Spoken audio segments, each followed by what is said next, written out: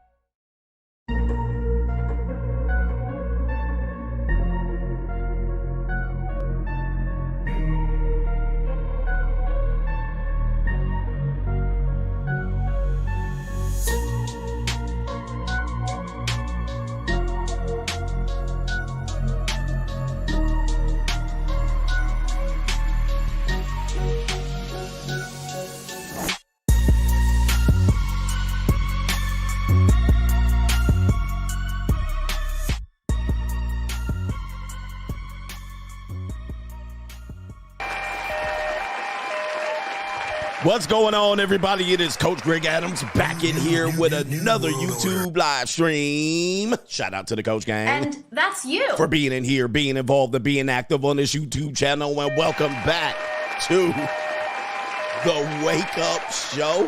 No coffee today. Part of the Free Agent Lifestyle podcast here on the Free Agent Lifestyle channel. You in here with the Bruce Wayne. It is Ish. New world order. The King of Kings, the King of Content, and the Speaker of Truth. Yours truly. The Notorious One, a.k.a. Mr. Coach Alini, better known as the Prognosticator, Coach Stradamus. And you're in the Desert Storm bunker with none other than EWF. That is every woman's fantasy. And I'm the whole fucking show. I'm the CEO, Niggero, of Fixes Binds LLC. The unbinder, the undebatable, the undisputed best edutainment here on YouTube. You can call me Senor Gregorio Graybeard. The ladies love to call me Mr. Third Leg Greg. Was just phenomenal. Also the man with no trabajo. I am the Mitch Slapper, the anointed one. Acknowledge me. I am also the junior college sociologist, the founding father of the after pill, the Morpheus of the mating matrix, the chocolated Confucius, the Black Moses, the deliverer, also known as the man that walks in the spirit of Elijah. I'm the man with more nicknames than anyone in the game, but in case you forget those names, just call me CGA, see God Allah, and I'll be the 12-time demonetized champion of YouTube. We got a great show for you today. Today, we're going to review a case for young Gen Z interest. A guy named a YouTuber. First time I'm hearing about him this week. And he looks familiar, but maybe he looks like another person that I might know. He goes by the name of Young Philly. He has been charged with some despicable crimes, putting hands on throat and going in forcefully penetrating a woman allegedly at least 4 times. And trying to dominate her, yes. I like to get dominated. All right, he allegedly dominated her, and the consent was removed. We're going to talk about that case and what that means for young YouTubers. What have I been telling you for a long time? YouTubers are the new celebrities, especially when it comes to Gen Zooted. And now we have another YouTube celebrity, if you will, being taken down by the oldest trick in the book, which is the allegation. And it could be a false allegation. We'll talk about whether it could be a false alligator right there. The false alligator, the team that is really taking the league by storm over here in the last 11 years. The false alligators, yes. Better than the Las Vegas Raiders. I'm going to tell you that right now. The false alligators, a dangerous team. All right, the alligators are back again, potentially. All right, maybe we'll have you vote on it, but you weren't in the room. But, of course, we got simp enforcers Everybody taking other people's side, potentially even her own friend has come out and said, I call Cat. All right, even her own friend. So we're going to talk about that case because guess what? The guy, Young Philly, he can't talk about it. The individual that has lobbed the allegation, well, we don't even know her name. We allegedly know her name, and we're gonna play a video of somebody who allegedly knows her. And if you are a Young Philly fan and you're not familiar with my show, I'm the King of Kings. By the way, also, that part of the show is going to be later on in the show. So if you tune in, you click the thumbnail, and you're like, when are you going to talk about Young Philly? It's going to be about at the 2, maybe the 3 hour mark. All right, but we're going to have fun. This is a variety show. We have a lot to share, including Gen Z moving the age of majority from 18 to an age we're going to talk about later on. All right, we don't know. Gen Z just don't want to grow up. They don't want to grow up. They're a Toys R Us kid or they're an iPhone kid. Gen Z apparently does not want to grow up. We're going to get on some Mitch's next, all right, in Doom and Gloom CGA. Apparently, they don't want to be adults at 18. All right, we're going to talk about that. All right, a lot of people here. This whole 18 thing is a real problem in our world today. I mean, kids don't want to grow up. They want to still be kids. All right, parents of 18-year-olds, I feel they're still a kid. All right. Got some Mitch-ass ninjas around here. But anyway, we got that. Straggle and Sniggle Theater, of course. And, the Democrats having problems with men, apparently, after Obama came out and brought his old country bumpkin ass out here to try to shame men. The Democrat Party has now revealed a new commercial campaign with real men stepping up to the plate saying they're a real man. They're going to vote for Kamala Harris. See, the Democrats have been shitting on men for at least about the good last 10 years. They've been shitting on them. They thought they didn't need men. They were like, we don't need no men. And they were going to run Kamala on a campaign of being a fake black woman, number one, and you was going to vote for her regardless. You're going to run that trickeration again. And number two, they thought they could just run on, the bodily autonomy of women, of teenagers. All right. But the bodily autonomy, they thought they were just going to run on that and we don't need the male vote. And now they scrambling and scraping for shit. So now they're in the last ditch hours of their campaign. They want to run I am a man and I'll vote for Kamala. All right. The desperation. We're going to show you that later on in today's show as well. Yeah. They brought out Barry Satoro to come out here and look at you black ninjas. Like, so they have a man problem and they have a black male problem and they had a man problem. So they didn't realize that they would be here, but they scrambling and scraping for shit right now. Yes. All right. Anyway, but to contribute to today's show, $ the Notorious CGA on the Cash App, Venmo, Coach Greg Adams TV, and PayPal is paypal.me/Coach Greg Adams. And that is near the top of the description box on the Free Agent Lifestyle channel. And yes, you can super chat by clicking the link that is pinned to the top of the live chat on the Free Agent Lifestyle channel. And that is where your voice can be heard, ladies and gentlemen, and you can contribute to the show. All right. Yes. Oh, by the way, birthday week this week.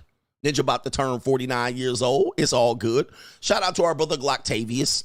Thank you for being here. Shout out to Godwin is in the building. Hey, CGA. I missed the locals in the money mindset, but caught the replay. Yes, Young Philly is a British Columbian, BC.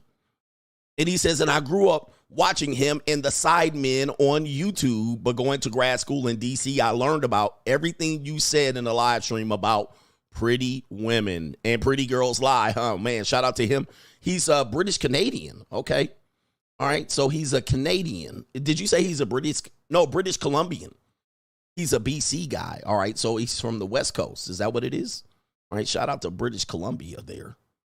All right. Shout out to you. NGN says, since you're almost 50 years old, when did you realize and accept that women are boring individuals? He says, my theory is that women like chaos and drama. And this is because they understand deep down inside they be bored. He says, what do you say, the coach and lean eater? When did I realize they were boring individuals? And that, well, I guess the deeper question, when did I realize that they like chaos and drama? Yeah, when I was coaching basketball. When I was coaching basketball, because, all things going perfect, chaos and drama will ensue. Like, I spent a lot of time team building and trying to avoid collapses between personalities And you can do all the team building you can in the world. Sometimes, you know, one minor thing will set the entire team off. So, you know, boyfriend will sleep with another player. Anything will set them off. And once that happens, then you have the chaos and drama. All right, they like that. They live off of it. They thrive off it. The telenovela. Shout out to Daniel Mack. He says, coffee for the Mitch Slapper. Acknowledge me. We're going to slap some Mitches. All right, Rational Rationality says, last day of my week off. He says, headed to the woods for some trail running and some fishing today, but listening in on the drive out. Got a JUCO lined up for the night to set the week off right and get back to the grind and the buying fixing out here. Shout out to you, man. Fixes Buyings LLC in full effect. Mate. All right, in full effect. Shout out to you. It sounds great, man. Congratulations, man. Hope you catch a big one. All right, a big one, as they say. Pause. We got no government name, BH with the... Oh, Lord, you started off. He says, no government name, BH. Doubling up. He says, this donation is to celebrate the 2nd anniversary of when Hafiz tried to come after the King of Kings and CGA delivered one of the greatest Mitch slappings in the history of YouTube. CGA's takedown took Hafiz from 400K subs to getting embarrassed and having to run and scramble and scrape off of YouTube. All right, yes, it's been 2 years already. I remember the ambush heard around the world. All right, they tried to ambush me. Shout out to our Sozcast. Ambush me with the debate. And, of course, I handled it easily dispatched of the ridiculous talking points that people try to use against me. Easily put away Hafiz. And it wasn't personal against Hafiz. Hafiz knew he was debating me. He sure knew. Ninjas was taking notes fervorously. And then just be like, CGA scared of debates. All right, stop. I'm scared of ridiculous debates, right? I'm scared of the debate me, bro. All right. I'm not scared of it. I just know it's no point in doing it. Yeah, man, that was 2 years ago, brothers. And what a wonderful time it is. Is Hafiz back on YouTube? Is Hafiz back on YouTube? Yeah, he started scrambling and scraping. And so he started going after, then he went after Pearl to try to recover. And it was he basically had a plan. He had a plan. He was like, I'm going to go after these guys. Sometimes it doesn't work. Shout out to our brother Corey is in the building. Says, morning, coach. New world order. We back. We back. All right. They didn't even tell me what was going on in the show. I showed up like completely like, oh, okay. Oh, I'm on camera. All right. What is this right here? All right. Hold on for a second. PayPal wanted me to confirm some personal. I hope that wasn't on the screen. All right. It wasn't on the screen. So guess what? Guess what's about to be on the screen? Some melanin is about to be on your screen. So let me just go ahead and find some melanin real quick. Oh, we got some good melanin here. Oh, it's a little loud. Turn it down. All right. Let's get some melanin on your screen for the brothers that like that chocolate time. And the melanin comes in all flavors, shapes. And look at what we got here. Is this an Afro-Latina? Oh, my goodness. This girl is in some high heels. Oh, get it, girl. Look at your girl right there with that curly hair. They all in the background, these morenas. All right. What city is it? Is this Brazil? Well, they got Brazilian colors on. Well, no, that's not Brazilian colors. That would be green and yellow. All right. Damn, look at them legs, girl. Go. Oh, no. Oh, the humanity. Hey. Hello. Woo. Hey. Yes. Okay. Oh, my. Oh, the humanity. What the hell? Oh, my God. Oh. And I see her feet back there, too. She do got her feet out. Y'all can't see it, but I can see it. Oh, my goodness. We got all the flavors on Melanin Monday. We got the exotical melodicals. Hey, look at the melodicals in the building. Hey. Yes, indeed. We got the deepest, darkest chocolate of Africa right now. Where this woman at? All right, let's go back to her and see what she doing. Let's check in and see if her leg's still moving. Oh my goodness, look at her calves. Oh, she moving. All right, she's still shaking. Okay. Oh, my goodness. All right, here we go right here. The Afro-Latina's taking over. Okay, here we go. No, that's an East African right there. Boy, she got some junk in her trunk. There we go. Tater folks get down. Oh, man. Pretty. Pretty. Look at the pretty sister right there. Look at the sister. This is a Eastern American sister right there. Oh, okay. A natural sister. All right, she got her sister locks in. Show me what you're working with. Oh, my. Oh, the humanity. That Laffy Taffy back there. What? Are you showing me your hair, ma'am? Or are you showing me something else? She's showing me something else. Flatback. South African teens, colored girls. Look at them colored girls right there. Color exotical melodicals in the building. Oh, she petite and so sweet. Hey, hey, woo, hello. Oh my goodness, she tightly packed. Oh, we got a spinner. Oh my goodness.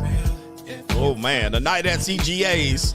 All right, CGA, when you come over to CGA's, you're gonna get Bronco busted like this.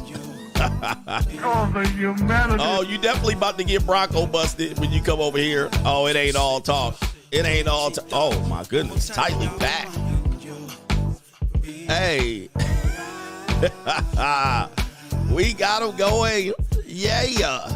Oh my, look at this right here. My, they sitting up right here. I want to bite you. Oh my. Oh, the humanity. Oh my goodness, she got her back out. Not your back. Oh my goodness. Oh wait. Oh, hold up. Wait a minute. Oh, the humanity. All right. Wow. Okay. What is she doing? And where's she at? All right. Where's she? Okay. Yeah, I see you. Oh, okay. Oh my. Okay. All right. Oh, the humanity. Well. What a start to today's show. For the brothers here, we got False Alligators coming up next, but that was a great Melanin Monday right there. Let's kick off today's show. No Government Name BH came in, brothers. Y'all coming in hard and strong. Pause. Wait a minute. Hey, yo, this past couple of weeks, I appreciate y'all brothers for going in here and supporting the show. And the brothers that support the show, really, really important. So shout out to brothers. Brother last week came in with 500.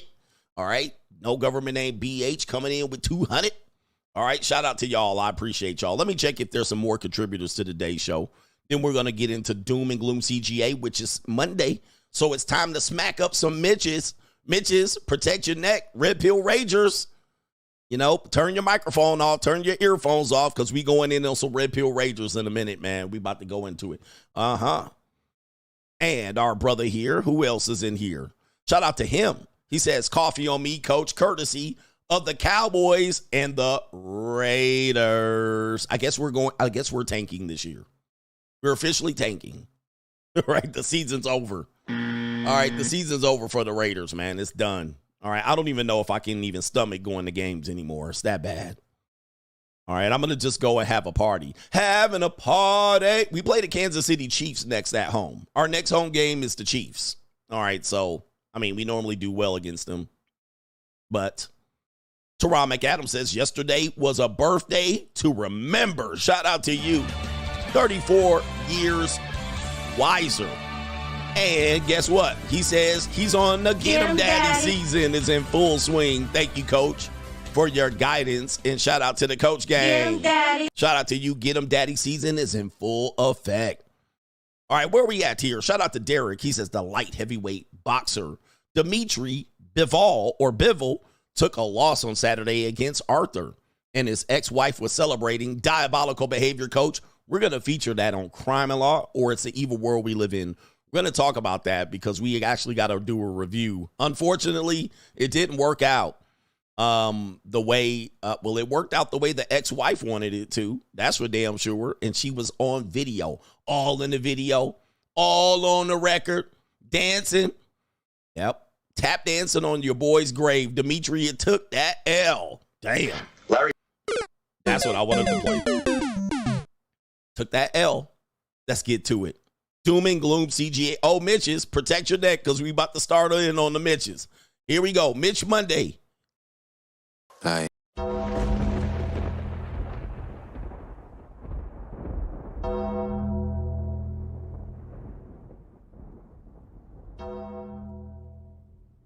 All right, it's definitely a Monday. I can't even get my sound effects going on right. Doom and Gloom CGA brought to you by the... All right, courtesy of Mitch Monday here, we do have to correct some Mitch-ass ninja behavior. All right, we do have to do that, and it is my job to not just come on here and try to sing the Mitch's praises. All right, some of these Mitch-ass ninjas, you ain't gonna make it. You ain't gonna make it. All right, and shout out to this Vato right here. This Vato trying to tell you ninjas, man, right now, you Mitch-ass ninjas ain't gonna make it. All right, so here we go right here. Fucking figure it out. Everybody wants to be a puss and just feel bad for me. Feel bad for me. Who fucking cares, bitch? That's why you're still sitting in that shit. But nobody's gonna take you out of it except for you. Nobody's gonna do for you. Nobody's gonna love you the way you love you. I love my dad. I love my mama. I love all of them, but none of them love me the way I love me. That's something that you have to learn. A lot of people don't love themselves like that. I had to learn it because I learned to hate myself at first. So what made you hate yourself? I was just surrounded by bullshit and some of my family, some people around me. The homeboy I was with at the time, everybody would just talk shit to me. So I was like, fuck, like. I guess I'm not shit. Yeah, you know what I'm saying? And it's not one person telling me, this is everybody. So I guess I am not shit. You know so what changed for you? I had to believe. If I had to love myself, and I had to believe in myself, because if I didn't love myself and didn't believe in myself, why the fuck should y'all two? I agree with that. And fucking figure it out. Yeah, hey, that's what I'm talking about. Somebody said that's the Mexican OT. Shout out to that Mexican OT. I see they credited him there. All right, that Mexican OT said, fucking figure it out, you Mitch-ass ninjas. All right? Figure it out, bruh. All right, stop bitching and complaining. Everybody wants to be a puss and just feel bad for me. Feel bad for me. Oh. Who fucking cares? Yeah, who cares? Oh. Bitch. Oh, my goodness. All right. Hey, man. Hey, tell them. Tell these ninjas, man. Oh, the humanity. Hey, man, he said, who fucking cares, bitch? That's what we be trying to tell y'all Mitch-ass ninjas. Ain't nobody caring about you, bruh. Nobody gonna care. Nobody coming to save you. Nobody coming to help you. They ain't. I'm just letting you know, as a man. I know we want to come up here. This is a soothing time for us men. You can join in on the spheres and the pills, and you can do that. But at the end of the day ends. All right. All right. At the end of the day ends, ninja. And at the end of the day, your ass gonna be left behind because ain't nobody dragging your ass nowhere. All right, that's crazy. Woo!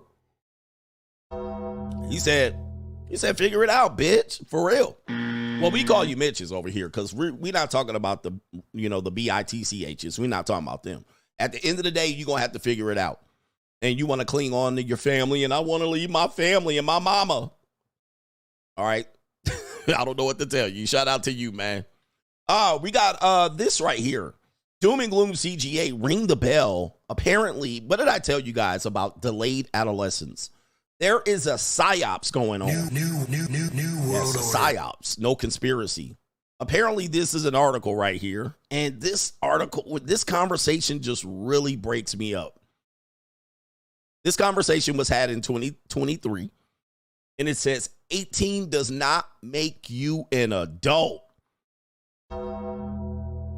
Oh, no. We're in trouble. Oh, the humanity. All right. Of course, Jennifer Lee again at it. All right. With the bullshit. 18 doesn't make you an adult. If you Mitch-ass ninjas listen to this, you're going to lose in life real fast. All right. So we got loser mindset here. 18 does not make you an adult. It's a rite of passage into adulthood, sure. You can legally vote, join the military, but you cannot buy cigarettes or alcohol, and legally are still considered a minor in many ways. Oh, the humanity. I'm sorry, what? Where you a minor? You're a major. You mean the majority. It says, however, the reality is that turning 18 does not mean you magically become an adult. Oh, Jesus. As a mother, and of course, the mothers are the ones perpetuating this fraud.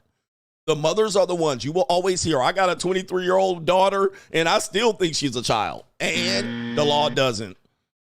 Well, it's a moral. No, Sit down. Again, this is, by the way, people don't realize this. I'm going to blame feminism for this.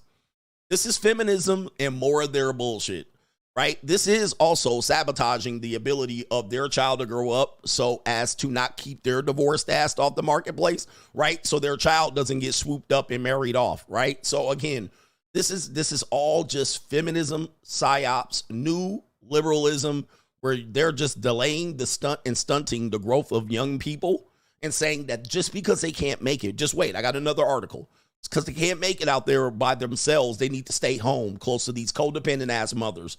I mean, this is terrible. This is a terrible mindset to let young people attach to. Now, there's more to this, but let me go ahead and read it.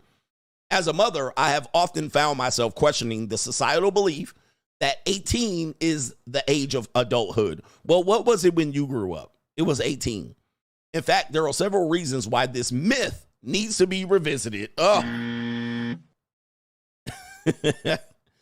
Okay.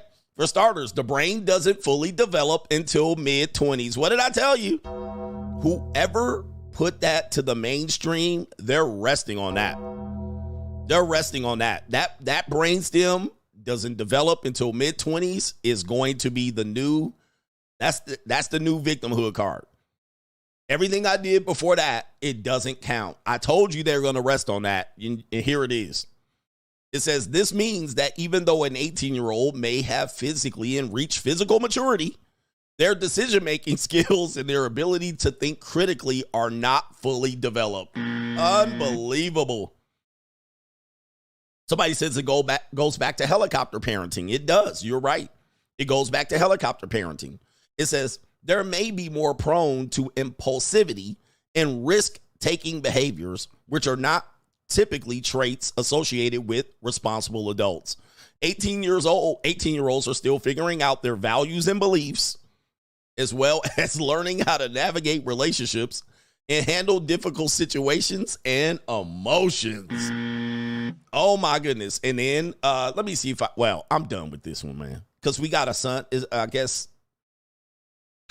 Anyway, and closing, it says there is really no one size fits all definition of what it means to be an adult, but there is a lot of societal pressure on what that is supposed to look like in the timeline on which it is to occur. All right. Yeah. You know, and this is, I'm telling you, helicopter parenting, forever parenting, codependency, parents not willing to let go of their kids. Y'all don't want to let go. You got to let go. Now, let me just say this. This is an obvious one. Today, as an 18-year-old, you can legally fuck an adult of any age. Now, I'm just letting you know that that's the truth, but that's not even the full truth. Some states it's 16. And hear me out. It's never going to change, because once you start doing that, you're going to basically have a serious population growth issue here, because most of the abortions and the pregnancies are within this fertility window. If you look it up, most of the abortions are occurring in this window. All right. So teenagers are getting pregnant at that point, and sometimes it could be someone slightly older. You're actually playing with a lot of nature's fire here. That's number one. Number two, 18-year-olds can legally go to the military. As an 18-year-old male, a lot of men start their, men and women and trans, start their military careers at 18. Some of them go off to war, especially if you have, many of them go off to war. In our history of our country, many of them have gone off to war. That the people that have stormed the beach of Normandy were 18 and 19. All right, so yeah, we also have, you have the legal right and capacity to vote. Even though you're saying there's a maturity level and 18 doesn't mean you reach adulthood, well, do we stop 18-year-olds from voting? Should we stop 18-year-olds from voting? In our country, 18 years means you can vote. Do we stop 18-year-olds from voting? And what does that mean for previous elections, where 18-year-olds have made a tremendous impact? 19-year-olds, 20-year-olds. Do we make 25 years old the legal age to vote? Since you don't know about responsibility and maturity, do we make it when the brainstem develops? People can't vote until 25. How about this? Driver's licenses, the ability to get the ability to drive a truck in order to work. People are working for Amazon in this age range, 18 to 21, well before 25. All right. So you have a lot of things that we do in order to give people the idea and the responsibility that they can do things. You just want to move the scale because you're uncomfortable, or your child you stunted your ability for your children to understand and all of these responsibilities that you're saying. Well, kids don't understand at that age. No, your kid doesn't understand because of something you've done. I mean, I've seen all of these arguments for this delayed growth, this emerging adult. And I'm like, what are we talking about? Adulting is not a phase. I mean, you do this. You're expected to be able to conduct yourself in a reasonable way. But this also goes back to this whole mental health and all of these mental prescriptions that these parents are putting their kids on because they are shitty parents. You're a shitty parent and you can't parent properly, so your kid is being stunted. And then it goes back to sex as well, because then people start saying, well, this person, look, in the young Philly case, they're digging into his background. And they said he's 27. He was talking to a 17-year-old. Now, where he was, it was the legal age of consent. And where everybody goes is they say, well, it's still immoral. Well, man, what the fuck are you talking about? It's the legal age of consent. It's there for a reason, for us to have a line. Now, if he went a year past that line and it wasn't illegal, what are you talking about? Like, what are you guys talking about? See, this whole thing is you're taking legality, reality, and putting your own spin on it. Well, I think morally, I don't give a fuck what you think. Like, it matters none what you think because it's not a crime.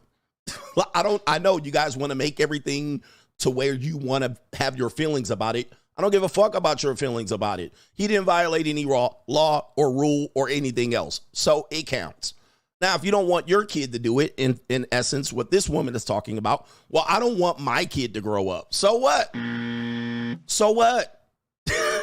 Like, what are we talking about? You have your kids turning 18. You still think they're kids.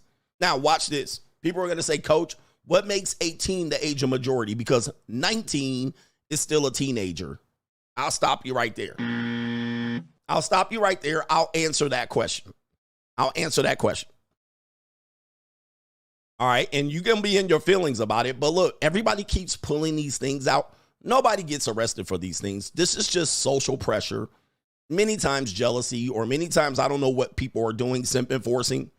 But nobody gets arrested for this. Drake has never been arrested. He's been accused of doing things, never been arrested. I know people want to bring this up, but there's no laws being broken here. R. Kelly's the only one that clearly broke a law. Nobody else has been arrested for this shit. Diddy's about to get arrested for it, but that's neither here nor there. Here's another article right here, guys, right here. Here's another article. Gen Z settled on the new age when adulthood starts. Ring the motherfucking bell, bruh. This is Fortune magazine. The date, October 7th, 2024. Gen Z have settled on the new age of when adulthood starts. New world order. And these are the biggest lily lint lickers, goofy ass sexual freaks, mental mind freaks. This is crazy. What? I'm sorry. What? Now, let me go back, because you might say 18, Coach. 19 is still a child. I hear this child thing all the time. Guys, it's not a child. Just so you guys know. The age of child ends at 12. All right. Now, not to say you're an adult at 13. You're what they called an adolescence. The idea of a teenager is a new concept, just like you Gen Z crazy ass people. And it is only originally hit America since the 1940s. So it's not even 100 years old. So when you hear teen and teenager, although people have used numbers, 18, 19, the number doesn't correlate with anything about human other than how we count age.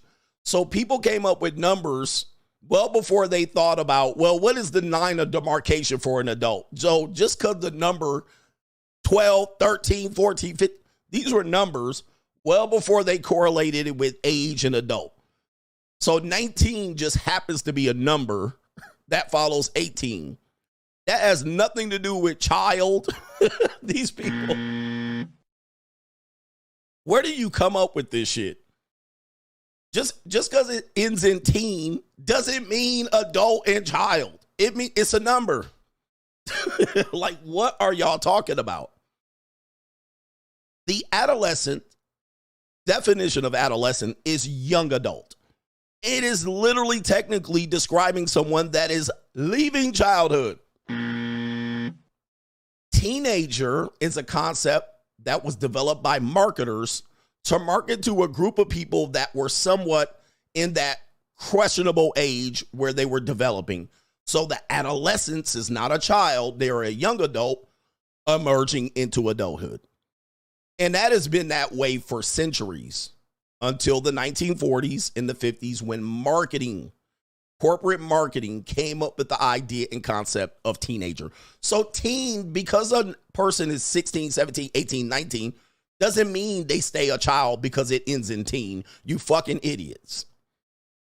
You fucking idiots. That doesn't mean that. It's a number. And we have used that number. We have used the numbers. It doesn't mean because you're 12, you're not a young adult. It means you're still a child, technically. Once you hit 13, that was the age of adolescence. You don't stay that way till 19. Right? These people are crazy, bro.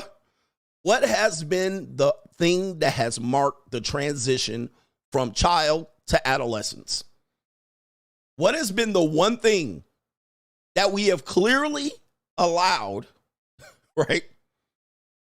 No, adolescence has always been around before teenager. Teenager is a new concept. But watch this. For women, what has been the one thing that they have used to question if the person is a child or an adult? And it's not age. It's not age. Puberty. Puberty, the onset of puberty takes you from child to young adult, from child to adolescence. Puberty. Not the number. Not teen, not any of this bullshit about counting. And no. Puberty. So once you start seeing period blood on a woman, they were like, she's an adult. Now, just because you think the brainstem ain't developed or any of that, that certainly takes her from child to young adult or to adolescence at least. Puberty. That is it. And they don't have nothing to do with 18, 19, 20, or 21 or brainstem or emerging. It's just a responsibility. In fact, most of the abortions are happening right at that age of puberty. Like really about 50% of the abortions right there between puberty and 19. That's where most of the abortions are happening. All right. So with that being said, this whole thing about people being children is dumb. Right? It's dumb. It don't make no sense at all. It's just stunted, delayed adolescence normally perpetrated by adults who have not matured themselves and that are codependent on their children. All right. Period. This is no new science. This is nothing. This is just Gen Z's lazy ass attempt to try to not enter adulthood and kick ass. For boys, puberty as well. Balls drop, unfortunately, I gotta say that. Then they start to develop changes in their voice. They start having onset of adult characteristics. They can bust nuts. I mean, it's not that hard. Right? It's not that hard. Not that hard to figure out. Now, the whole thing about this is, now watch it out. If you start taking away all of the things that are positively correlated with teenagers going into adults, start taking away driver's license from 16-year-olds. I guarantee you'll have a fucking revolt, right? I guarantee you will stop the BS. Okay, no more driver's licenses at 16. Guess what's going to happen? Revolt. Everybody's going to start to say, I'm responsible. I can drive a car. Of course you can. You can drive this goddamn 2-ton vehicle 80 miles an hour down the freeway. How's that for responsibility? Starts taking away driver's licenses. See, these people are morons. Take away driver's licenses. Take away voting. Take away your ability to go up in the store and buy shit without parental consent. Take away all of these things and people will stop this bullshit. But once you let people keep doing stuff and then say, well, you're still a child.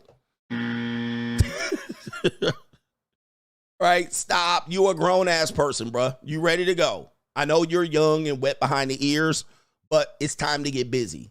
It's time to get busy. It's time to go. And by the way, everything in the law tells us this. And by the way, if you think this is going to change because you loser, Mitch-ass Gen Z men don't want to grow up, it ain't growing up. Yep, wait till you can't get to a movie, rated R movie, 17. Oh, they can handle a rated R movie, can't they? Nah, you can't go to a rated R movie until 25. Oh, I bet y'all be saying I can handle it. Of course you can. And see, you guys been doing adult shit all through your adolescence into your adulthood, but you don't want the responsibility. That's what you don't want. You don't want the onus because you're going to big boy jail legally at 18, not 19. They don't say you're a child. If you commit a crime at 17, you might go to juvenile. Commit a crime at 18, you go to big boy jail. Ladies, at 18, you go to big girl jail. You might want to transition into another gender, but you go into big boy jail. All right, so kill that noise about all of the bullshit about these people deciding when they're going to be an adult. You don't get to decide. How about all the OnlyFans girls? No OnlyFans until 25, right? This is just absolutely ridiculous. And what do we know about young people? They always want to be older. Why? Because they get to do cool shit. So all of these people that saying they're children, what do we know about 16, 17, and 18-year-old girls?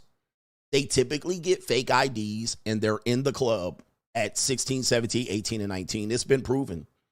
It's been proven. They all try to get fake IDs. They all try to do more mature and adult things, but it's normally where the party's at. So this is a whole mindset where I'm saying it's bullshit. I'm calling out the bullshit because young people always want to age up so they can get more access to shit. Now you're telling me, oh, well, when it comes to paying bills, we're still kids. Oh, we're kids. They all pretend to be older so they can get access to other parts of life. Now, all of a sudden, they don't want to grow up. Fuck that. All right. I ain't going for it. I ain't having all the bullshit, right? Because you can get emancipated from your parents at 16, and people do it.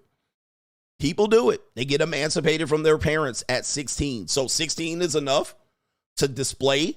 You can basically say, I have a full-time job. I support myself. I don't need no more parentals. 16. Right? So kiss my ass with all this bullshit. All right. I don't believe in it. It's absolutely ridiculous. Anybody that calls anybody a child after 16, you should be mentally, your head should be examined. Your head should be examined. These are no longer children. You should be preparing them into adulthood. And at 18, hey, if they're ready to go, they ready to go legally. All right. But a lot of people aren't economically. And this is why Gen Z is now moving the goalposts, as you can see right here. It says they're extending the timeline from adulthood, with many not considering them fully grown adults until 30. All right, so do you motherfuckers agree with this? If you disagree with me, do you agree with this? 30 is now the age of adulthood. I told you they were going to do this, by the way. I told you they were going to do this. I said they're going to go for 30 at this particular point. Now, I'm going to tell you this is never going to happen. So since this is ridiculous, it's never going to 30. 18, we settled on this. It's the age of majority, right? And in many places, it's way past the age of consent. So kiss my ass with all your bullshit and your like. And I feel like, all right. And it says right here, the shift coincides with the increasing trend of young adults remaining financially dependent on their parents well into their 20s. Whose fault is that? Whose fault is that? All right. Look, that's a you problem. There's a new study about life happenings, and they're talking about, it says right here, it says it's 18 is no longer simply considered an adult.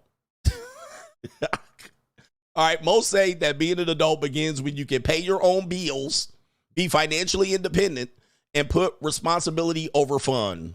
Let you ring the bell, bruh. Ring the fucking bell. Hey, bruh. Ring the bell. That's the, bruh. Hey, look, I'm telling you, man, watch out for this new shift. I've been telling you that they've been doing this. They're putting pressure on a lot of people. And now I think when it comes to sex, the conversation regarding sex, I see the goalposts moving all the time. Well, legally it's okay, but morally, shut your bitch ass up, please. Shut your bitch ass up. Shut up. Shut up. Shut up. Unless we move all the responsibilities shut up on the age of consent argument. And listen, do I got a daughter that age? I'm just saying, shut up. It don't matter. It don't matter what you think about it. Well, morally, shut up. All right. If they wanted to change it, they would change it. Shut your bitch ass up. Shut up. Nobody cares about your morality, you bitch ass ninja. All right. Nobody cares. All right. Nobody cares that you're uncomfortable with it. I'm uncomfortable with motherfuckers jerking off the grannies. All right. But I let you do it. I just be like, hey, it is what it is. Ninjas be out here trying to beat on 60, 70, and 80-year-old women. All right. Ninjas be going to jail over it too. But I'm just letting you know, I don't like it. But y'all did just do it, you bitch ass ninja. All right. Shut your bitch ass up. Shut up. Who cares about your morality? Morally, we should do, you ain't going to do a damn thing. That's what you're going to do. And he going to keep beating the brakes off of that 18-year-old girl. It's wrong. Shut your bitch ass up. Right? But it's fair. Anyway, that's Doom and Gloom CGA, you bitch ass ninjas.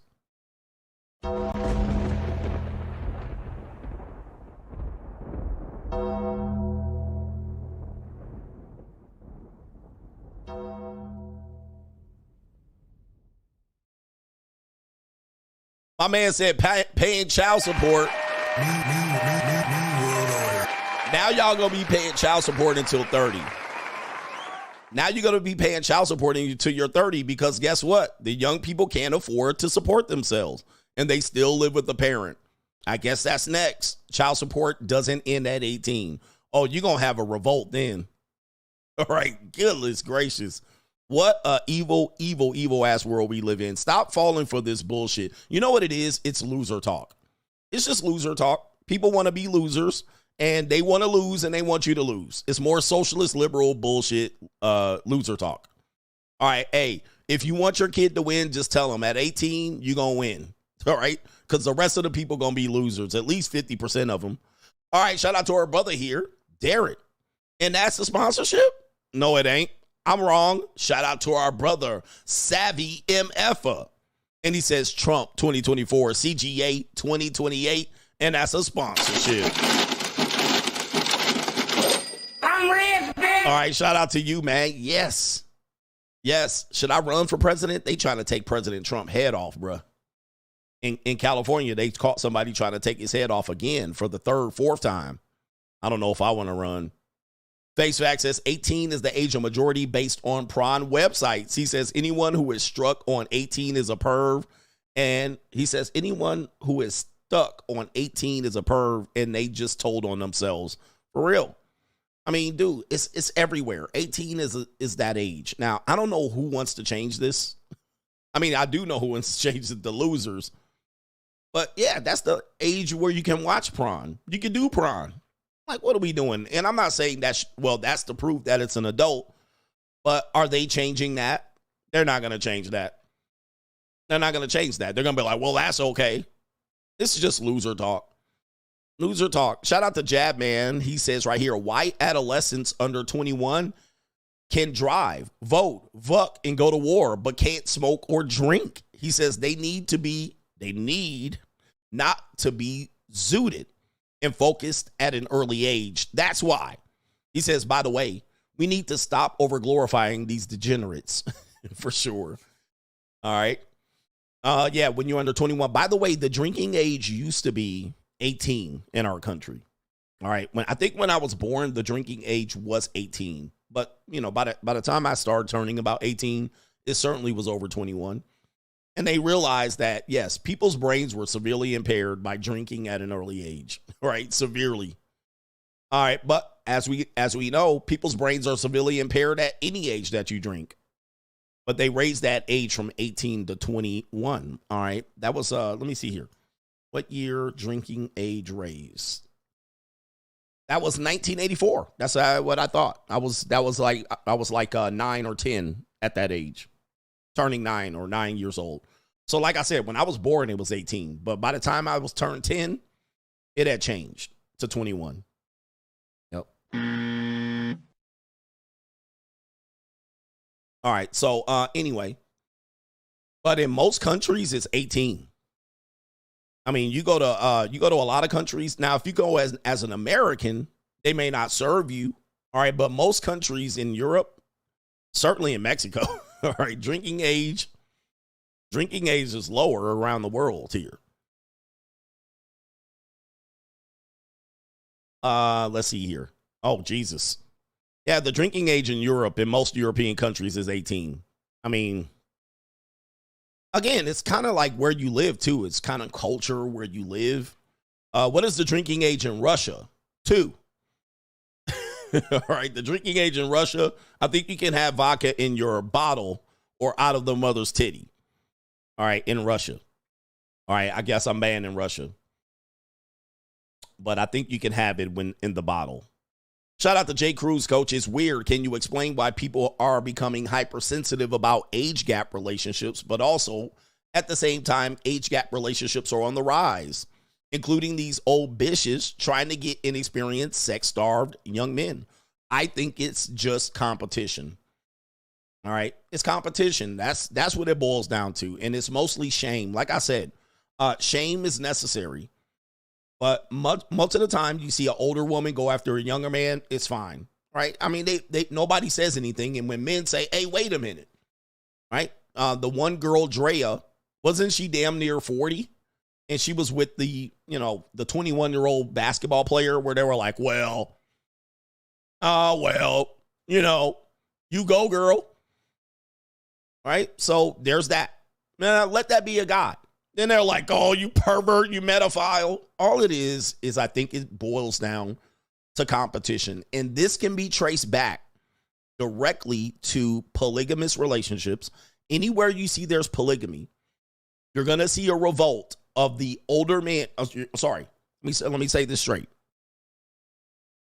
Anytime you have witnessed any polygamy does have an instance where the older men will take advantage and marry up all the younger women. This will result in a revolt almost every time. All right. So this is why I think we'll never have polygamy or polygyny in the common culture, not in the progressive country at all. Because in that case, normally, now, if it was opposite, if the women started going after men of all ages, it would be fine. It would be death by snoo. But essentially what you're seeing is a revolt, and it's natural because in any polygamous culture, it tends that the man takes on younger brides. What will happen is the younger men will revolt. They'll be like, this ain't fair. And so they got to find a way to criminalize it or moralize it. Oh, well, morally, this is upset. Even the women will revolt. They'll be like, this isn't right, because those men will start taking younger and younger brides. And then the women are like, hey, that's my daughter. She ain't ready to go. Hey, she's 15. She's not ready. Look at the Mormon, the fundamental Mormons, the fundamentalist LDS. That's what happened. All right. And those guys started taking younger and younger. And then the men started revolting because they were left out. Now, this is what's happening in our dating marketplace now, because younger men can't compete with older men. And I'm talking about, when I say older, I'm talking about older than 30. Younger men can't compete with those guys. If those guys are successful, they'll come and take their girls. So that's how they revolt, is to criminalize it morally. They just morally criminalize it. Well, I know that's legal, but it's just competition. It's just competition because they can't stop it otherwise. If that's the case, if they could not stop it and shame it, guess what would happen? They would lose. And guess who else would lose? Older women. Older women will lose. Younger men would lose. So they got to criminalize it. I mean, when I say criminalize it, I'm talking about morally criminalize it. That is what's going on. Just so you guys know. That is what's going on. If they could, they would throw everybody in jail for somebody that had even the slightest age gap. But they don't. By the way, they can't do it. Right? They cannot do it. And so I'm always like, well, throw them in jail for what you're accusing them of. And guess what? They could never throw them in jail. So I'm like, well, what are we talking about? It's a reality, man. I'm telling you. I figured it out. Shout out to our brother Miles, says, hit my parlay on my morning's NFL games. Here's my cut. He says, my birthday is this week also. He says the world can't function without us Libras, coach. And I'm a Libra through and through. Happy birthday to you, man.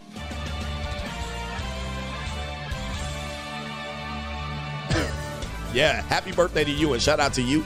And shout out to you for hitting your parlay. Shout out to our brother Marcus B, and he's got a sponsorship. I'm rich, bitch. He says, you're going to love my testimony. A year ago today, I moved to another state to be with my ex. She ended the relationship one day after I arrived. Today, I'm Grammy nominated and closed the deal a little less than 7 figures. He says, I still sometimes miss her, coach, but I know it's just an emotion. Thank you, CGA. Love is an emotion. Congratulations, Grammy nominated. I'm rich, Damn. bitch. All right. I don't even know who you are, bruh. You Grammy nominated in here. We got celebrities in here. All right. We got celebrities in here. Shout out to you. Yeah, man. Hey, man, look, it's okay to be emotional about a girl. All right. It's okay to be emotional, but you got to overcome it. You got to overcome it because most of the time you're going back to bullshit. So he's still in love. He's still in love with her, broke her heart, but you didn't move to go see her, and she broke up with you. That's a cold, evil ass world. Congratulations for getting your 7 figures, by the way. You winning. You winning. Shout out to YSL says, I'm 25 and making $90K a year, but travel 25 days a month. My parents suggest that I move back in with them. What do you say? What?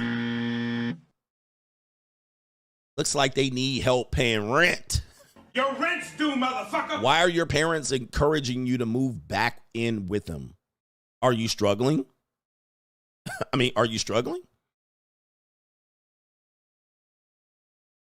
I don't know why you're moving in back with them. Maybe they're codependents. I'm telling you, man, one thing that I'm telling you about is a lot of this stunted adolescence has to do with the parents more than the children. So Gen Z, as much as Gen Z gets criticized for this stunted adolescence, I believe it's the parents more than the children or the teens or the adolescents. I believe it's more than that because these Gen X and Boomer parents, what they're doing is they're basically admitting that they screwed the pooch. All right. And this is go back to the housing crisis. And a lot of these Gen X parents having a party and divorcing. And what is the result of this?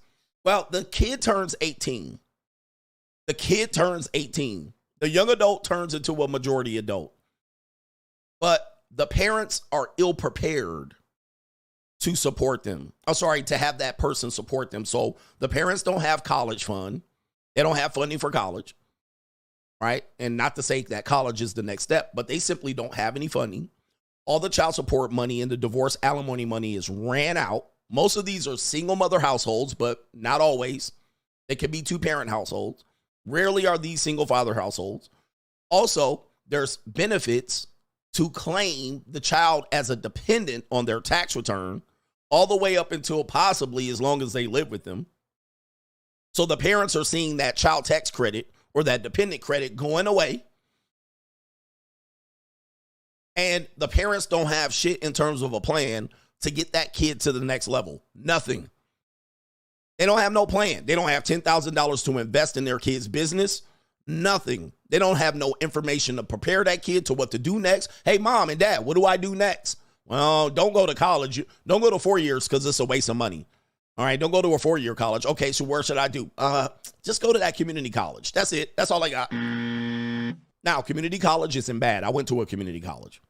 But the parent has no plan or path for that kid after 18. They did when they were under 18. They knew how to go to that child support office. They knew how to put that kid in that child therapy. They knew how to they knew what to do with that kid when the kid was under 18. Once they are over 18, they don't know what to do. Other than just stay here and save money. All right, which most people don't do. We've actually broken that down. Most people don't stay there and save money. Most of these women aren't saving money until they can buy a house when they get married. Nothing. So what it is the parent doesn't have a plan for the young person. So what's the best thing to do? Oh, you're still a kid. You're still a child.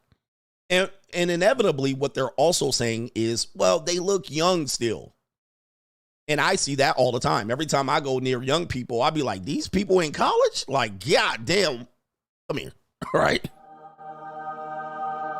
Because I worked on college campuses, and I remember I was a young coach when I worked on college campuses. I started work on college campuses when I was 22. All right, really 21, 22. So I started working on college campuses when I was 22. By the time I left college coaching, it had been like I was 36.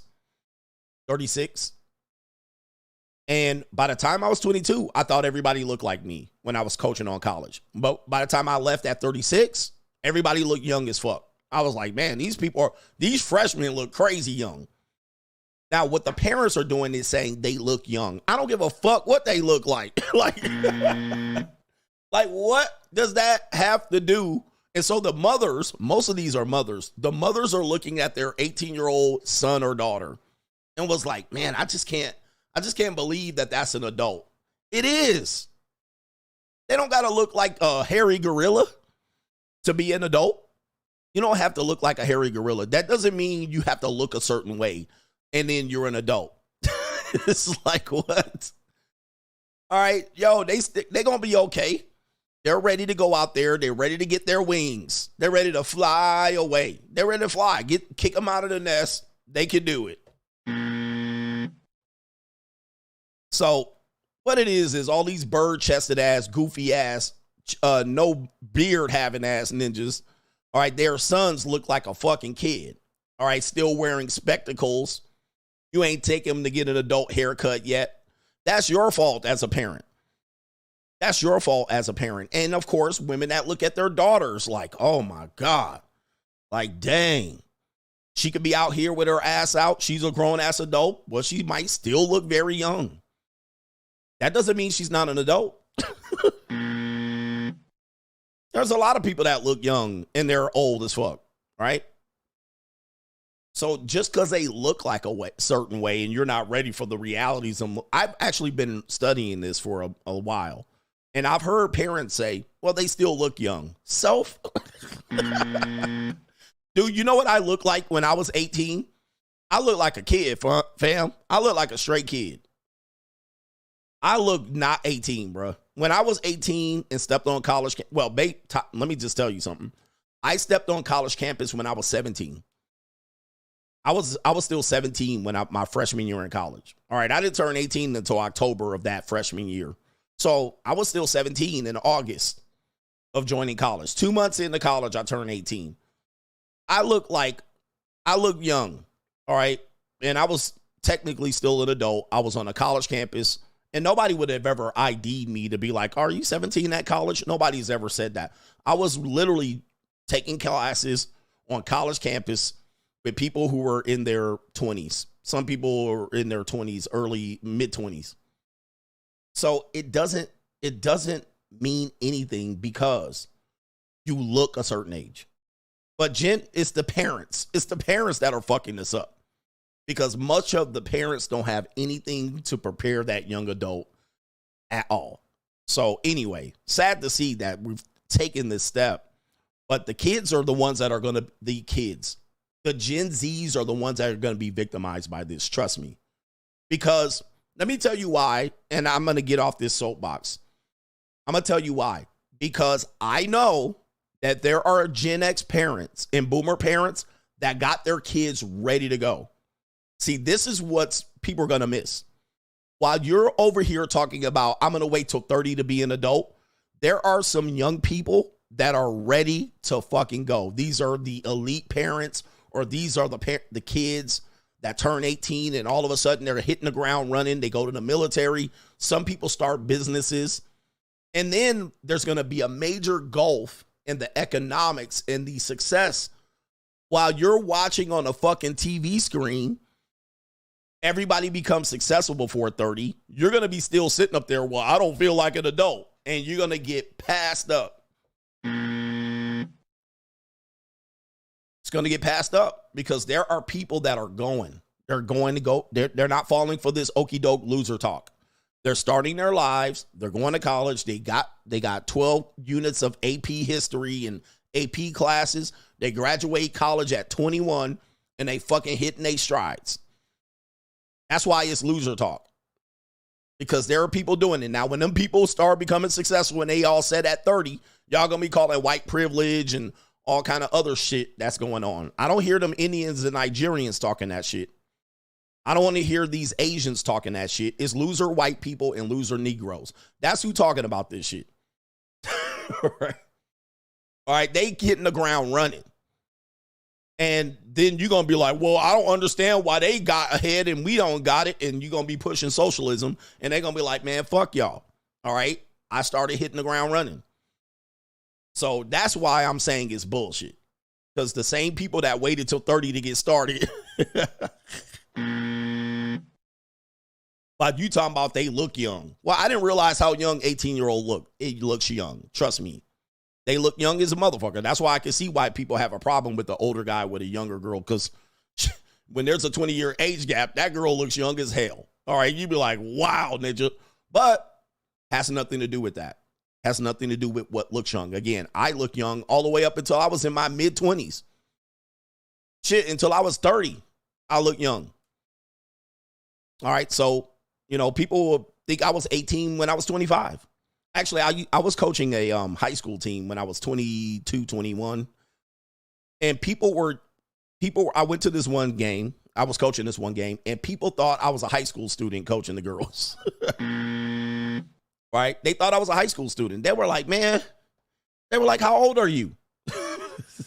Because I looked like a high school student coaching the team. But I was coaching a varsity. It was a varsity game. So they looking at the other coach down there, 50. I looked like a high school student coaching varsity girls. And they were like, what the fuck is going on? They stopped me. They were like, hey, how old are you?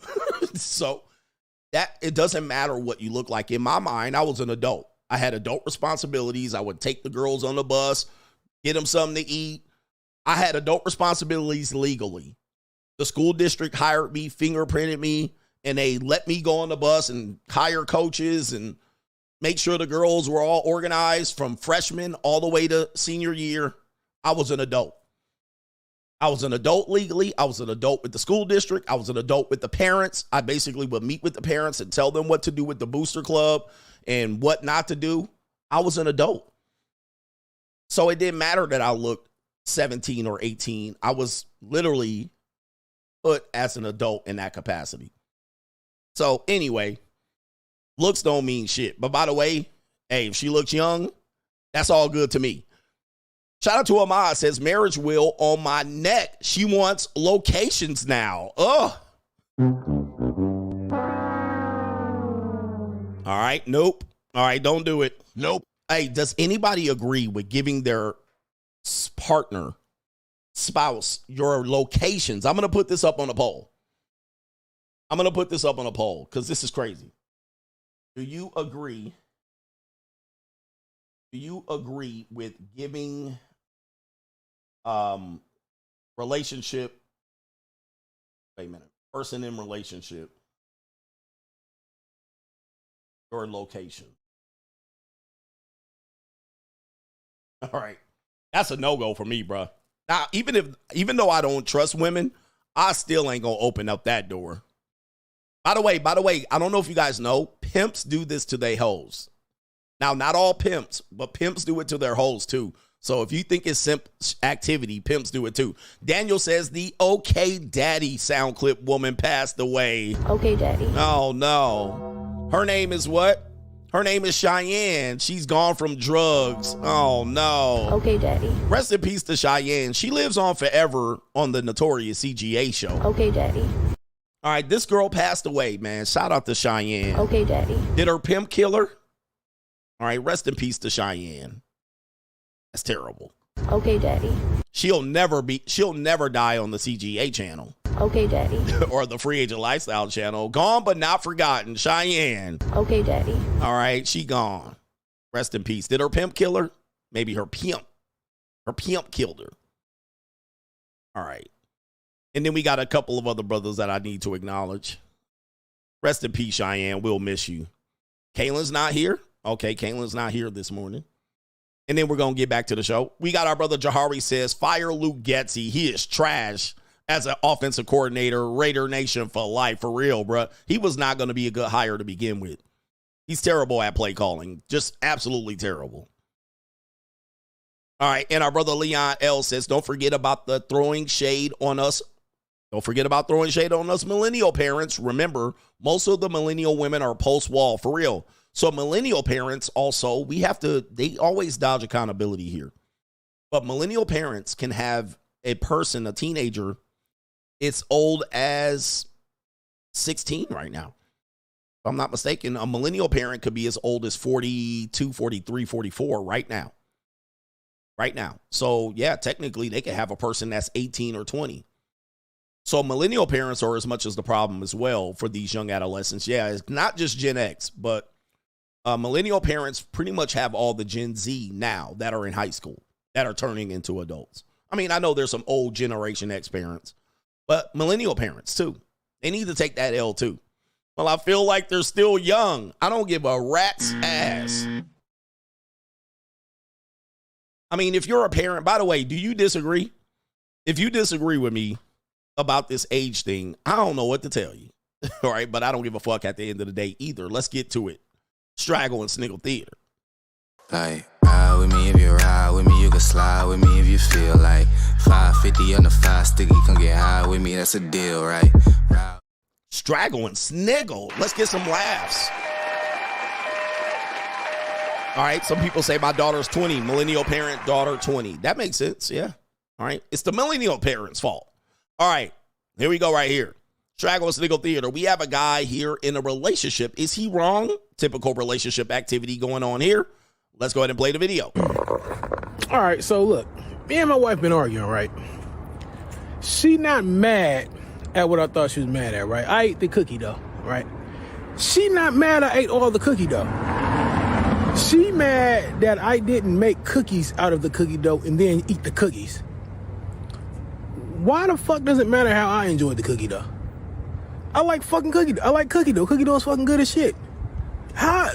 What would be the difference? The cookie dough would still be gone whether I made cookies and ate it or just ate the cookie dough. You can't get mad at me because how I enjoy cookie dough. I like it better than baked cookies. It's like people enjoy Coke over crack. Cookie dough is better. I like the raw. You can't hate me for how I enjoy sweets. I don't gotta enjoy cookies as much as you like cookies. Even if I'd have made the cookies, you wouldn't have got none. And you're not even mad that the cookie dough gone. You mad that I ate the cookie dough without making cookies. You didn't even want no cookies. You just wanted me to want to take time out of my day to make the cookies, then eat it. Fuck, I like cookie dough. Fucking you buy more cookie dough, I'm gonna eat that. Oh, no. Oh, the humanity. All right. Yeah. Typical relationship talk here, coach, but I want a girl that loves me. And then you're arguing over cookie dough. Yeah, I guess you could argue. I mean, I guess raw cookie dough is the same as cooked cookie dough. Right. But where is he making that video? Outside? He ain't having that video inside. He had to take his ass outside. I want you guys to notice something. Married men have to take their fight outside. All right, you got to sleep out on the couch. Got to sleep out in the patio. You got to go out, sit in the car. You can't have that conversation inside. All right, because his mammy will be in there. What you still talking about? All right. All right, it is better to dwell on the rooftop of a tin house than it is in the house of a disrespectful and honorary woman. He outside making that video, ain't he? All right, he couldn't hold that masculine frame, could he? All right, Straggle and Sniggle Theater. We got Mama Kamala coming up here. Mama Kamala has this to say. I guess they have a new doll they're going to release called the Accent Switch Doll by Comatel. All right, here we go. Who needs personality when you can switch who you are at the push of a button? It's Accent Switch Kamala. That's right. Oh, hello, young lady. Quite a marvelous day, innit? Why does she talk so weird? Let me play with her. Well, hey there, little nugget. I'm going to be the first black female president of the United States of America. Man, this doll sucks. Accent Switch Kamala can emulate any accent you like, as long as it grants her credibility. A bonjour, tu aimes les croissants? Merde américaine. Guten Tag, Sie lieben ein Bratwurst? Ufta, ufta, ufta, da. Luke, I am your mother. It's Accent Switch Kamala. That's right. But wait, there's more. All new Accent Switch Kamala comes with 2 bags of campaign money, a blind eye for illegal immigration, and her own multi-laugh 3000 generator. Laugh in every way possible.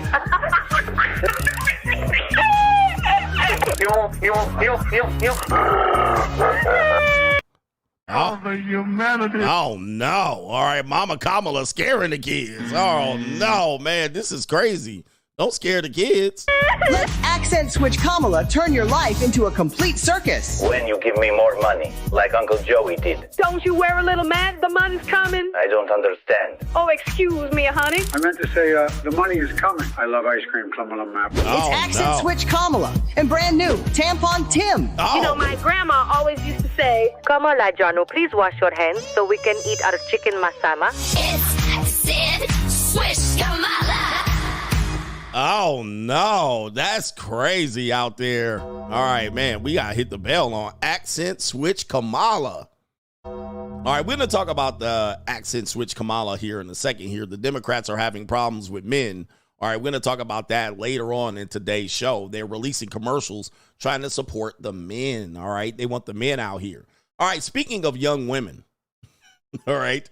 Speaking of young women, listen to this video right here. Listen to this video. A young Straggle put this interview out. I definitely see a BBL, all right, and some tattoo. Oh, by the way, how old should you be able to be to get a tattoo, Gen Z? I'll wait. All these Gen Z women running around here with tattoos. You can make a tattoo, but y'all can't grow up and support yourselves? I think not. All right, so here we go right here. This is some horrible information. All right, let me get the volume up. Let's get the volume. I got a question. What's something you never told your parents? That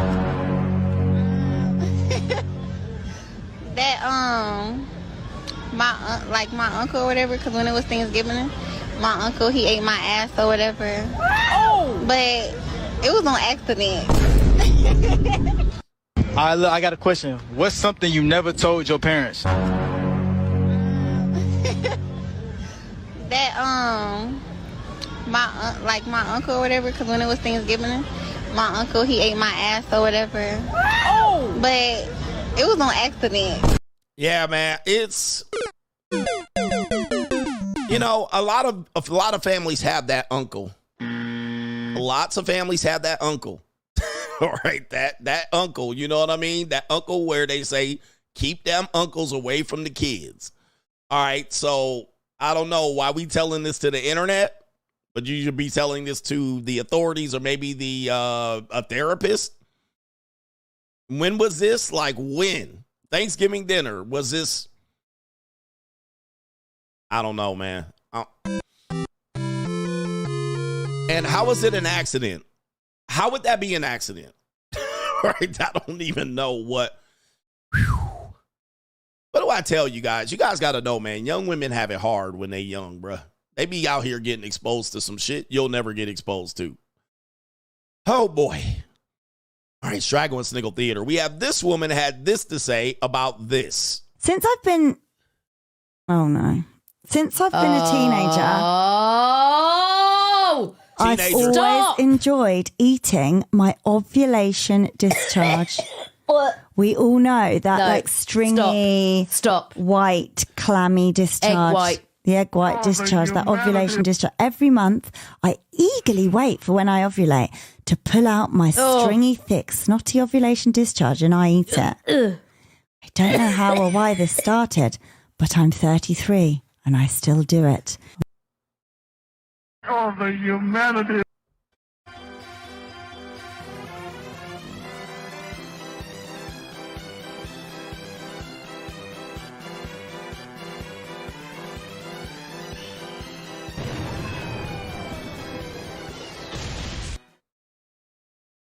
Why tell this information? I guess this information is needed. This is a family show. Hey, yo, chill, son. Hey, yo. This, and she said ever since she was a teenager. That is the weirdest thing.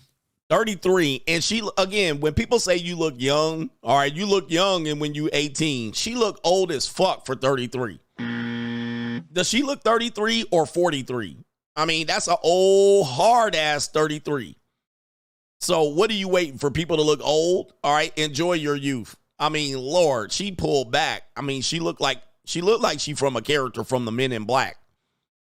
Like, my day was going really well. I am speechless, actually. That's disgusting. Oh, my mouth's watering. Oh, I wonder if she's reading something. Since I've been... Yeah, she's reading it. So this is not the person that's doing it. She's reading it. Oh, no. Since I've been a teenager... Oh! I've always enjoyed eating my ovulation discharge. Oh, the humanity. Yeah, she's reading. So she's not the one that's doing it. She's reading off the screen. Yeah. Okay. It gets bad out here, brothers. All right, Straggle and Sniggle Theater here. And this 7-year-old says that he did not want a birthday cake for his 7th birthday. So they got him these instead. And guys, the stereotypes were never in. Shout out to our young man here. Happy birthday to our brother right here. And he is a brother Obama will be proud of. My man wanted flats, no drumsticks for his birthday, Ninja. I tell you, man. And my brother's out here ready to do some shuffling. I can do some shuffling too.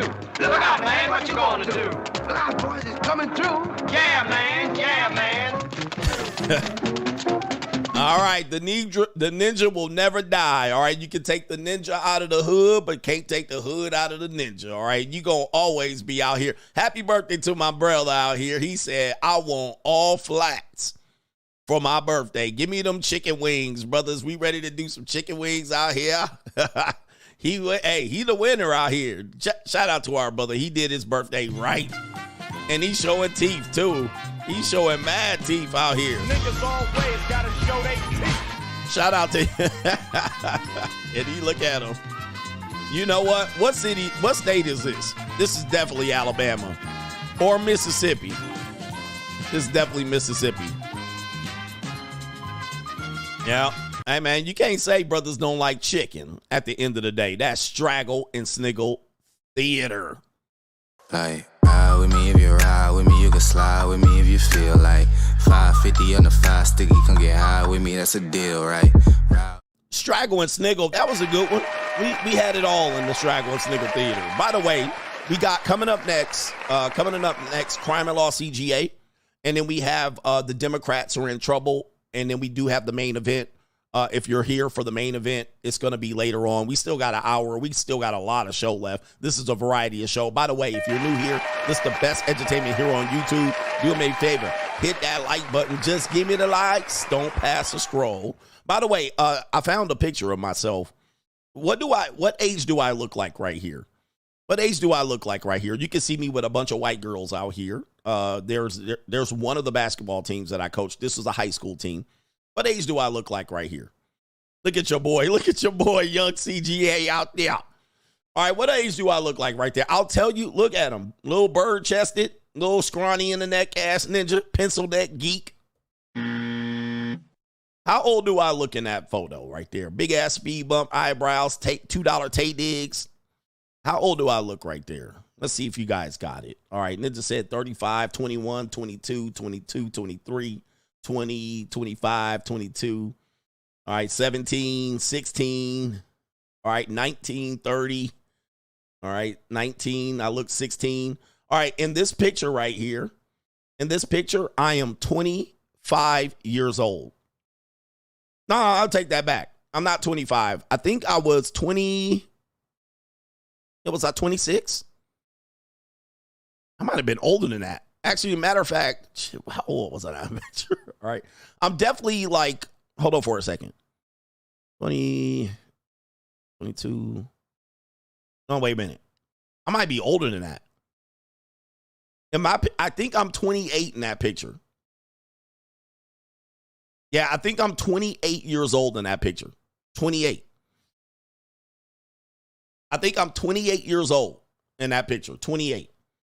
All right, so I'm almost 30 in that picture. Almost 30. All right, so I think I was like 28 because I know my daughter was born that first year. My daughter was born this year, that year. All right, my daughter was born that year that this picture was taken, or around that year, or after, shortly after that. And my daughter was born when I was 28. So I think that's about right. I'm almost 30 in that picture. I'm closer to 30 than I am 20 in that picture. So yeah, I'm almost 30. Yeah, it's 28. I think that's about right in that picture. So, guys, I'm telling you, looking a certain age and being and acting like an adult, and that was like my second. I had coached at 3 colleges, 2 high school varsity teams at that point. All right, so I was 28. I think I was about 28 in that picture. All right, so again, you guys you can't say a person looks a certain age, therefore they're not an adult. I mean, I was a full grown, I thought I was an old ass man in that picture. All right, but shout out to me. Yeah, lots of white women too. Where the white women at?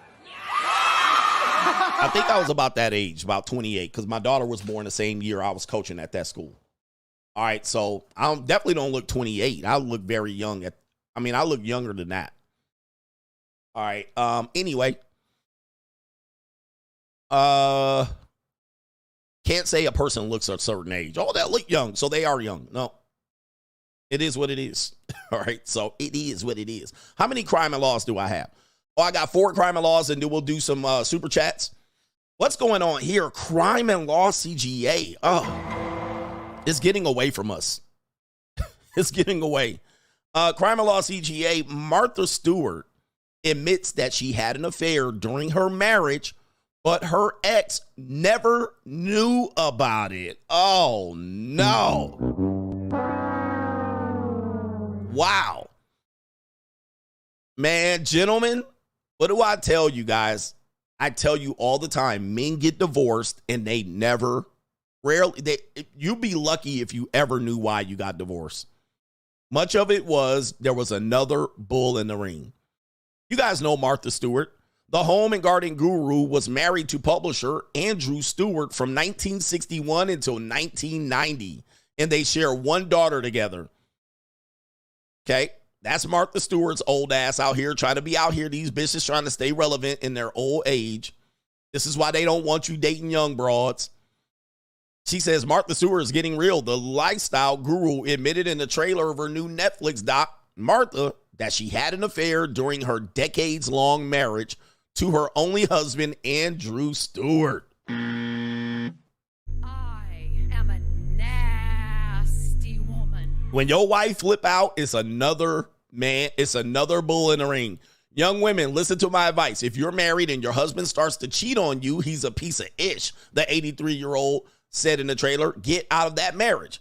She says, didn't you have an affair early on? A producer can be heard saying to the home and garden maven. For the young people, this is Martha Stewart. This is also Martha Stewart here, looking more like a wife. There's her husband. And it says right here, yeah, but I didn't think Andy ever knew about it. Oh, no. Oh, wait.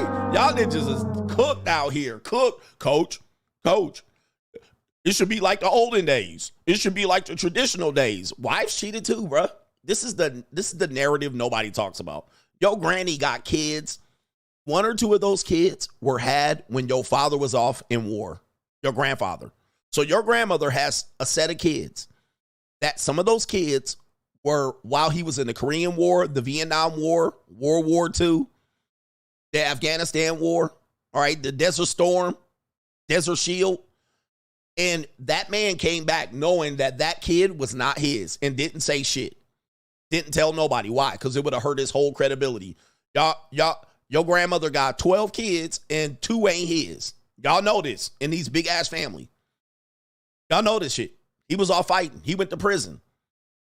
And he came back and there was a kid and he took care of that kid. Now, he also had kids over in Vietnam. Now, he also had a family over in Vietnam too. He had 2 families on Vietnam. What kind of fuck you give me? All right. But we got the pool guy, the delivery guy, the milk delivery guy, the goddamn vacuum clean salesman guy. All right, it don't matter who it is. The pimp guy, the map guy, the man that you told to watch your wife while you're over there in deployment, and he watched her, all right. He watched her and put babies in her. So this is Martha Stewart and the producer called her a hypocrite. Basically said, wait a minute. You're saying to a woman, to these young women, to leave a marriage if they have an affair, but you had an affair on your husband? Oh, but I don't think he knew about it. Oh, wait a minute. Coach, I want a traditional wives used to be submissive to their husbands. This is what y'all be trying to push out here. And I'm like, you guys don't even know the fucking half. It is not like you used to see on I Love Lucy and Andy Griffith. Stop watching 50s TV shows. All right. The producer said, ma'am, didn't you cheat on your husband? She says, yeah, it was different though. I didn't think Andy ever knew about it. And she says right here, let me see here. Is this her daughter? He better get a DNA test on them daughters. That's the daughter. And how old does she look? No. I'm not going to say what race, what people. We know I can't say that. Hey, it is what it is out here, Coach. Wives used to be loyal. Yeah. Look right there. On her affair. I wonder how her affair lasts right here. All right, it says, I don't think Andy ever knew about that. Oh, yeah, there's that one. There's Andy with his big ass house and a pool in the back.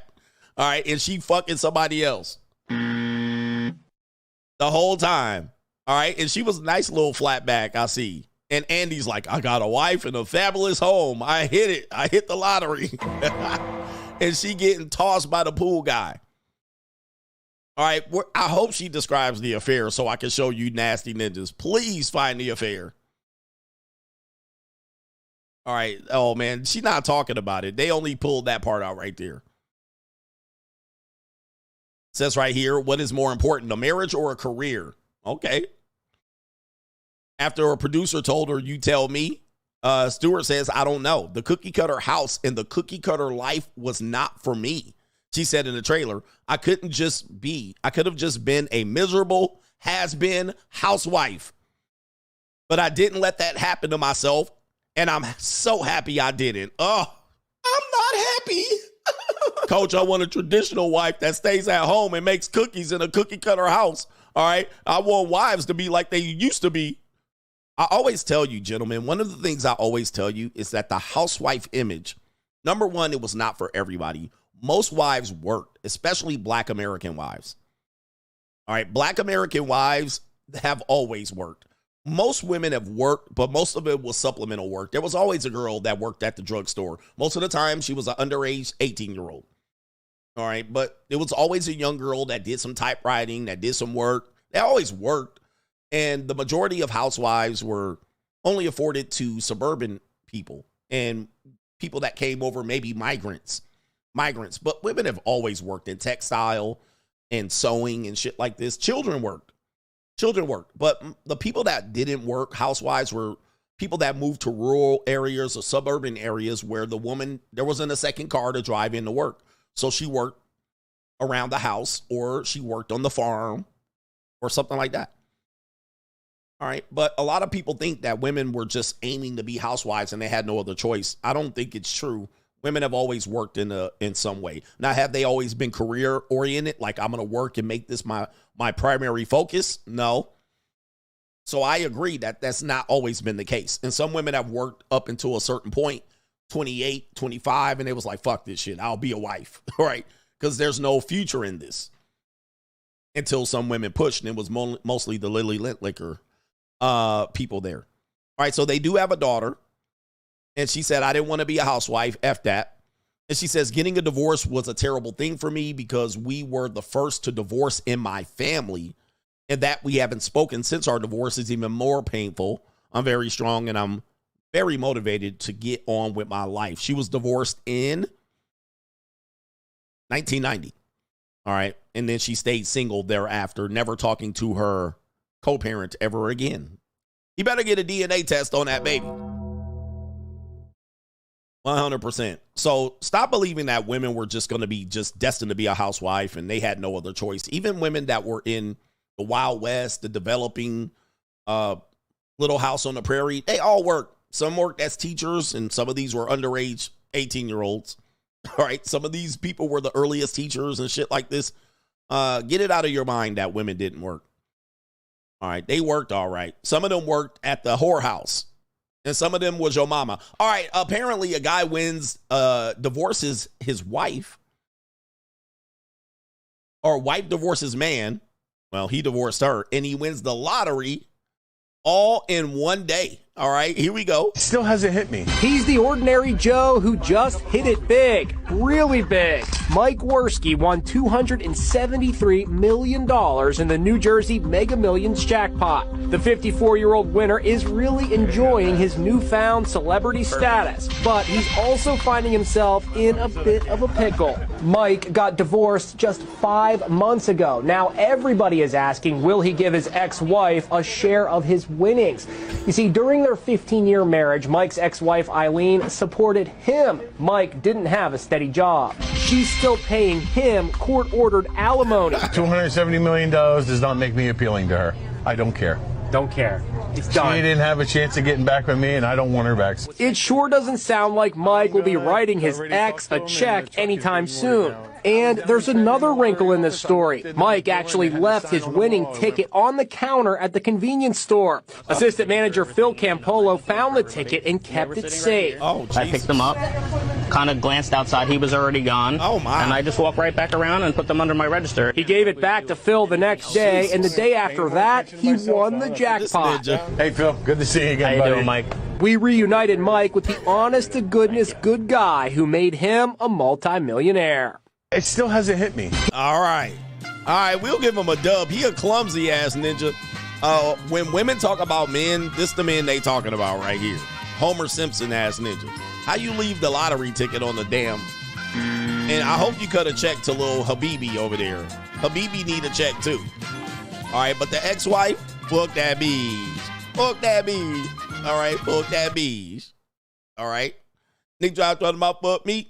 Fuck that bees. All right, hey man.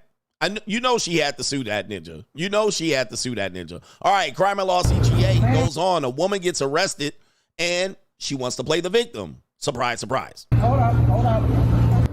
He's making me mad. I have it on video. I can see that you guys have it on video. Do you have an idea? Yes. So are we pressing charges? Yes. Are you kidding Destruction me? of private property. So. She ain't got no bra on. The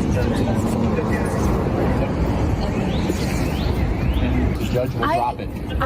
Ooh, wait, your headlights are on. I'm a full-time student. I'm coming back here in the summertime, and Next I time have you'll think not to do it. Nobody was walking out on because I still have them on the 1031. Dude, like you can't find any like peace in your heart and understanding for a young individual. I will tell the judge. Please, sir, please. Thanks, man. Have a good one. No, what was insane is what you did. No, what's insane is that your friend is in a bunny suit and you're outside of a liberal arts school inciting you. I'm on a public street in a public. Yeah, look at her. Gotcha, bitch. All right, and so what you're seeing here is this young woman, this underage, mature 30-year-old. This underage 30-year-old has committed property damage and assault and battery, I'm pretty sure, because she was in her feelings. All right, and so she had demonstrated, she said as such, she committed a crime. She definitely ain't got no bra on. Headlights linking. You're blinking me. She said I was in my feelings. This is why I say fuck your feelings. Listen. I have it on video. I can see that you guys have it on video. Do you have an idea? Yes. All right, you have an ID. Oh, you're a grown-ass adult. You're going to see the judge. All right, look. Gotcha, bitch. You're not an underage 18-year-old, and she certainly ain't built like an underage 30-year-old. This woman built like a woman. All right, here we go right here. But she looks young, coach. All right, she's 19. I don't care. Gotcha, bitch. All right, that's a woman right there. All right, and guess what happened? I guess he said right here. He was making me mad. Feelings. There's law, and then there's feelings. Fuck your feelings. What's the law? All right, so here we go. All right, she wanted to do property damage on the political side, and now she about to get arrested. Or she about to get a court citation. And she says, well, he was making me feel a certain way. The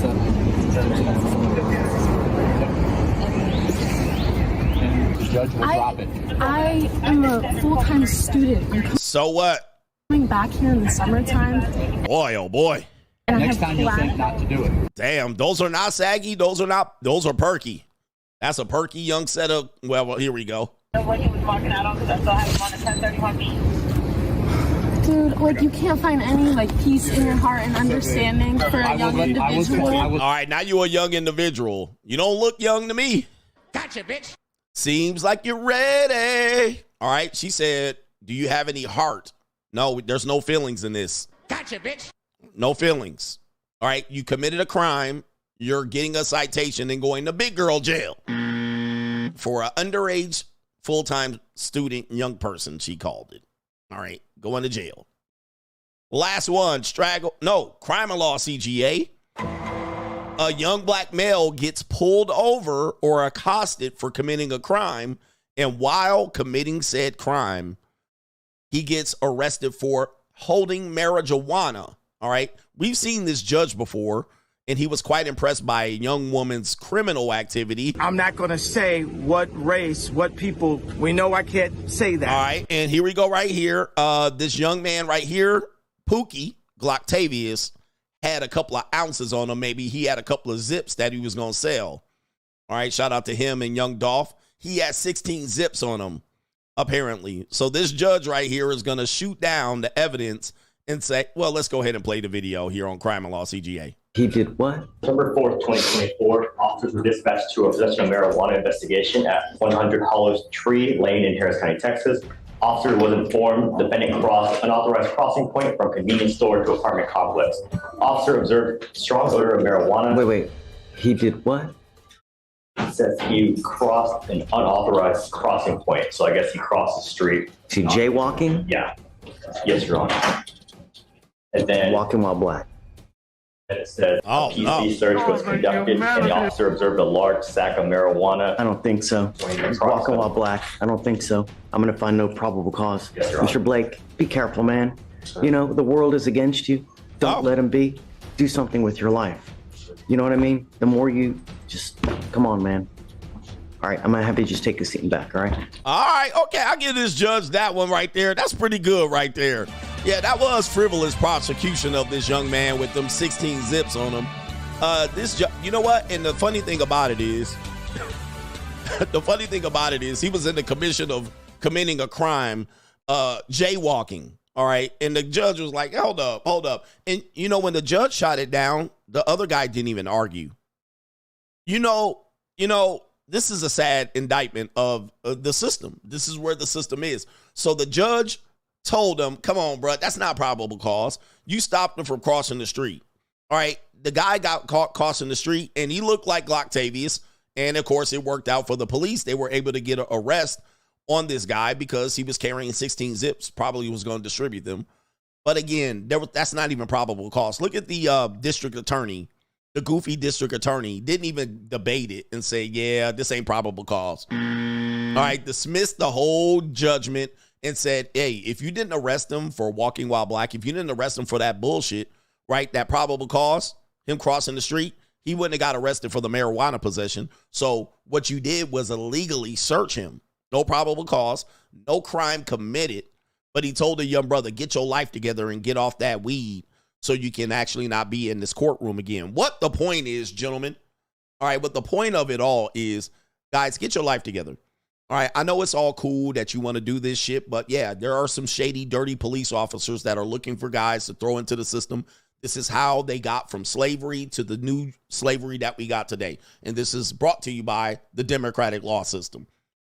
In our country here, you guys got to make sure you take your adulthood seriously so you're not in the system doing these goofy things. I know you think it's cool and it should be legalized, and in some places it's legalized, but even the judge is telling him, man, bruh, get your life together. This is a chance that I'm giving you. Your ass could be locked up for 3 years.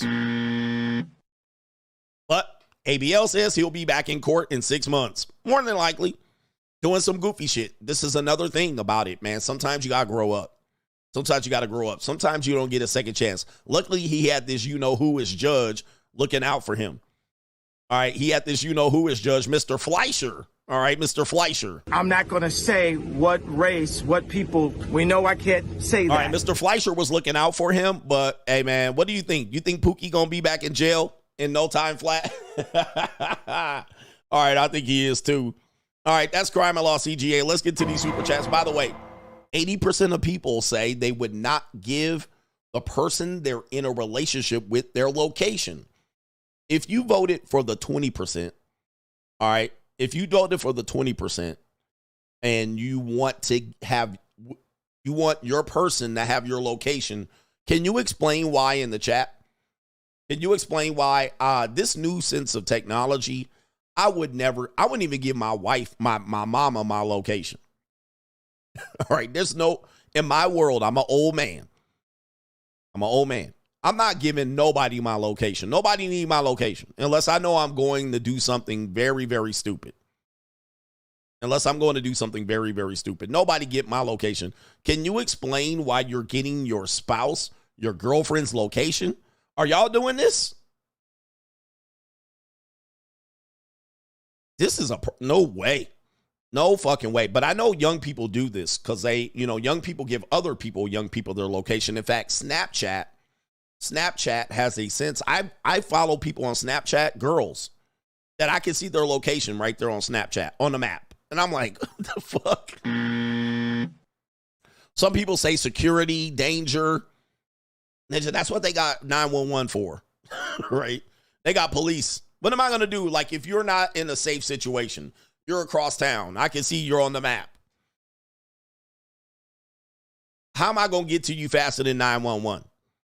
All right, but I got girls that are, I've been seeing them on Snap Map since I know them, but I knew them as clients.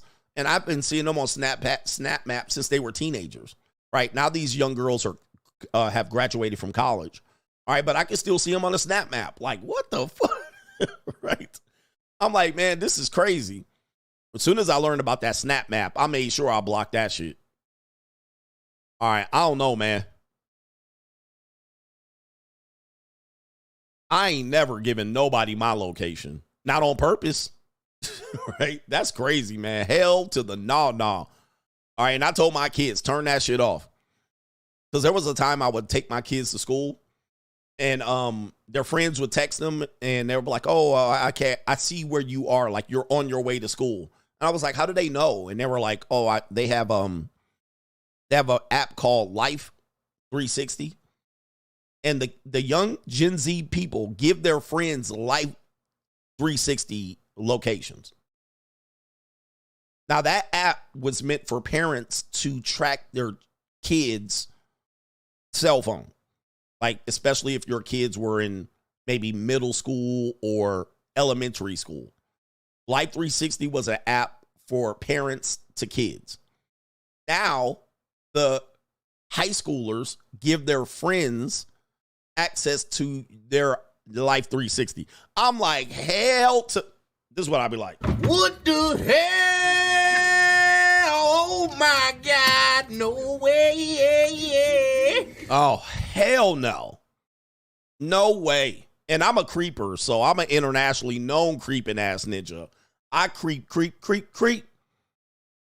I'm a creeper. I've been a creeper all my life, meaning that, and when I say a creeper, that means, like, when I go do shit, I don't tell people I'm going to do it. Now, I ain't doing nothing illegal, but, I be doing shit on the low. Come back, smelling like ooh la la on my finger, and ain't got to tell nobody nothing. Right? But, oh, hell no. Nope. I'm too old to be giving somebody my location. If somebody asked me that shit, I would be like, Craig, bruh. No way. Shout out to Dre says, did you see Rasheed Rice's mom still in a package off the porch? Rasheed just signed a $6 million contract with the Chiefs. Yeah, I showed that last week. She's a pure straggle. All right. No government name says we need a streamer. We need to stream on these loser Gen X and boomer parents that failed their kids and take no responsibility for the state of Gen Z and Gen Alpha. It's a disgrace, in my opinion, as a child of a Gen X mom that did nothing for me. Shout out to you, man. All right. Yeah, man. I think a puss-ass parent stream is in order. All right. NGN says as a Gen Z, by age 21, I finished 4 years of active duty being in charge of people age 25 and up and responsible for their literal lives. And by 22, I was almost halfway through my first semester of college as a military veteran. Screw the Mitches. I'm winning in life. I'm winning in life. Yeah, I don't know. I don't know if we could call these people a loser, but I think it's definitely loser talk. Talking about I'm still a child at 18 and 21. This shit is loser talk. I don't know what the fuck to say. Blue Baggin says, I just had a 37-year-old woman tell me her and her girlfriends had a sleepover party, ordered a bunch of sushi, and made TikTok dance videos in matching sweatsuits. I just sent her a meme staring Martin Luther Lee. Free agent lifestyle for life. Ay, ay, ay. Looking at her like, 37, man. They be out here, nothing to do. Somebody asked me about women being bored. Older women are literally bored to death. They're bored to death. Don't ever look at a woman past 35 like she living a fabulous life. Guys, listen, I've seen it. It's a massacre out here. Right? It's a massacre. Like, women over 35 are bored to death. They don't know what to do with themselves. Now, sometimes they don't want no guy. You know, they want a boyfriend. They want a lover. They got lovers. They got men to come over and clap the hell out of their cheeks. They got guys to come over and clap the hell out of their cheeks. Clap the shit out of them. Once they get about 40, these people are bored with life. They be watching seasons of series of Netflix. Murder shows. They don't know what to do with themselves. And it's an ugly scene. Don't let them have kids. It's ugly. They don't know what to do. And don't look at them traveling and posting pictures and woohoo. They be in a one-piece swimsuit. All right, all on the beach looking like old-ass Mary J. Blige and Taraji P. Henson. I want to find that picture. All right. Taraji P. Henson and Mary J. Blige on the beach. Let me see if I can find that picture or the video. Oh, yeah. Okay. Shit. All right, here we go right here. This is going to be terrible. All right. Don't believe they be like, we fabulous. Oh. Oh, the humanity.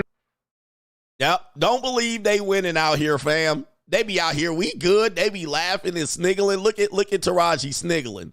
We out here, girl. We out here. And she be like, look. I've flown myself to Paris. I've done Greece. I've island hopped. I've done all of that. Don't believe that shit. They out here miserable, lonely as a motherfucker. Now, just when I say lonely, that doesn't mean they alone. I mean, they can get the cheek clap guy over there real quick. All right, look at this shit, bruh. Hey, bro, come on now, dog. Come on, man. They gonna post this all on the internet, Facebook, all right, Twitter. They gonna be all in the video. Yep, don't believe they be out here. Look, they out here. We doing it. We living big. Soon as the picture stop, misery ensues. Miserable. I mean, bored. They be bored, bruh. They don't know what to do with themselves. Look at them.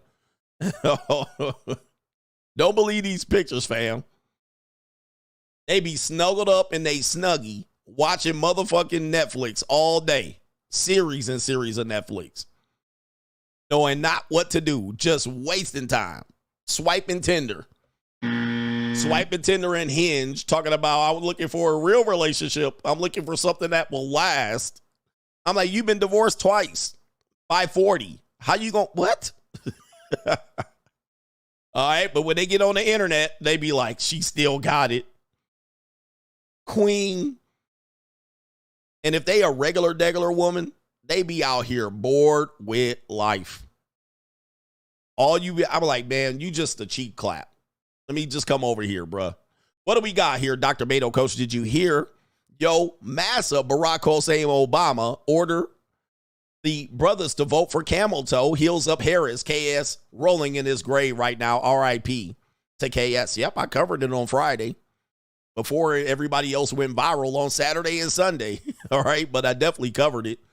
And I was like, yeah, this is going viral. Shout out to the Negroes for stepping up. All right, for stepping up and going in on Kamala, on Barack Hussein Obama. All right, let me see if I can pull it up. But yeah, I talked about it on Friday. I was laughing. I was sniggling. I talked about it. So it's got 55 views on the Straggle and Sniggle channel. Talked about it. There you are right there. 55 views. I didn't go viral with my commentary. I didn't post it on Twitter. That's what happened.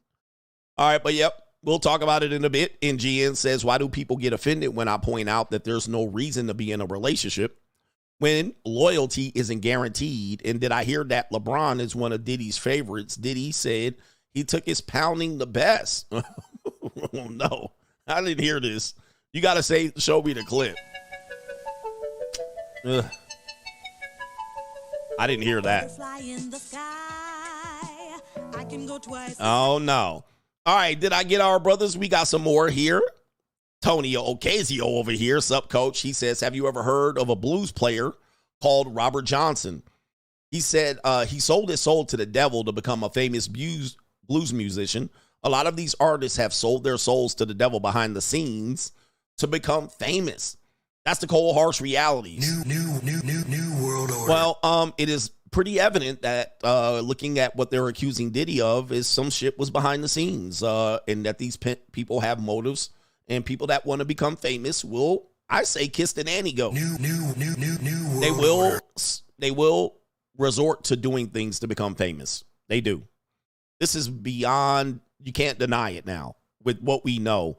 Now, is this a really satanic ritual? I don't know, but we know Nanny Goat is new world order. Nanny Goat is in on this 100%. So with that being said, people are choosing to choose that door and go beyond that door.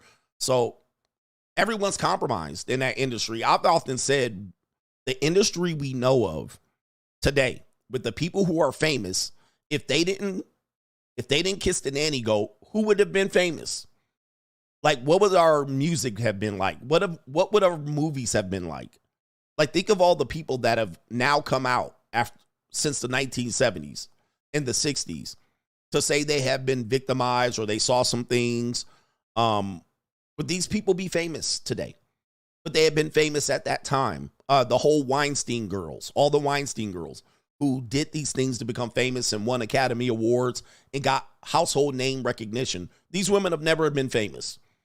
Any of the singers and the rappers that you see that you've always wondered, why are they famous? Now we know why. Now we know why. That they're super uber famous and you're not. It has never really been about talent per se. Talent has got you to a certain level, but a lot of people have said, I refuse to kiss the nanny goat. I refuse to let dudes hit. All right? Who would have really been famous? What would the music have been like without these people selling their soul, if you will? Shout out to our brother Kalen says, what's up, coach? I remember you said that the Lambs were set up to win the Super Bowl in LA. Do you feel the same way about the Dodgers this year? There's a strong chance we'll get Dodgers Yankees in the World Series. It will sure be a ratings grab. But the Dodgers are set up to win every year. They just don't. They're the Buffalo Bills of the Major League Baseball. The Dodgers have been set up to win a couple times. And he says, a woman gave me her man. Wait. A woman can give her man her location all she wants. However, a man should never give his woman her location. I think you meant a man should not give his woman. Okay, that's what his location. I think you meant his location. We already have to provide and protect, so we don't need to tell them where we are. Oh, my goodness. All right. So, yeah, you're saying that it's a double standard. Yeah, the double standard thing is really a challenge. That's where women are challenging you guys now. And I just want to let you guys know you don't have to succumb to the challenge. But double standards today, women ain't going for it. So you're saying the woman should give you her location, but she shouldn't give you shouldn't give her yours. Yeah. Okay. I'm saying, man, we are in an interesting time. I need to acknowledge these brothers that are over on Cash App and Venmo, and then we'll get back to the show. Joshua Moon says, I'm going to get all flats for lunch. Happy birthday to me. Shout out to you. And he says, and y'all married ninjas are cooked. Send it. And Rondell says, I turned 42 today. Libras in the house. Keep grinding and winning, coach. Shout out to us Libras. All right, Libras is winning with birthdays today.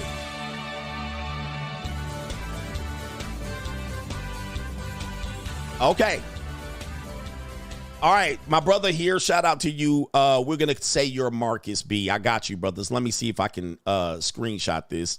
He doesn't want everybody else to know, but I'll know. Shout out to you. Yes. All right. He says, nothing I say is negative. Your message is firm and fair. I am firm or fair. I agree with you. I'm firm and fair. Am I unfair with my message? Like, for instance, Kaylin said he used the old okie doke. Women should give him her location, but you shouldn't give her your location. I'm saying good luck with that, bro. Good luck with that. Like, I'm not a guy that's going to be like, yeah, these bitches should never know. I do it. Nah. I know that ain't going to fly. All right, so, maybe if we're pimping, I suppose, but I'm not pimping no woman. Now, I do believe there are certain things that are different. There's different things that I provide that she provides. Like, for instance, men out here believe that they could have a rotation of hoes, but then when a girl has a rotation of men, y'all get offended. And this is something that men have to wrestle with in 2024, because remember, the 1990s are dead. We gave up the 90s. We done with the 90s.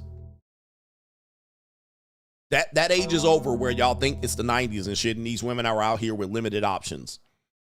If you're doing this, like say for instance, you got a rotation. Like I believe cheating is different between men and women. I do believe cheating is different. Like when women cheat, there's high repercussions in terms of life. And then when men cheat, but equally, they're both fucked up. So I don't encourage cheating at all. I'm not one that encourages it. You guys know this. I don't encourage cheating. I'm like, just be non-monogamous. You don't have to cheat out here. There's pussy to be had if you don't have to cheat. Now, with that being said, I do think there's dangers in it, but guys will have rotation of girls, right? You will be in a rotation. Let this woman let you find out she's sleeping with one other dude. Dude, the woman don't even have to sleep with a dude. She could be text messaging the guy. She could be talking to him in the liquor store, right? She could be just thinking about, she could be text messaging him, sexting him, and you ninjas will flip your lid, right?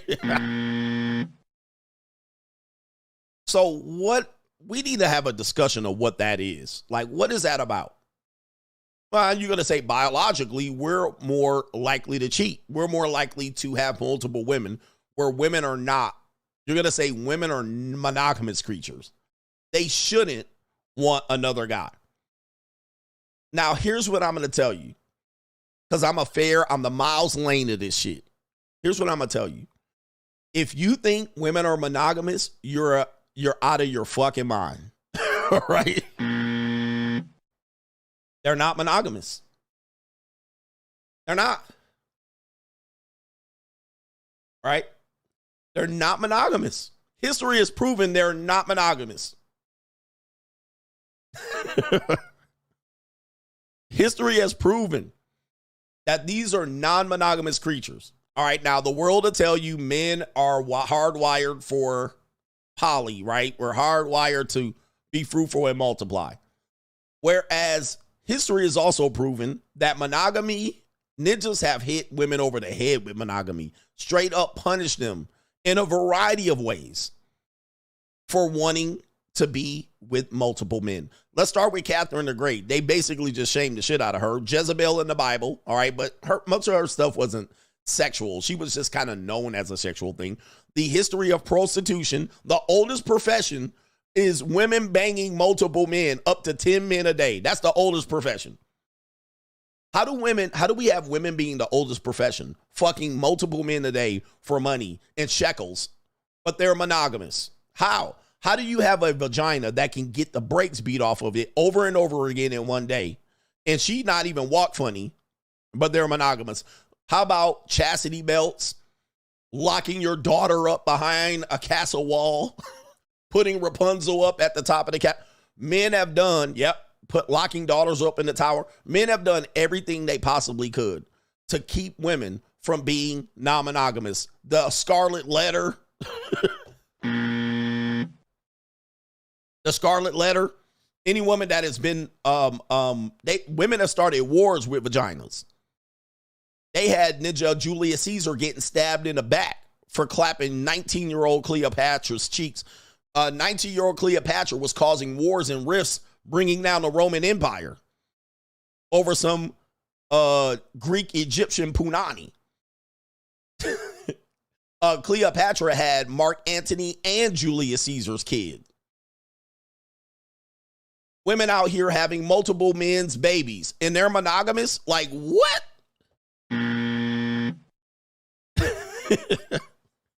Yeah, Sharia law. I mean, there's just so many instances where men are thinking women are like born monogamous. I think it's just been enforced or forced. I call it forced or enforced. It's just enforced. It's just forcing to be in this mindset. Now, you do have cultures of women that are, and let me just tell you, I know I'm teaching here. Jealousy does not indicate that people are monogamous. Let me just say this again. Jealousy does not indicate that people are naturally monogamous. Jealousy does not indicate that people are naturally monogamous. You're just fucking jealous. That doesn't mean we're monogamous and you just don't want to share. Again, fuck your feelings. Fuck your feelings. I don't care what you feel like. Yeah, I mean, people are naturally going to be inclined that the person they thought loved and gave the O-face and skeeted on and got, and she squirted for me. That doesn't mean she's going to want naturally to be with me only. So there's women walking around here with children from multiple men.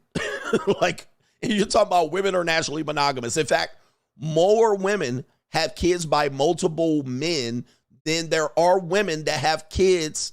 There's more women that have reproduced with multiple men than the opposite. Then there are men that have reproduced with multiple women.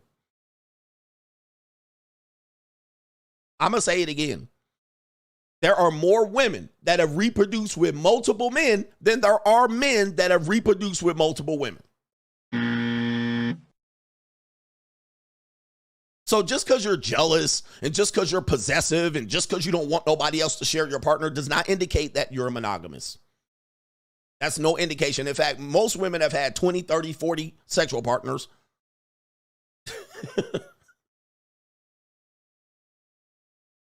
So, yeah, temporary sexual exclusivity does not mean you are monogamous. These are all myths, and that guys have been resting on these myths that, it's men cheat and women shouldn't cheat. Why? I get why, but you're saying, well, because they're women. And they're what you don't want is you don't want nobody squeezing your girl's lungs. And I can understand that. Let's keep the conversation real. I can understand you don't want another man getting a woman that you've invested in. That's a logical conversation. I've invested into this woman. Let me just show you this. Okay. Right here. This is the conversation. You've invested into this woman with the idea that she will be only yours. So you gave her a house, a pool, and all that shit. And guess what? She still fucked somebody else. Right? Did it stop her from cheating? No. Is she an evil piece of... Yes, she's fucked up for that. To let that man go and live his whole life thinking that she was faithful. Yeah, that's piece of shit activity. I don't admire cheaters at all. Cheaters, to me, I don't admire you. I don't give you big ups. Not to say that I've never done it, but I'm just saying it's not high grade activity. It's not something that you should be proud of or myself or promote. If you want to be cheating out here, I don't know what to tell you. All right. I don't think it's high, but the point was All right. The point is, you guys got to answer this question. Why is it that you guys are out here fucking all these women? And then if a woman talks to another guy, y'all ready to go at her throat? You're not even committed to this woman. You have no commitment. You don't have no financial commitment. You don't have a romantic, no legal, no marriage commitment. You got nothing. All right. All you got is boyfriend and girlfriend. All right. Then when she cheats, also what women have suffered from is name calling, whore, 304, slut. So that this is giving women an idea of, I don't want to be ridiculed. And who else ridicules them? Women. And the same women calling another 304, a 304 often is a 304. I see 304s calling other women 304s all the time. I'm like, bruh. Why? How in the hell they call it so? Yeah, it's crazy. So we got to have an honest grown man conversation, because then it just boils down to I do, but she can't. In 2024, that ain't gonna work. I'm not saying that you shouldn't call her a 304. You can call her a 304 if you want. That's fair game. I don't think it's going to stop them. That is proven that's not to stop them. However, you don't have to marry her. But, you know, we got to have a conversation about this. All right, I think I got one more. Shout out to StrifeXL says, as far as sharing locations, watch the Black Mirror episode called Archangel. It's about a single woman who implants a GPS chip in her daughter's brain. The horrors at that mother sees as a child gets older is shocking. I'm not sure what that says. The horrors at the mother sees. Something's a typo right there, but shout out to you.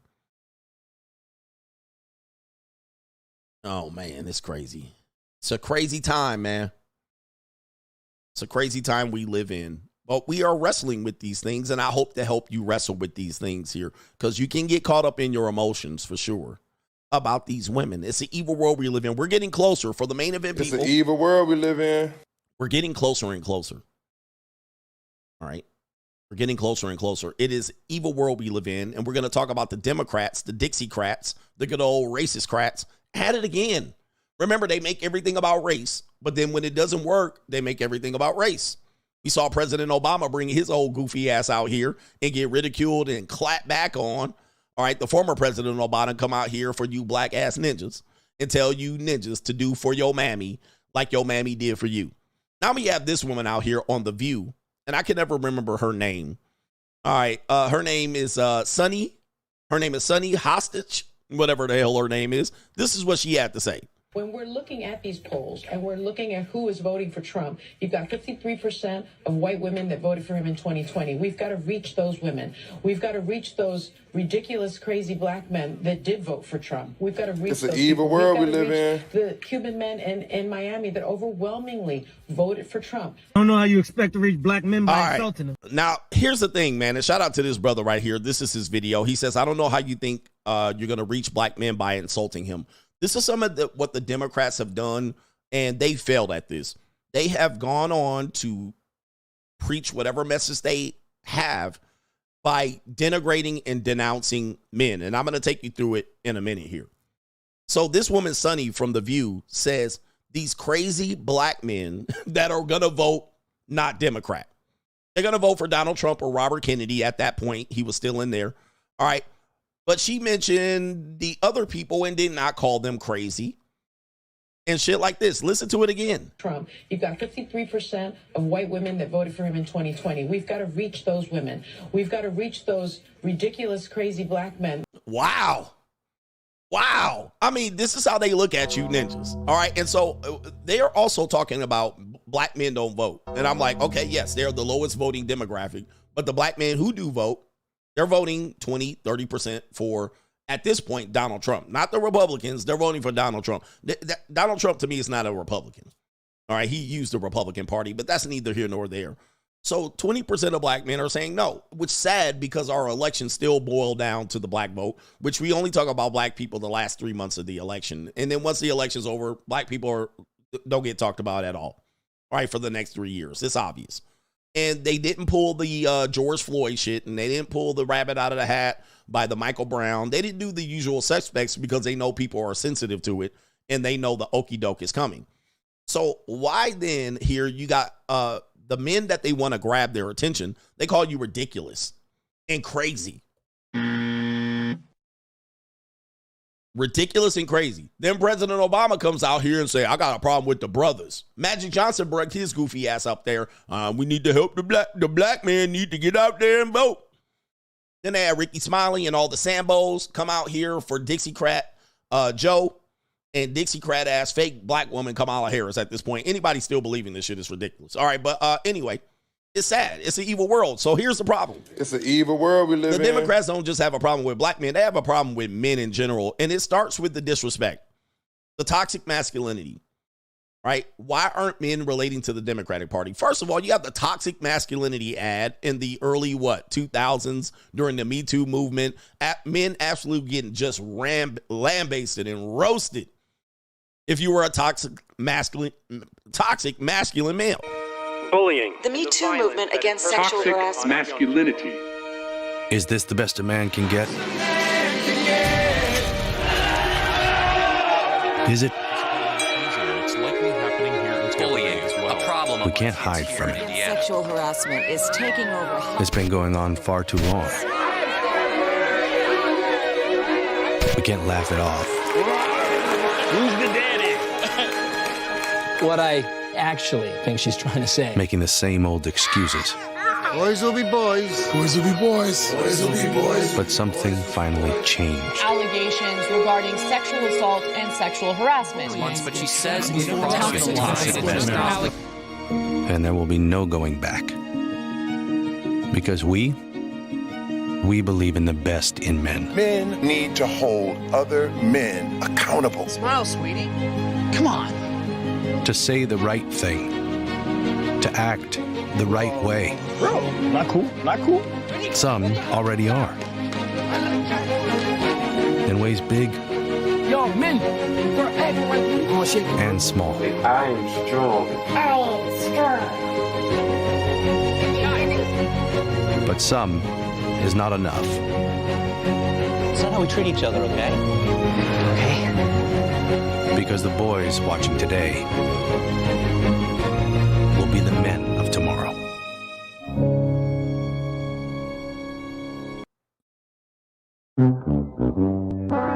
By the way, two goofy liberal ladies, known Marxist communists, put that ad together. And they came out and defended it. Gillette still recovering. A lot of people forgot about it. People were so-called boycotting Gillette. And so this has been the problem of the liberal order. You also have had the promotion of the alternative lifestyle cultures, the reading rainbow, the everything but the silent P culture, and then all of the things about putting themselves in front of children and calling it okay.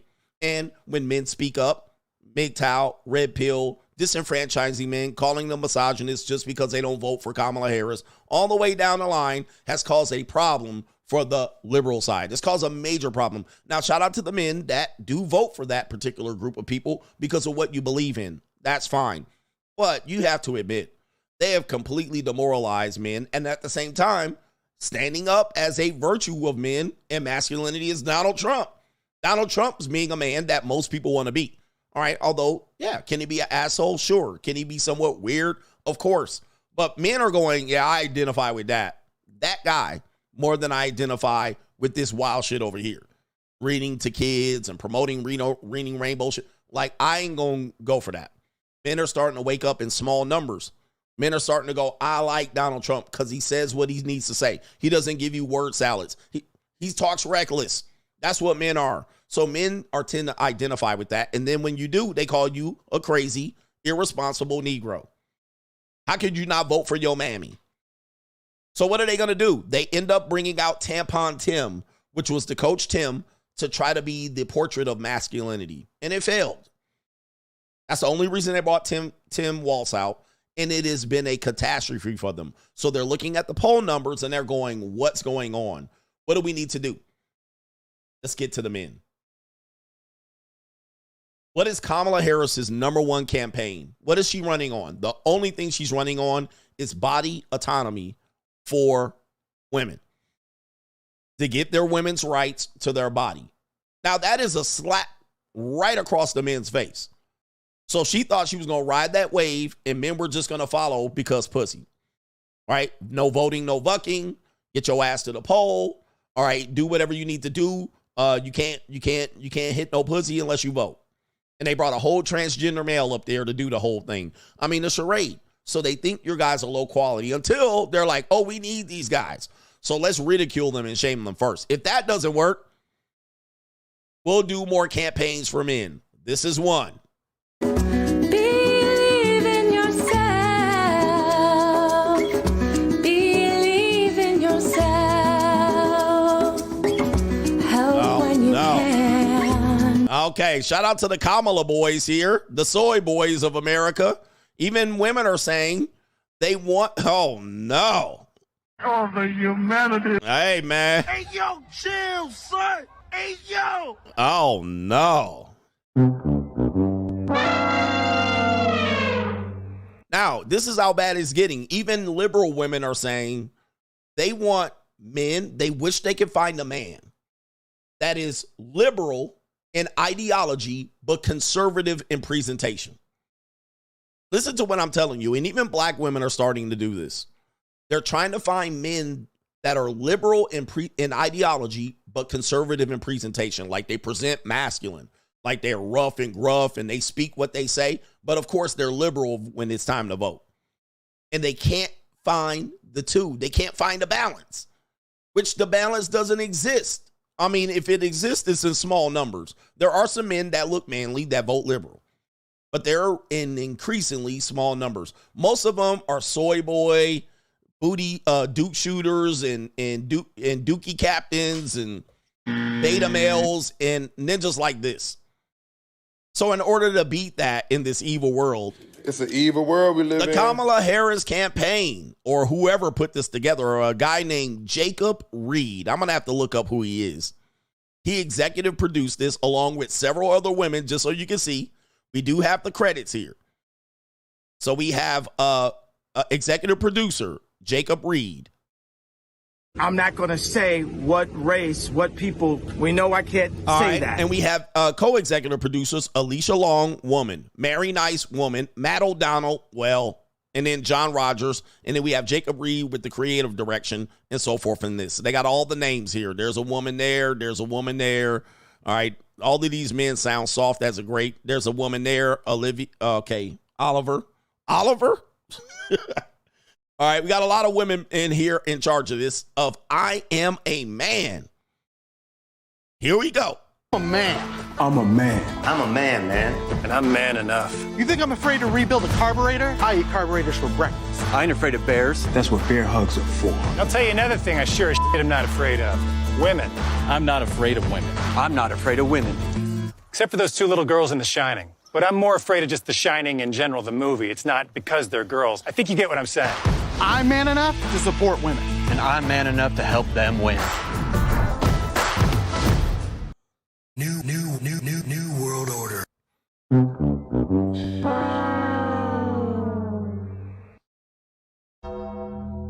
Bruh. Again, they just want to say to a certain group of men, you don't exist. And so they're trying to get to, as they mentioned before, the men that are gettable. Remember, they're trying to get to the men that are gettable. Who are the gettable men right here? This is not authorized by the campaign for Kamala Harris. This is just them doing them a favor. This is the gettable men. Like, look at this ninja right here. All right, what are you supposed to be doing out there? Is that the middle of San Fernando Valley? I know when I see rolling hills when I know them. All right, brother. And this is a man. There's a Negro. Obama going to intimidate just because he's sitting in the gym. All right, we got what? We got motorcycle man. This guy looks homeless. He's a man. Also, ooh-wee. Hold up. Ooh-wee. Bruh. Butterfly in the sky. This the man right here. Take a look Feeding chickens, bruh. Okay, these men look manly, bruh. All right, hold on for a second. Who else is a man? What the hell is this? What a man. All right, what a man. We also have, oh, he's going to rebuild a carburetor. Oh, we also had Tampon Tim. Look at this shit right here. Ninja, what? What, man? Where did they get this casting from? Where they get these men from?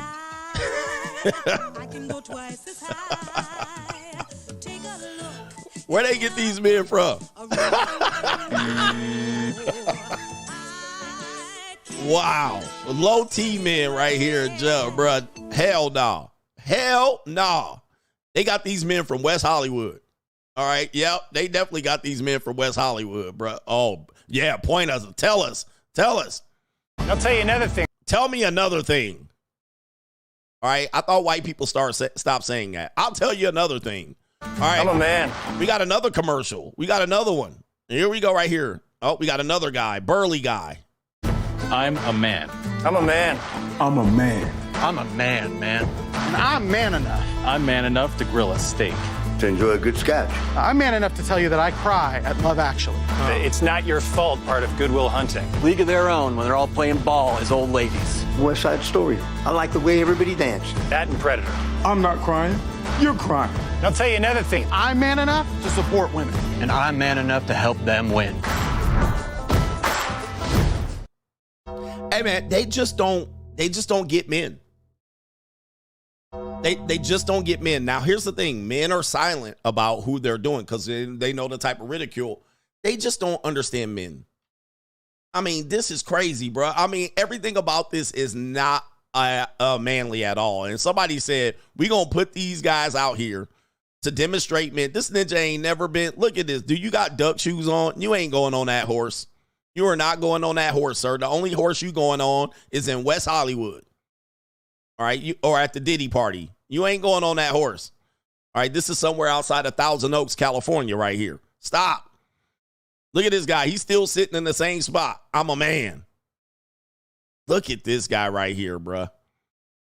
This is definitely a pooter intruder. And more power to him. This ain't. I'm a man, man. I'm a man, man. And look at this bill right here, bruh. Does this look like the men you follow here? Feeding chickens. And I'm man enough. I'm man enough. Thank you. Right here. This one. To grill a steak. I'm man enough to grill a steak. They don't get men. They don't know men. I mean, we do grill steaks. I'm saying we don't grill steaks. Is this the epitome of manhood? Grilling steaks? Is this how they see men? You just grill steaks. And we'll make an ad. I'm man enough to grill a steak. To enjoy a good sketch. Where did they find this guy at? This guy definitely homeless. And this ninja definitely probably was part of the village people. I'm thinking he a Dookie commander too. He just don't know. He just ain't gonna tell you. He don't even know where the camera is, this one. He might be homeless. He like, how much you paying? $3? All right, let's go. Whiskey and scotch on deck. I'm man enough to tell you that I cry at Love Actually. Oh, man. Really? Oh, man. This guy right here, man. This can't be it. This ain't it. It's not your fault. What? It's not your fault, part of Good Will Hunting. League of Their Own when they're all playing ball as old ladies. West Side Story. I like the way everybody. Yeah, West Side Story. This is not a surprise. This ninja definitely be at some sort of spa. This the ninja you see in the sauna at the 24-hour fitness or the Planet Fitness, right? This ninja just be in a sauna walking around the locker room naked. This ninja right here. He danced at, oh no. I'm not crying, you're crying. I'm not crying, you're crying. Shit.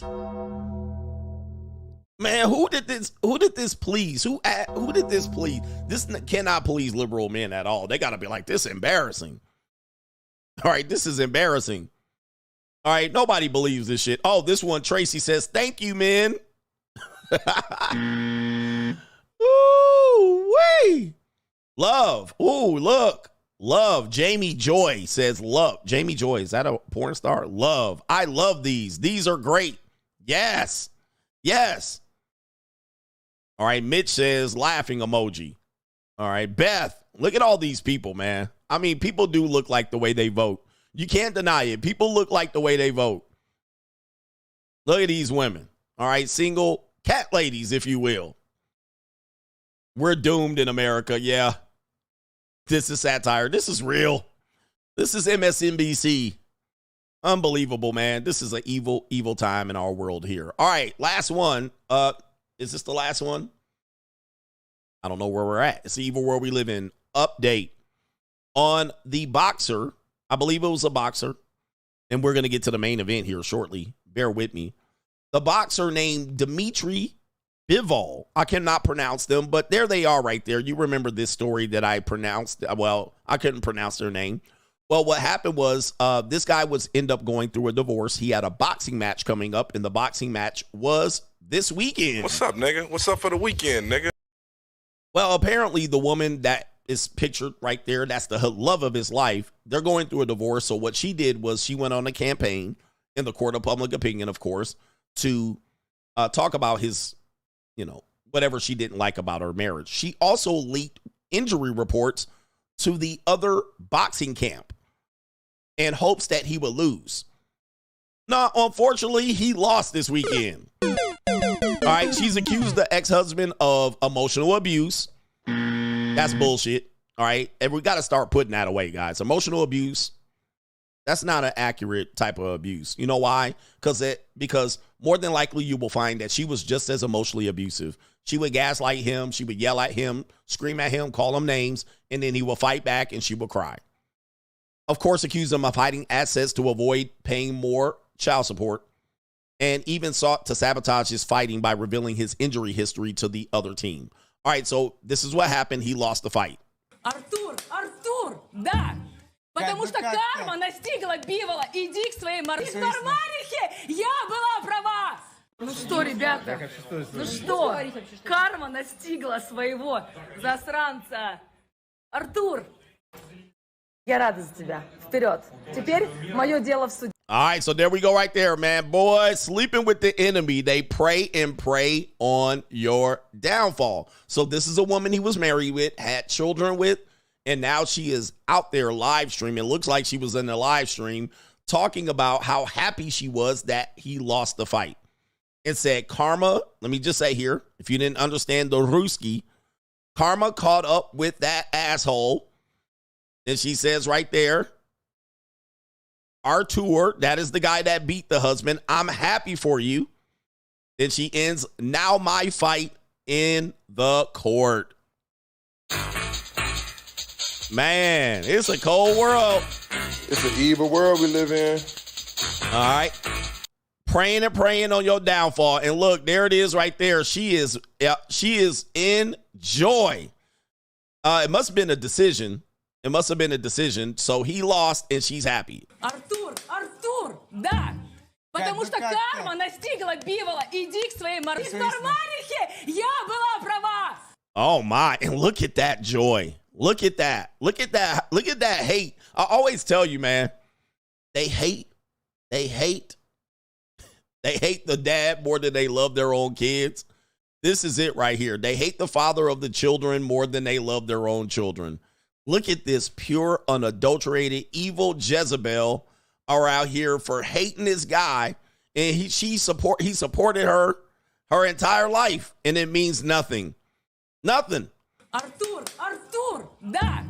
Потому что карма настигла Бивола. Yeah, she an evil woman. And people always say, Coach, you only talk about the Strags. You only talk. Look, this is a woman that were happily married at one point, and they're not. And this is what it's turned to. It gets, man, divorce is ugly, man. Артур, да. A divorce is ugly. And this is what, unfortunately, there are some men that act like this, but mostly it's women. Look at this. Look at that. Is that not the spirit of Satan right there? Is that not the spirit of Satan? You used to sleep with this woman. You used to bust nuts in this woman. And this is how they treating you. This is how they treating you. Look at that anger. Look at that. Jesus. Right? You was just married to her, and then it didn't work out, and then she skedaddled. She wanted the money. She didn't get the money she wanted because he was hiding assets, and this is her right here, praying for your ops. Praying for your ops. Like, this is what we talk about. And guys, this is in public. Imagine what she's like in private. Imagine what ex-wives would look like if they were on public getting recorded like this. Артур, да. Потому что карма настигла Бивола. Иди к своей Мармарихе. Я была права. Ну что? Damn, she sound like she's speaking in Satan right there.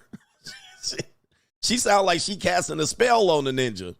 And she got this to say. Ребята, ну что? Карма настигла своей. Look at that. And guys, what did he do? What did he allegedly do? I just want to find out. Her only claim is that he was emotionally abusive.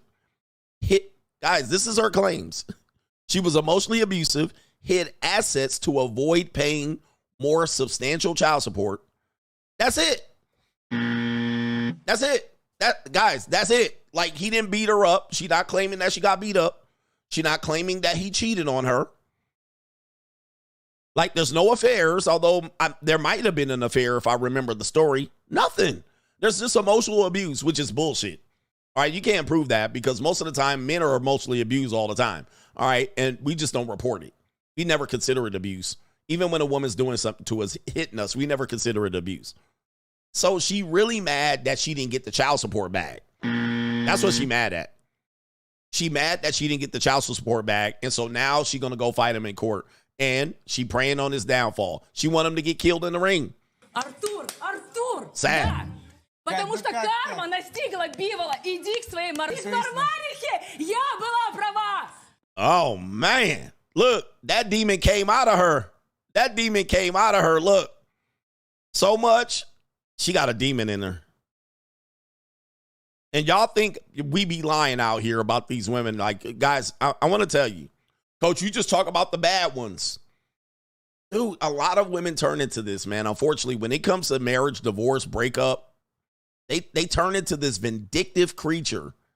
The vindictive creature that y'all, just because you be like, well, she still looks good, I'm going to lay between her legs. But her hate and look at this. Her hate and vinegar turns into this on one human guy that she was with and he supported and had kids with. Look at this. Oh, no. Yep. This is how, hey, by the way, your mama used to do this to your daddy, too. Your mama used to do this to your daddy and then call you a parental alienator. All right? Call you a parental alienator, and this is how she talks around you with your kids present. Across the world, this is how she represents you right here. Oh, man, a witch. Witch behavior. And you're seeing it live. Look at that. Uh-oh. Uh-oh. I see them eyes done change. She's a reptilian. A reptilian. Look, she red in the face. And it don't matter if you overseas or underseas, my ninja. Oh, man. New world main event coming up. I want to make sure I clear up all the super chats. Main event coming up. If you waited for the main event, you waited for the right time. 2,700 people in here. Do me a favor. Just give me the likes. Don't pass the scroll. We got YouTube celebrities out here being accused of the grape. As you can see, we're the peak audience, right on time to get to that main event. Appreciate y'all for being here. Michael E. says, the only time I shared my location with my girlfriend was when I was on the road trucking because I got tired of her asking me when I was coming home. He says, I had her location too, but I felt it made me anxious. We stopped sharing eventually. All right, shit. Yeah, there you go right there. Thank you for explaining this right there. Ty says, a nice piece of chocolate shouted you out on Anton's show the other day. He says, what you been doing, coach? I've been out here. You know, the sisters really love me. The sisters really love me. All right. A lot of people think sisters don't like me. Sisters love me. All right. Some of my biggest adulations have come from sisters. And they know I'm right. And you know what they want? They want me to put hands on them hips. They want me to put hands on them hips. You know what the sisters really want? I like to get dominated. The sisters, they know a real one in here when they see one. We had a sister do a live stream on me yesterday. I think her name, I can't remember her name, but it was an M and an M. I want to say Melody, but I don't want to give her the wrong name. The sisters know I'm right, And they want me to get hands on their neck. I like to get dominated. Yeah, man. They like me. The sisters like me. They like me. You know what they want? Your third leg was just phenomenal. They want that 52-point inspection. And they know I like feet. And they know they want their toes sucked out here. They know I think I'm a nasty boy. Your third leg was just phenomenal. There's a lot of sisters out here that like me in CGA. They want to see what CGA working with out here. They do. Your third leg was just phenomenal. They like, you like neck, CGA? You can get my neck. No, I wasn't Melanie Monaco. Let me go ahead and give that sister a proper shout out. Let me see if I can get the name of the sister here. Sister. They know they want some. They want CGA to get that neck. All right, they do. Her name is Messy Mashawn. Mashawn is her name. Messy Mashawn. Live streaming. All right, Messy Mashawn is her name. She did a stream on my 890s are gone. Where the sisters at? Don't be silent. Don't be silent, sisters. I know you want to come to CGA's Gentleman's Lair. I know you want to come to CGA's Gentleman Lair. Your third leg was just phenomenal. They do. They want to see what it's about. They want to test it out. All right, the sisters is mad. There's one sister that really want me to test her out. Her name is Gia. She want me to fold her up like a love letter from the 2nd grade. And I can see she be in here. She be in here mad and angry. And I'll be like, sister, you know what you want me to do. You know what you want me to do. And she'd be like, you like feet, CGA? She'd be out here with her feet out. All right, sisters know. All right, but I got to watch sisters like this. I'll be watching y'all like a hawk. I got to watch y'all like a hawk. It's not that you're going to steal something. It's other things going on. Shout out to you. And them sisters that watch Anton Daniels, they be watching me on the low. They never say nothing in here. They go on to Anton. Shout out to Anton Daniels. They go on to Anton's channel and they start talking about me. All right, but they never be in my chat. But they want to come to the Gentleman's Lair and have me come down and slay the beast. All right. Anyway. But they love me, man. No sisters don't like me. They love me. All right, shout out to Sergeant Tony says, if Tom Brady and Will Smith wives stepped out on him, it's over for about 99.9% of all men on earth. He says, actually, it's a wrap for the 0.01% of men, too. Can any women stay faithful? Can any women stay faithful? All right, where they at? All right, let me see here. All right, oh, what happened to my stream? Did they shoot me down? All right, my stream got cooked. All right, the stream's not going on my other. I don't see the stream. All right, maybe they didn't like the stream. All right, let me see here. Somebody says, my sister has a crush on you. I told you they really want me. They want me. NWO getting to the stream out here, I see. What was I doing here? Oh, can women stay faithful? That's what I was going to put. Can women stay faithful? Let's see here. All right, anyway. My man said, my sister has a crush on you. A lot of these women, they don't like you old men. You're old and bald. They like me, man. They like me. They want me. All right, where we at here? Can women stay faithful is the question. To one man. Shout out to our brother here. Because Sergeant Tony says no. All right. JC says, Coach, I saw an old friend of mine, 20-year-old daughter, working at a Nike store. She said, hey, Uncle Jesse, long time no see. I replied, did you ever tell your dad about that thing I did by mistake? Oh, no, you nasty boy. Oh, that's nasty. All right, yes, indeed. All right, and I'm pretty sure you paid well for that mistake. You pay well for mistakes like this. Shout out to Cosmosis says, Coach, happy birthday from another Libra. My birthday was yesterday, and I'm 33 years old. Shout out to you. He says, got to spend the weekend at the JUCO. And the rest with my family and friends. Free agent lifestyle for life. Always get you. I'm going to get me a primetime piece of primetime punani for my birthday.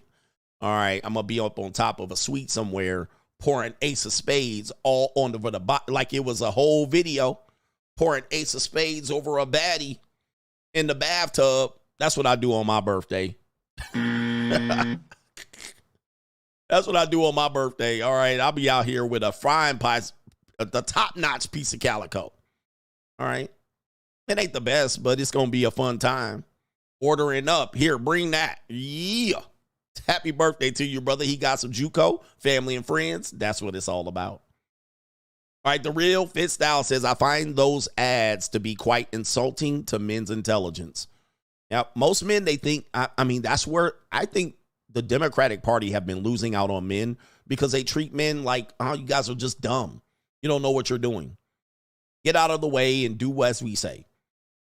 Shout out to Justin O. I can't believe the Dems are so tone deaf in the span of 4 years right here in acts of God in this election. They have really exposed themselves. And I'm glad people are catching on. They've exposed themselves a long time ago. Shout out to Market. Marcus says, Coach, I'm on Twitter and Kamala just said, oh, what happened to my stream? All right, it's back. All right, they're losing the men. Oh, I see. Oh, yeah. Oh, you know we started talking about new world order. It's interesting. We just started talking about a certain thing, and now they want to derail the stream. Like, that's crazy. Like, what do I do to these people? They mad all of a sudden. Oh, my goodness. This is crazy. Crazy-ish. I was doing super chats, so I did read some super chats. Why they all of a sudden, now they want to derail the stream? Man almighty. They don't want y'all to know. They don't want y'all to know. But by the way, I guess Marcus B saying they automatically are pulling out some black entrepreneur proposals for black men, black male mentorship programs. Unbelievable. Shout out to, oh, and all of a sudden there's almost 3,000 people in here. Shout out to No Government Aim DW says, what percentage of women do you think are FUBAR at this point? I think all hope is lost for us regular guys who are actually wanting to raise a family.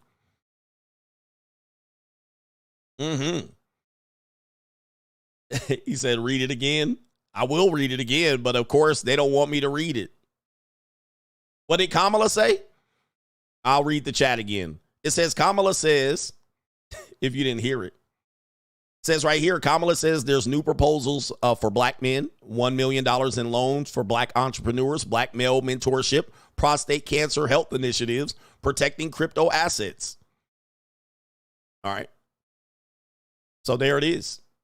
They're trying to get the attention of men all of a sudden. Shout out to Ghost J says, when they say lonely, it doesn't mean they're alone. Epic quote, Coach. It doesn't mean lonely and alone are two different things. All right. Ghost J says, I think about companionship, but I got to let that concept go. He says, just hit it and keep hustling. Free agent handle business. All right. Shout out to you. Free agents handle business. Yeah, they too late. Dude, why am I stream tripping? It was doing just fine. So there it is right there. Gentlemen, it says right here, it's too late. Macaroni Tony says, not a single pro endorsed Cornel West. Not a single pro black endorsed Cornel West. I have to give you credit. You called it years ago. Facts. Facts. DW says, Coach, you should have brought out the green snake for that boxer's ex-wife. Didn't she look like a vicious snake? She did. She did. And we got our brother Jeff, the producer, in the building. Oh, we got a lot of brothers here. Shout out to, did I get Rondell turned 42 today? Keep grinding and winning, Coach. Shout out to Rondell, 42 years old. All right. Are you having trouble with the stream? You guys are having trouble with the stream. I see the stream going. They're just deleting that part out. Just so you guys know, the stream is going. I can see it's going. It's dipping below. We lost all kind of viewers. All right. But come back to the stream. The stream is here. They just deleted this part out of the stream. So when the stream gets put back up, this part will get deleted out. This is crazy. All right. So they just restarted the stream. That's crazy. Man, dude, this is nuts.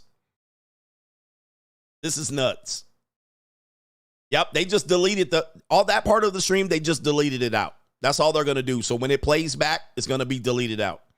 And they kicked out over 1,000 people. They kicked out over 1,000 people. Oh, man, that's crazy. Shout out to Daniel, says boxing fans say Bivol got robbed, so his stock went up because he also broke Arthur's 100% knockout record. He says, I watched the fight and also think Bivol was robbed. All right, so he got robbed. Wow, shout out to you. And Eric says there was some wisdom in not letting everyone vote. For real, I believe so. But of course, people think otherwise. Monte says, I'm convinced black women hate black men. He says right here, these men's ads are horrible, man. What the F? All right, shout out to you. True Indy says, perfect point. All common sense and evidence shown. And that was probably in relationship to monogamous creatures. All right, men and women being monogamous. I mean, the evidence is there. All right, it always is saying right here that my stream is not running smoothly. I'm fine here. All right, I'm fine here. All my connections are fine. I don't know why I keep having these issues. All right, I'm locked in. I got landline. It's crazy. All right, but they start reporting the videos. They don't like what I'm saying, but what I'm saying is the absolute truth. Let me make sure I acknowledge anybody that is co-sponsored. And it's our brother Cosmosis was the co-sponsor today. I'm rich, bitch. Wow. We just lost over 1,000 viewers. And probably more than 2,000. All right, but they don't like it. They don't like it when I start hitting y'all over the head. The stream was good until then. All right. Let's get back to it. Let's get back to it. Sad reality. All right, let's get back. Let's get back to it. Main event. Let's get to this main event before they really just kick me off at some particular point. Where's my main event button? Jesus. All right, man almighty. All right, am I here? They keep kicking me out. Why don't they like me? All right, why don't they like me?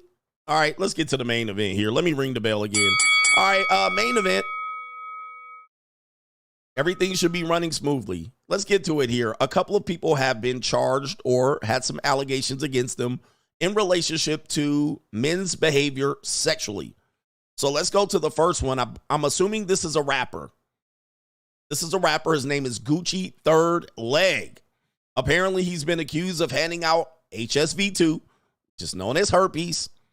And right here, and it says right here, to her and other females. If you got herpes on your meat, inform whoever person y'all be having sex with. Let's go ahead and play the video. I know the people that already have it know exactly what I'm talking about, but whenever you realize and find out that you have something as severe as that, it's heartbreaking. It causes you to go through an immense amount of trauma and depression. I was going through so much at the time, and I've already gone through so much, so at the time, it was very hard for me to speak up about anything.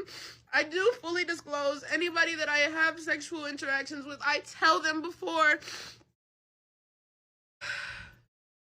Nobody is made unaware.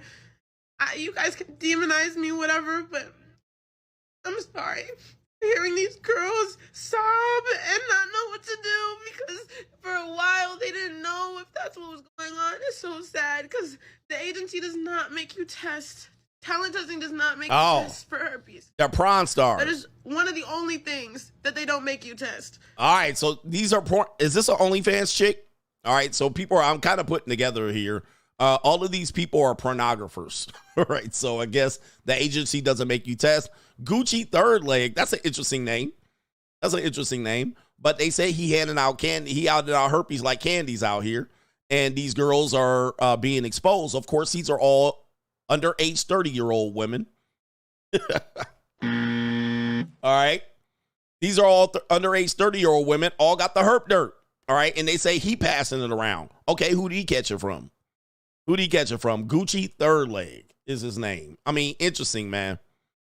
But here's the thing about, man, Pro Stars, they do Duke shooter activities. That's probably what YouTube is mad at. All right, they be doing, that's why they mad, because I was calling that. But that's what they're all out here doing. And so Gucci Third Leg is out here giving herpes to the girls. Yeah, man, they chose these careers and lanes. Now they want to jump on the internet and they want to play the victim. With that being said, let's play this video just so you can see, and it's setting up what we're going to talk about later with this young guy, Young Philly. Listen to this video. This is a street interview, and normally these are done with drunk women, but listen to these women right here. Your biggest turn on in the bedroom?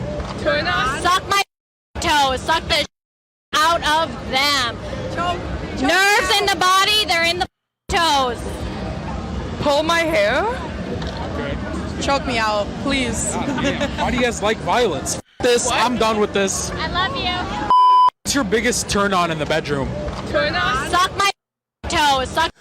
Now, these are your future wives here. Now, I want you to remember here, these are your voting on, do you think there could be faithful women out here? Can the women in your life be faithful?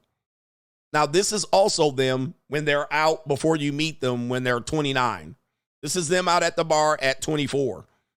All right, these are regular girls. All right, you just mentioned the skeezers. Of course, they drunk, and she knows that she likes her toes sucked right there. Yeah. The out of them. Nerves in the body, they're in the toes. Pull my hair? Oh, look at this right here. Pull my hair.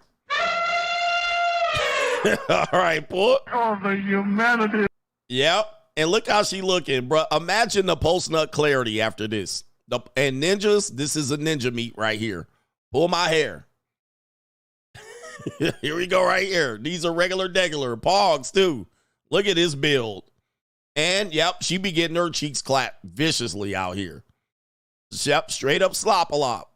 And ninjas be pulling that hair back. Okay. Choke me out, please. Choke me out. Please. Choke me out. And they're not. I like to get dominated. Yeah, man, they're not lying. And this is what's happening, because a lot of guys want that smooth, sexy love, but a lot of women get into debaucherous sex early. And so that's going to bring into question women that are saying that this is happening. And I've been saying for a long time, this could also be part of the sexual act. Now, people are going to say not always, and I don't know what goes on in the bedroom. I'm not in people's bedrooms. But we don't know Trevor Bauer had a case where a woman said she liked to be degraded and beat up and punched and spanked and whipped. This woman says she likes to get dominated. I like to get dominated. Right. Choking is erotic. It does, some women do like it. Some women don't like it. So I played a video of a woman said, I like it, but he has to ask for consent. I mean, I busted the nut, but he needs to still ask for consent, right? We've played these videos of women saying that they participated in it in my own life. I know it. Lots of women like aggressive, hard. I don't know what it is. I can't tell you what it is, but we're the dominant. They're the sub. It's just natural. I'll never be able to relate to women that like this type of thing, right? But they like it. It is what it is. Now, you do want to have instructions of them liking it, and you do know that just because they like it doesn't mean that they won't use it against you. Just because they like it doesn't mean that they won't use it against you. And for instance, Trevor Bauer's case, the woman said she liked it, but end up taking him to court.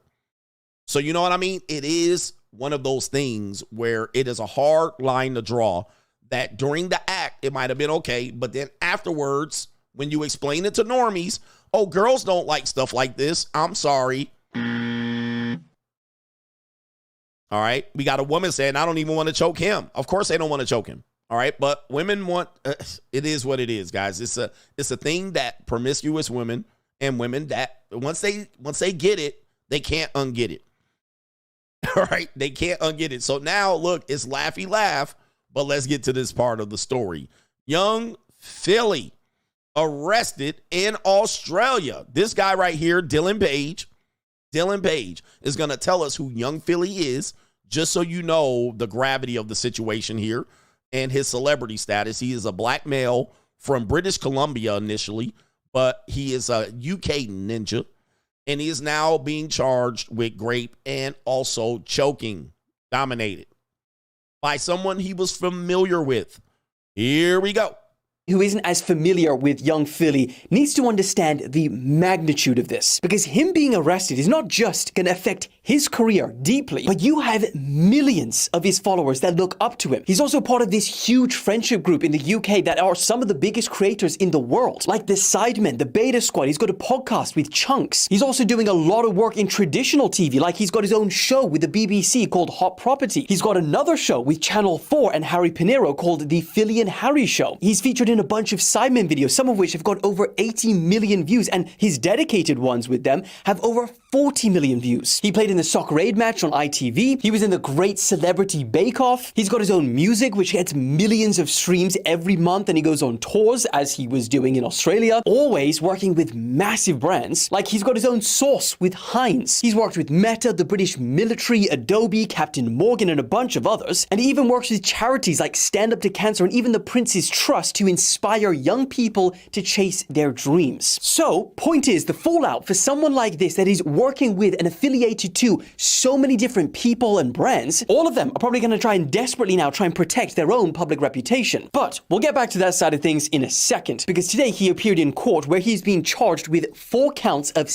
penetration without consent, 3 counts of assault occasioning bodily harm, and 1 charge of impeding a person's normal breathing or circulation by applying pressure to their neck. All right, so that would be called choking. All right, as these women are describing here, I like to get dominated. I like to choked, whooped, spined. All right, and as these women are saying here, the OnlyFans girls and all these things here, it is kind of part of what happened. So it is hard. I actually talked about a WNBA player that accused a NBA player of the same thing. And I said, I don't believe the story because it sounds odd that the guy came in the door and started doing this. I said, it could have been part of the intimate act, and she's including that in there, right? And sure enough, she withdrew the charges. Sure enough, she said, yeah, it wasn't what I said it was. And I said, exactly. Now, that story didn't get publicized. It didn't get publicized, right? When she withdrew the information, it was like, yeah, it didn't get publicized. So when the wins happen, when I say, yeah, cap, all right, it probably was part of some aggressive sex that they both participated in. And then, boom, I'm just calling it. I don't know what happened in the room. So for you simp enforcers that said it's horrible, he shouldn't have done it. Hey, he shouldn't have done it. But when we hear what we're going to hear next, her own friend is going to call cap on the story, allegedly. But who was the person? Who was the NBA player? I think the woman was Kayla something.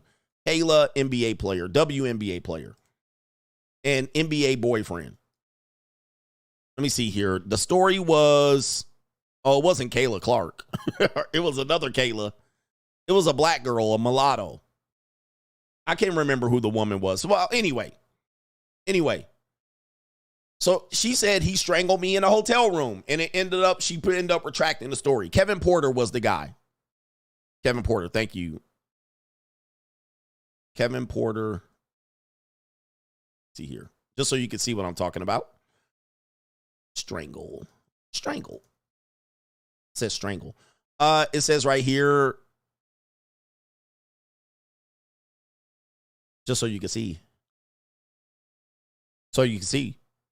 Girlfriend of ex-Rockets player Kevin Porter Jr. denies he beat her as reported.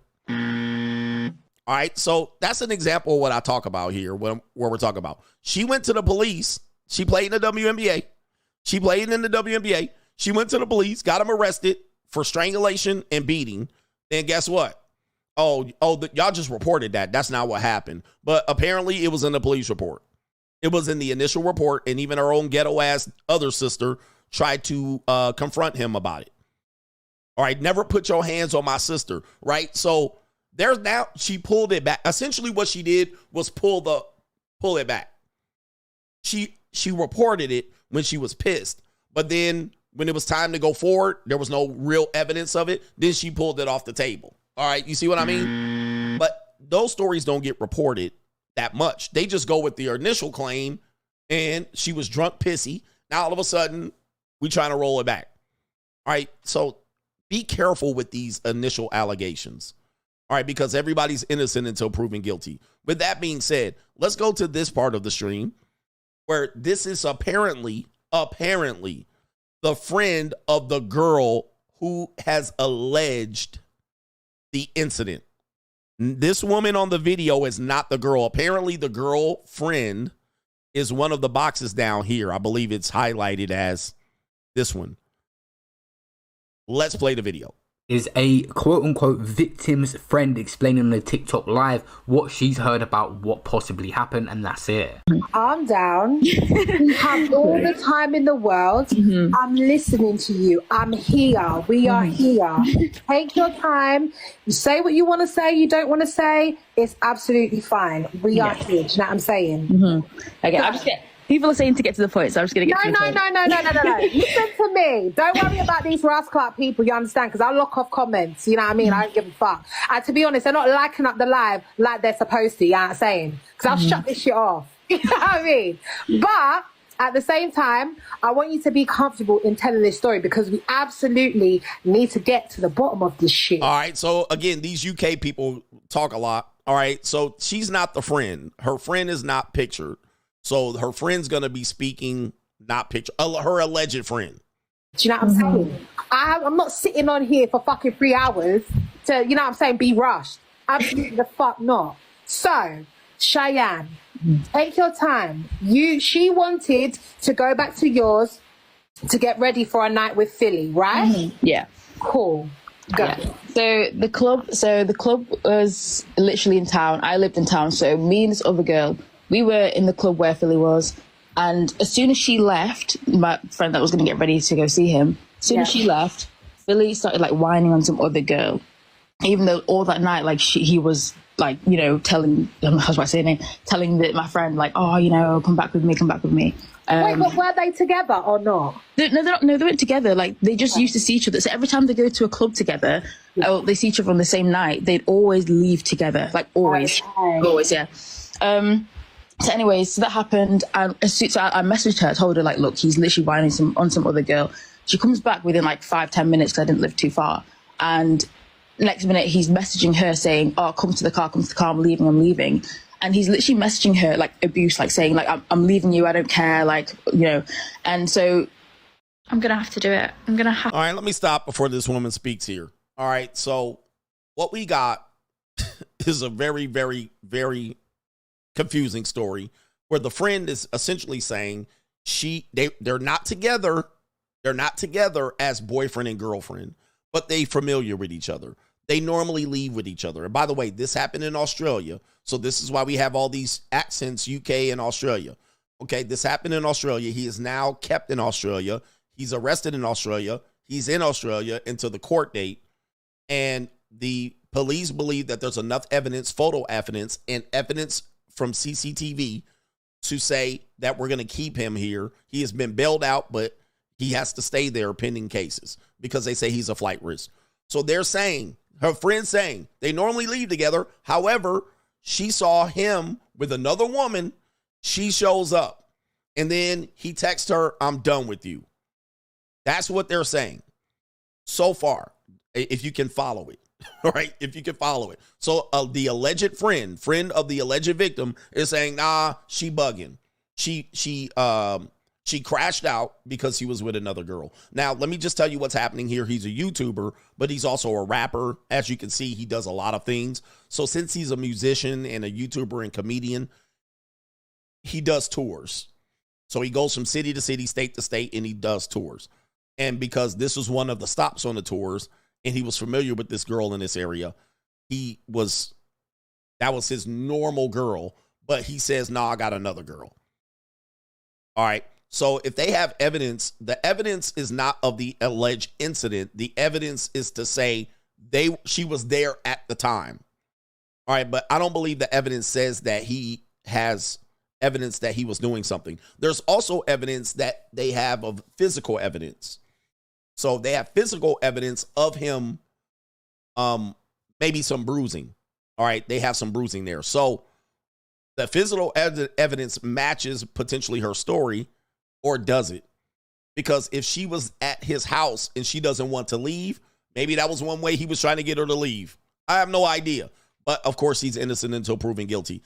He has also, this woman that you see on your screen, another bonnet queen, comes up and says this about the alleged victim. Now, remember, let me just say this. The alleged victim has not been named in this case. Anyone that names the alleged victim either knows the details or is guessing. So I'm playing only what they're saying. These people do not represent my views. I am not saying that she is accurately saying this is the alleged victim. So I don't want you guys to go search for this alleged victim and harass them if, in fact, this isn't the case. However, this woman says the alleged victim is known in this situation. Let's go ahead and play the video. So before I go further into this video, I'd just like to take this time to apologize to young Philly, to apologize to any of his friends, his family, anyone associated with him.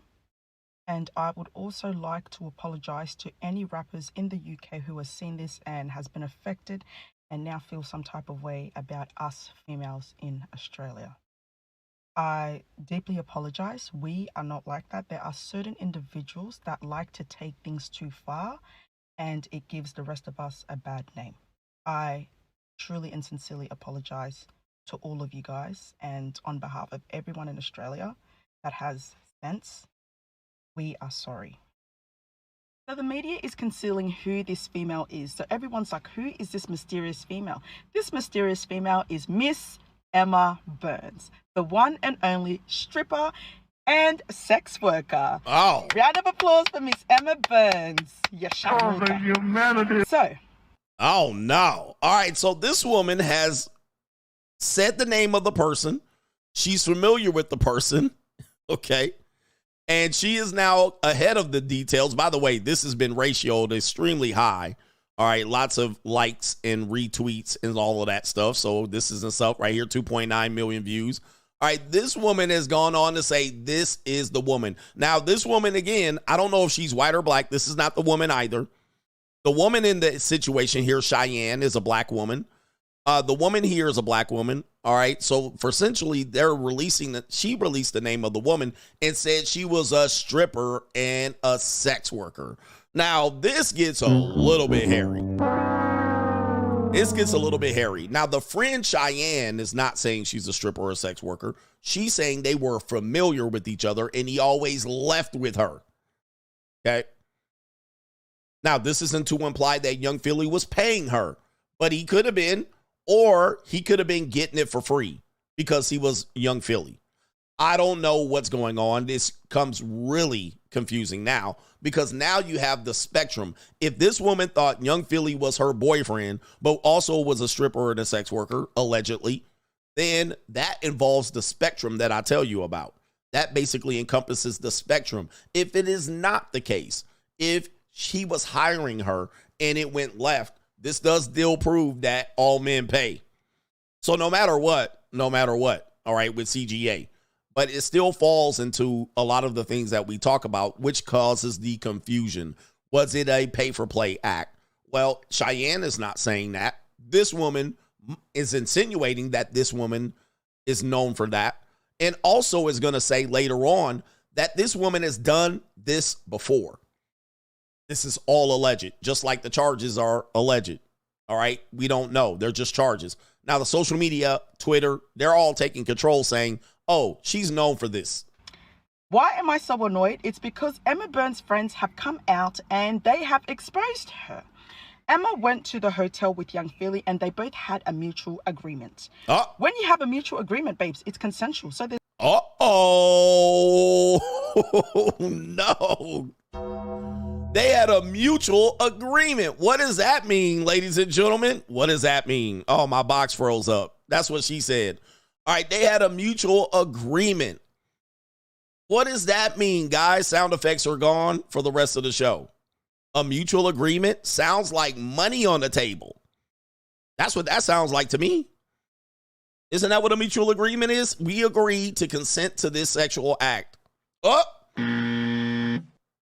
Oh, no. Yes, that's what that means, ladies and gentlemen. Good Lord, have mercy. Let me see if I can play the rest of this video. They had a mutual agreement to do something. to carry out something specifically. And once that was carried out, I don't know what happened. Let's see if we can get the rest of this video here. There's no rape there. It is consensual. Yes, if they, take it a bit further and stuff, then, okay, yeah, it is a bit too much and charges can be pressed. But it was a mutual agreement. Emma Burns had then texted her friends and one of her friends, and told her friend how much of a good time she really had and that she was ready to go home. Could her friend book her an Uber? Remember that. Her friend should book her the Uber, but she's a stripper. Please remember these two things, okay? Because we're going to be very logic here. Her friend should book her the Uber. When her friend was going to book her the Uber, she then told her friend, oh, actually, I don't need it anymore.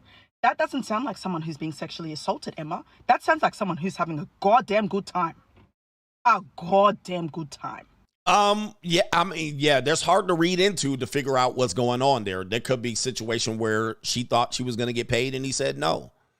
And she might have said, you better pay up or I'm leaving. I don't know. We don't know what happened there, but she allegedly got with the friend and said, book me an Uber and then called it back. All right. No, that's okay. I'll stay. Because if you were being sexually assaulted, you are in a hotel where there are hundreds of people on the same level. You could scream. You could text a friend because it seems your phone was working really fine, Miss Mams. You could run down to reception and tell reception to call the police. Now, a lot of women are going to take offense to that because a lot of women that do express that they've been violated in a way, raped or assaulted, they don't scream, kick, or cry. All right. So CCTV would actually reveal what was her state when she was leaving. But there are some people that do say women don't literally scream, kick, or cry. Let me show you this woman here, right here, just so you can see. This woman, what she says. This woman right here. All right, here. Nar. She's going to say just because a woman goes back to someone's hotel or apartment, that it's not their fault. All right, so let's see if you guys can pick this up. How shocked I am about this whole situation because I listened to the podcast. I really loved them off. Not going to talk about that. What I am going to talk about is the men. Guys, I've heard this comment so many times before. Yeah, even my ex used to live by this comment of, well, she went back to the hotel room. Well, she went back to his house. So, she had the intentions to sleep with him. But what else did she think was going to happen? It doesn't matter. And I can't believe how, it's such a common thing for men to have this opinion and they say it as if they're so in the right. They're like, well, she went back to the hotel. Yeah, I'm not making excuses for him, but she went back to the hotel. So, what were her intentions going back to a hotel with young Philly? Do you know what I mean? All right. So, essentially, she's saying she should be off the hook. Women should have the ability. Let me see if I can go full screen on this one. I got to use it manually because my box froze up. All right. And I have to remember how I can do it manually. I hate when that happens. All right. This is where we are, guys. This is where it makes it. Of course, we're dealing with underage 30-year-olds. They're all under 30, so these are all children, according to our earlier podcast. So essentially, it doesn't matter if the woman goes back to your hotel. She has plausible deniability that at 2 a.m, she was just going to play dominoes, checkers. All right. She had no intentions for no sex again. So that's not consent going back to the hotel. All right. This is the difficulty that we deal with here because they believe that they should just be able to go places where they want to go. And then that's not consent. Just because I went back to your house is not consent. Now, as men and knowing the law, we're going to tell you that's true. We can't tell you that they shouldn't think that. That's what they think. Now, that does give them a little bit too much power because if they don't do anything like kiss, make out, have sex, but they came to your house at 2 and you say, well, if you're not going to do anything, you need to leave. That gives them way too much power. Any woman that has ever told those words, they simply don't leave. Watch. Anytime you've told a woman, leave, what do they normally do? They sit there. They protest. They might start crashing out and knocking shit off the counter. They tell you they're not going to leave. They'll tell you to call the police. So this is where this situation does happen to young people, and it is a hard thing to deal with. Like, how do you deal with a woman that says, I'll come over, and then she comes over, and then she says, don't touch me, right? You're like, whoa, why are you here? If you're not going to do anything, why don't you leave? I don't have to leave. They end up staying when you tell them to leave. So this does cause a whole problem. Now there might extort you. She might extort young Philly. I'll tell them you grape me. There's women that used those words before. And then I tell them you grape me if you don't give me $500. Bitch, I ain't giving you shit. As soon as she leaves, now you getting arrested. This happens. This is crazy. This is why it's hard to deal with what these charges actually are, because we've seen stories of these charges go absolutely nowhere.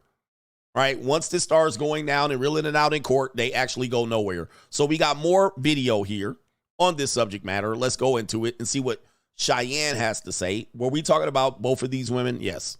You know, and so I've got a video of this, by the way. So we go to the back of the club, me and my friend, and then the girl that's going back with Philly, like, she gets in his car and he's literally shouting at her saying, like, no, get out, I don't want you here anymore, like, you're taking your time, whatever.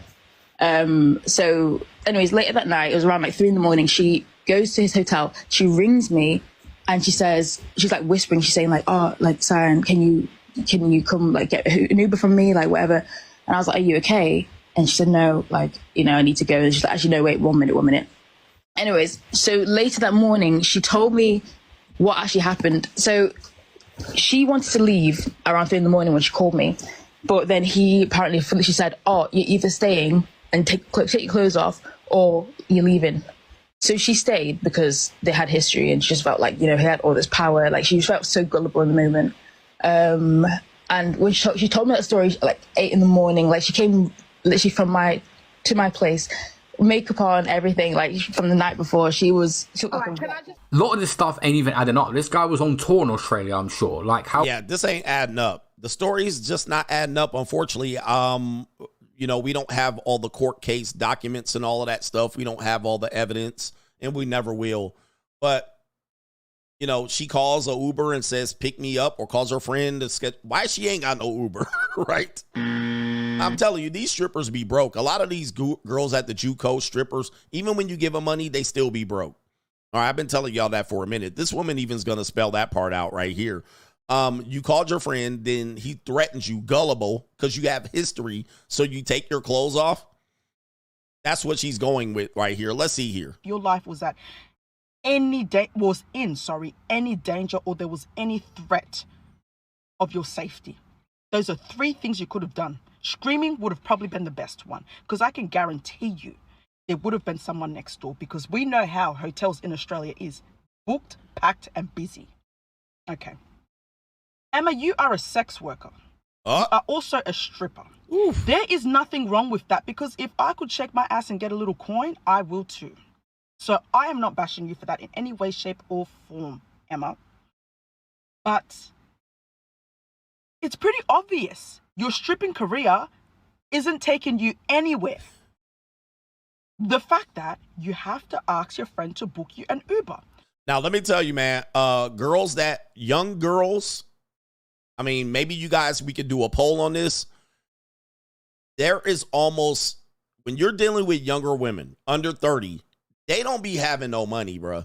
Like, they be out here broke, catastrophically broke, meaning that they only got money on a Cash App. They don't have a bank account to transfer the money in, because some of them, these apps shut them down if they're doing any level of sex work. So they do detect that, and they won't let you use some of these apps. Some of them don't have a credit card, a bank account, a debit card, nothing. And if they do, I don't care how much they making, they ain't got it. Some of them work all cash, so strippers work all cash. They don't put it in a bank account, so all they have is cash. Therefore, they many times can't order themselves an Uber. All right, I've known that to be the case with lots of girls. Some of them don't have cars or any of that, and it's absolutely crazy. All right, it's absolutely crazy that they are out here just on, like, with nothing to move around the world with. And if you leave them stranded, odds are then they can't even get around. They can't even get around. So what they're saying, what she's saying is absolutely true, that It happens. And this is also women that work nail techs, eyelash techs. They are all working kind of cash and moving around. They don't have finances absolutely straight. All right. They don't. And if they have bank accounts, them bank accounts are overdrawn. So if they have a bank account, they're overdrawn, meaning that if you say, okay, I'll give you $20 on Cash App to order order an Uber, they'll say no, because they can't even transfer it to the bank. They transfer it to the bank, it's going to get summed up in bank fees. All right. So you guys got one of the things about the JUCO, watch out, try not to deal with women like that, because they move around like this. And you're like, how in the hell do you get around? How the hell you get around? Rides and tricks and Ubers, and they get around crazy. So this woman saying she's broke, but it could be something else, that she had to call the friend up to get an Uber, which is very common. Very common, guys. Now, WA. I'm not from WA, but currently I am in Western Australia. Western Australia is not like other states in Australia. Example, Sydney. To get a 30-minute ride on an Uber could cost you about $80.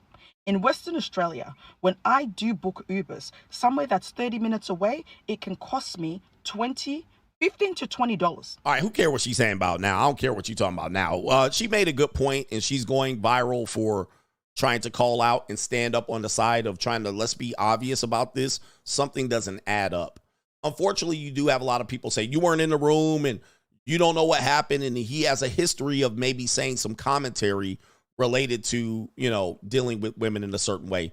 Although when they played the video, I was like, that's not much. All right, you guys are reaching, just pulling little things out here and there. They say he defended Diddy. I don't know. They could say the same thing about me. All right, they can pull some clips about that as well. So unfortunately, that's the case with the young guy, the young Philly guy. What say you? Let's put up a poll. Let's put up a poll to see what happens on this one here. Again, we don't have all the evidence. What do you think about this case? Think about this case. All right, he did it. And or false alligator. All right, by the way, for people who don't know, we have false alligator on our page here. Oh, I can't play the music. All right, because my box froze up. All right. You never want my box to freeze up. But we do have the false alligators here. And there have been cases where women have been very, very angry at the moment. We can't deny this. We can't deny this. We don't know about it in this case. But women have been very angry and vicious and very sure of what happened on 1 minute. And then the next minute, not. All right. 1 minute, they're like this, talking that shit and whatnot. But then they end up like this. I mean, it's hard to figure out. He was very much a target. He got caught slipping. He wasn't on his P's and Q's. For young men, oh, by the way, YouTubers are surpassing a lot of people in the entertainment industry for Gen Z. By the way, Gen Zs, they don't look at movie stars as celebrities anymore. Like they are, but they aren't.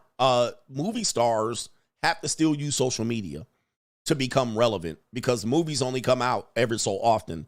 You still have to be visible. Their celebrities are streamers and YouTubers and this type and the like. All right. And these men are out earning even the major actors and rappers. With that being said, you're a target now. All right. It's no longer you just a YouTuber and you a loser and you make YouTube money. YouTube money is big money out here. People are surpassing these we're now finding out rappers don't make no money. The majority of them in their first 2 or 3 albums, they are making not a lot of money, although they're the ones out there that throw the money around like they got it. All right. They tend to struggle making money. We are now told that actors, how many actors have come out? How many actors have come out and said they got screwed over and they had an Academy Award movie and they didn't make no money? They made $40K on one fucking movie. Dude, a streamer making $40K a day, certainly a week. Streamers are making that in a week, eating that shit up. And they making the real dough. And people are supporting them and they're making the whole money off the platforms.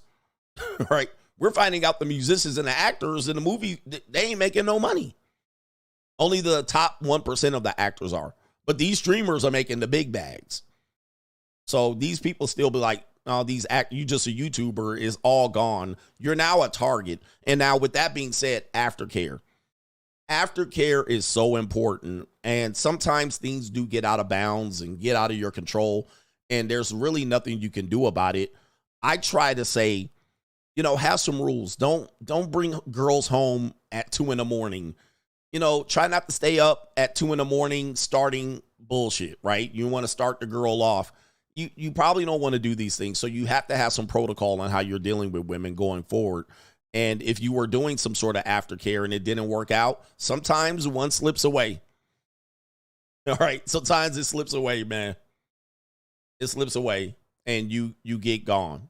You get charged with a case like this. Unfortunately, last point on this one. These charges last forever. And this is where we can't deny it. Once you're accused of something like this, it never goes away. Soon as Google, anybody hears her name, nobody follows the case. Nobody knows that the case got dropped in case I actually had to show you a case got dropped. If you don't hear about it, you only hear about, oh, that one time that guy, and he beat his girlfriend and strangled, and he raped a girl. Those things don't go away. So that's the sad part about it, is that if it does go away, you still have the stain on your reputation as that. And he already fumbled the bag. People, his advertisers are already pulling back, right? So he's already losing advertising leverage there. He's probably not going to get these advertisers again, even if he's proven to be innocent or not guilty, or she rescinds and pulls back the allegation, or there's no true proof. Even if he does get proven not guilty, nothing happens to the young lady. Sometimes her name doesn't even get exposed. And then she can lob the allegation knowing that there's no negative repercussions against her other than people finding out who she is and targeting her. So she doesn't get to go to jail and stuff like that. And those sponsors, once they drop him, soon as his name is cleared, they don't come back and say, oh, we messed up. All right, so he pretty much is toast at this point. He's going to struggle. And of course, people do make a lot of money, but then you do have a lot of obligations financially. That money's going to get washed up in lawyer fees and all of that. So all that excess money is going to get washed up. All right, the lawyer's going to get the majority of that money. All right, the lawyers are going to get the majority of that money. And sometimes you don't have a lot of money. You spend it, you have investments, and you don't have a lot of liquid cash. So now he's got to find ways to be able to pay for this defense. And also, the case doesn't start until December. Okay. The case doesn't start until December. So his lawyers are going to be working on this case while he's kept in whatever part of Australia he's in. I don't think he's originally from Australia. He's from the UK by way of Vancouver or British Columbia, right? So he's not going to be free to go. So wherever he has to stay in Australia, he has to pay for. I mean, he's going to get wiped out. He's going to get wiped out. And it's going to be hard for him to come back because people only remember the negative part. Now, the worst part is if he gets convicted of this, he's going to jail for a long time. Okay. He's going to jail for a long time if he gets convicted of this. So he's going to go to jail for years if he was actually able to prove the case that he is in this situation. So really, it's an all in out L. So even if you're able to prove yourself, I can prove that I'm innocent.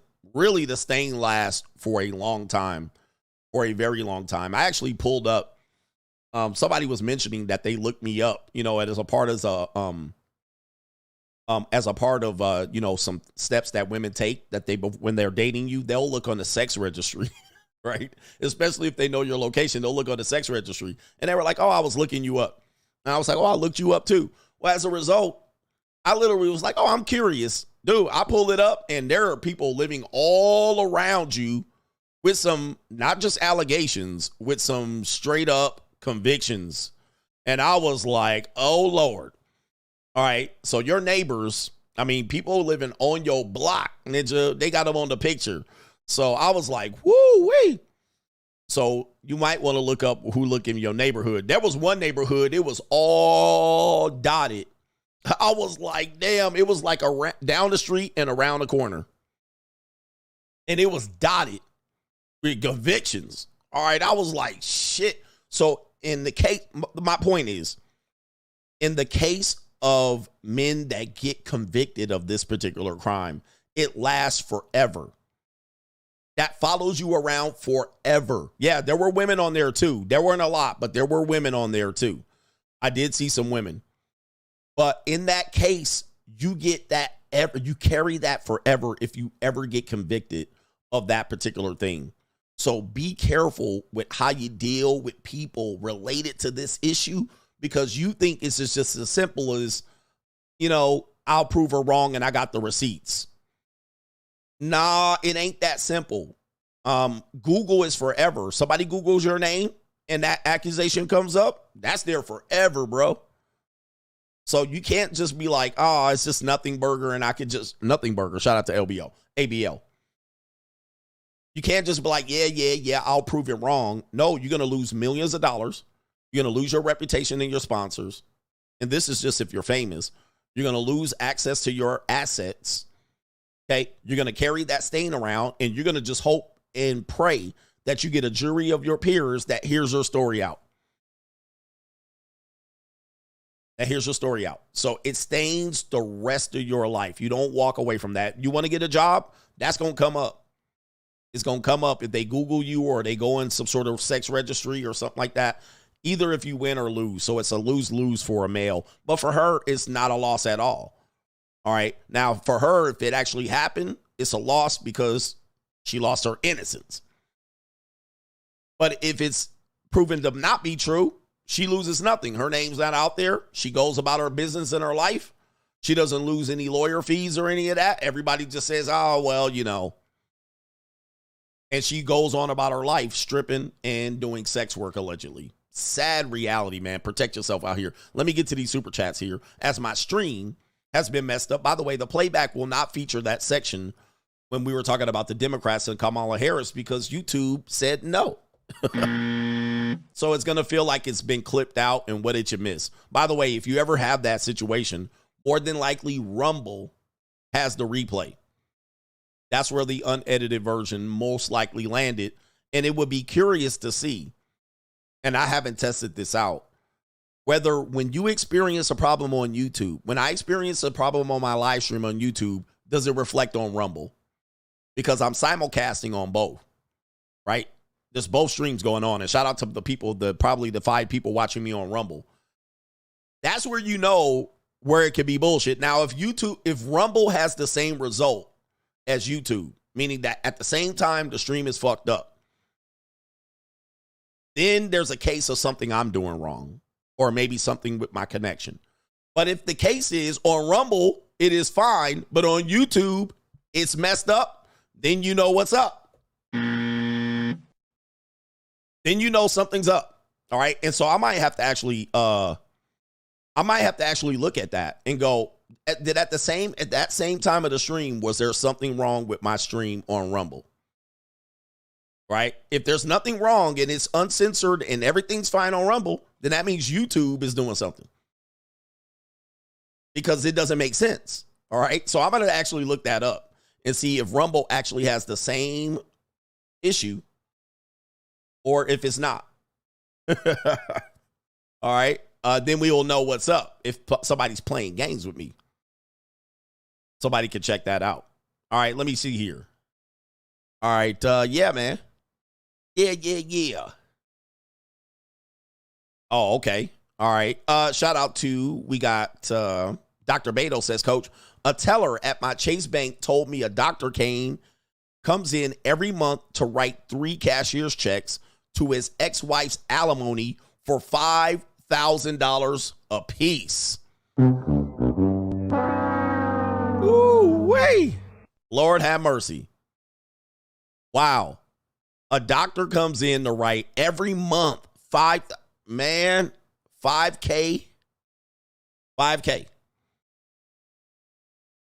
All right, $5K a month for an ex-wife. And it looks like it's lifetime alimony. All right, Kevin, the software tester, it's no surprise that the ads targeting men are bad. they can't tell what a woman is, much less a man. Like, why are they getting confused by that? They literally are like, they're getting confused on how to deal with people. All right, H Everyday says, also don't expect a man to provide food, drink, or 2C. Because just because I have status or money, don't expect a free experience. All women pay. Like, I don't get that, bruh. I don't understand why they just sit up there and just constantly be like mistreat men. You got to pay and you got to do this and you got to do that. Like, men don't have to do nothing. Now, if you choose to do it, that's a whole different thing. But telling men what they're supposed to do, it's kind of like, dude, they just use you guys. Absolutely usury. By the way, the poll says 88% believe that it's a false allegation. All right. 12% believe that he did it. Okay, that's telling. But of course, it's my audience.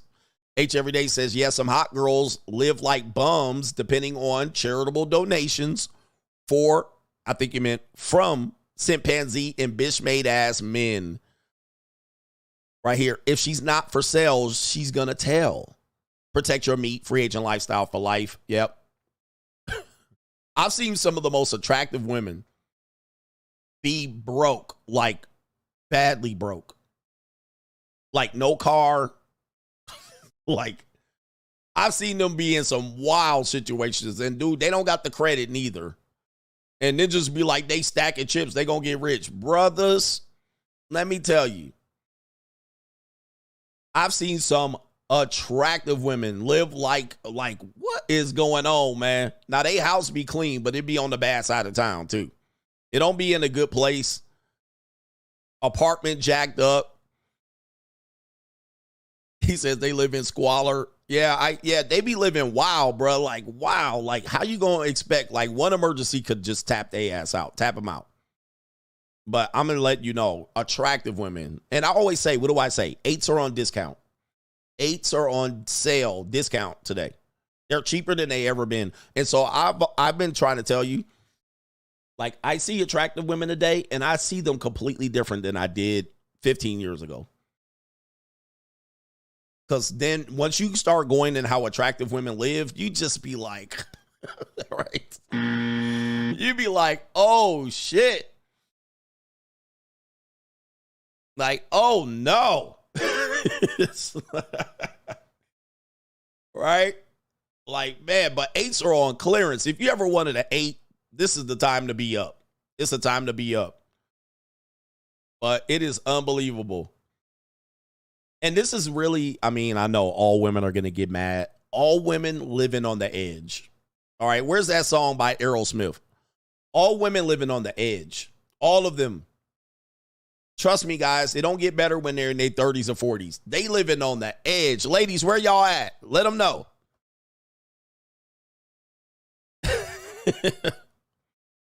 All of them are living on the edge. And you're just like, oh my, and they won't listen to you either. And it pains them. Because we still got time today on this podcast. It pains them for you to know that they living on the edge. Like, there's women in your family living on the fucking edge. And they about to get repoed, evicted, if you don't do nothing for them. Like, and they don't know. Dad don't know. Parents, cousins don't know that they eating. And I've been in this situation too. I'm just letting you know. But I've had women break down with the whole breakdown, crying, tears. All right? Tears. And they don't want you to know that they ain't making it. They're putting on a facade, as we call it, a facade. It's all an act. They are all in trouble. And one flat tire in the morning could set their ass off. And I've been there. So listen, and the reason, if you're new to my program, just understand, when I'm talking about broke women, it is to also admit there are broke men out here. Now, when they're broke men, they don't stop for 1 second to tell you you are broke. So let me just say this. When you're broke, they'll let you know you broke. You a broke ass nigga. You a dusty. You bum. You broke. You cheap. So we're only going to acknowledge that. There are some bum, broke ninjas out here. And when you broke, they'll tell you broke. Now, in terms of where the women stand, Most of these women are a flat tire away from putting punani on the table tonight, right now. One flat tire. Because you know when they go to the tire shop, they need 2 tires.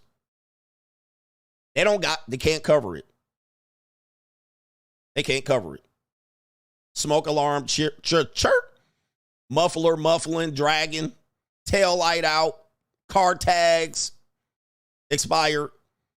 I mean, every month, because I know what the months look like for me, and I'll be out here grinding, and every month is something. I'm like, God damn. Every month is something. So I already know. I'm like, if they be living on the edge. They'd be like, I make $80,000 a year living on the edge. Right? I'll be like, damn. Oil light on, check engine light on. They can't get no smog check. They can't pass a smog check because the check engine light on.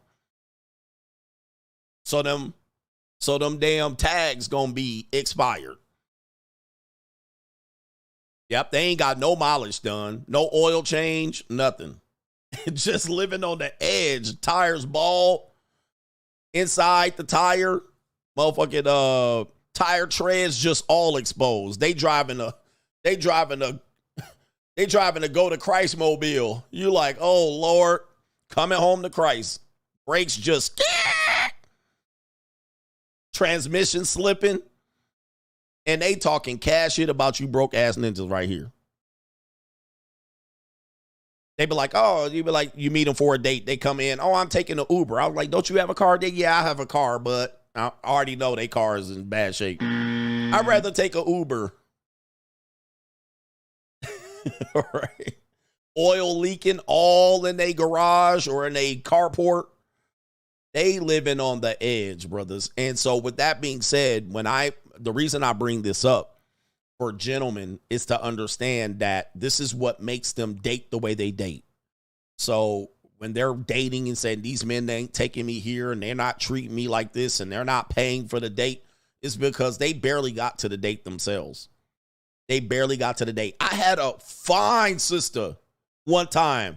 I met this fine sister. She pulled up. I was like, damn, she gorgeous. All right. If you're on Locals, you'll see her. All right. I talk about them all the time.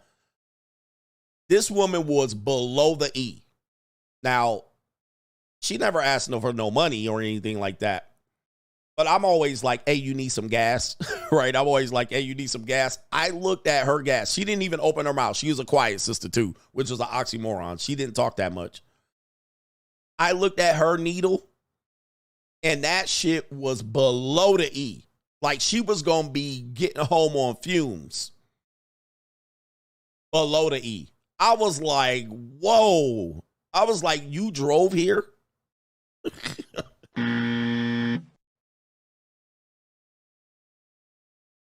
I was like, you drove here on that?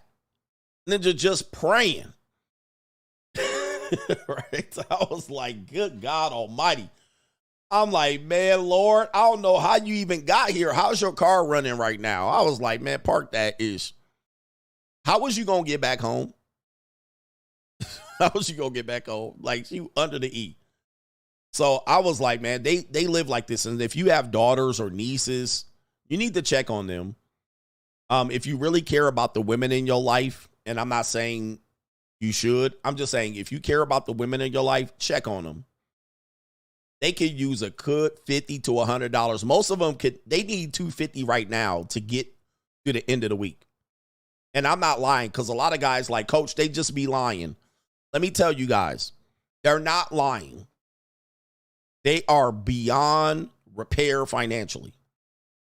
If they're single, they're broke. If they are, and there's exceptions to this rule, if they're a single mother of any kind, I don't care how young or old she is broke. Just assume she broke. And dudes be like, nah, they just lying. They just trying to sob story and finesse you. A sob story would be their car engine blew up. All right, that would be a sob story. I had my granny died and my kitten and then my dog was in the house in the fire. That's a sob story. The rest of them are literally struggling. They phone about to get cut off. Where's the ladies at? Why the ladies ain't talking? You see they quiet? You see the ladies? I haven't seen one lady say, not me, coach. And by the way, let me just add this. I don't care how much money they make, bruh. It's irrelevant. I don't care how much money they make. It's absolutely irrelevant. By the way, let me add this. Okay? Because I know women that make $150K in the same spot. In the same spot. So I don't care. Oh, not me, coach. I make $150K. I don't care what you make. I seen women make $80K, $100K, $120, $150, same spot.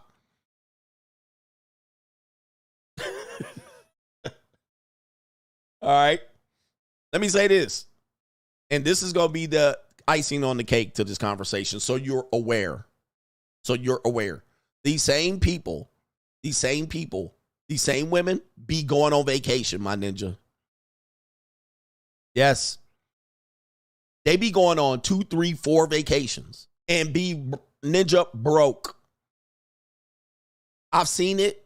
I've experienced it. It is the most mind-boggling shit you ever see. They good with everything else, but when it comes to money, they are abject disaster.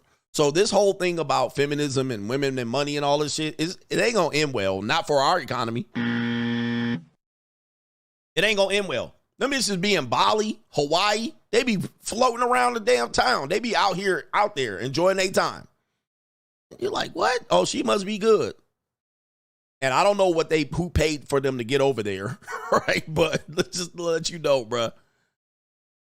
I've seen it with my own eyes and be like, wow.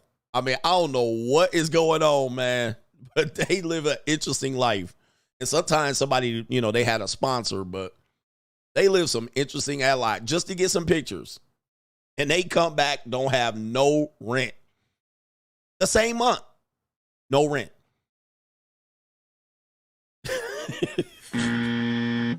I'm not belittling women. I'm trying to make men aware of how dire the situation is. Even if you have a sister, a daughter, a niece, a cousin, a mom, a aunt, a girlfriend, it is like, whoa.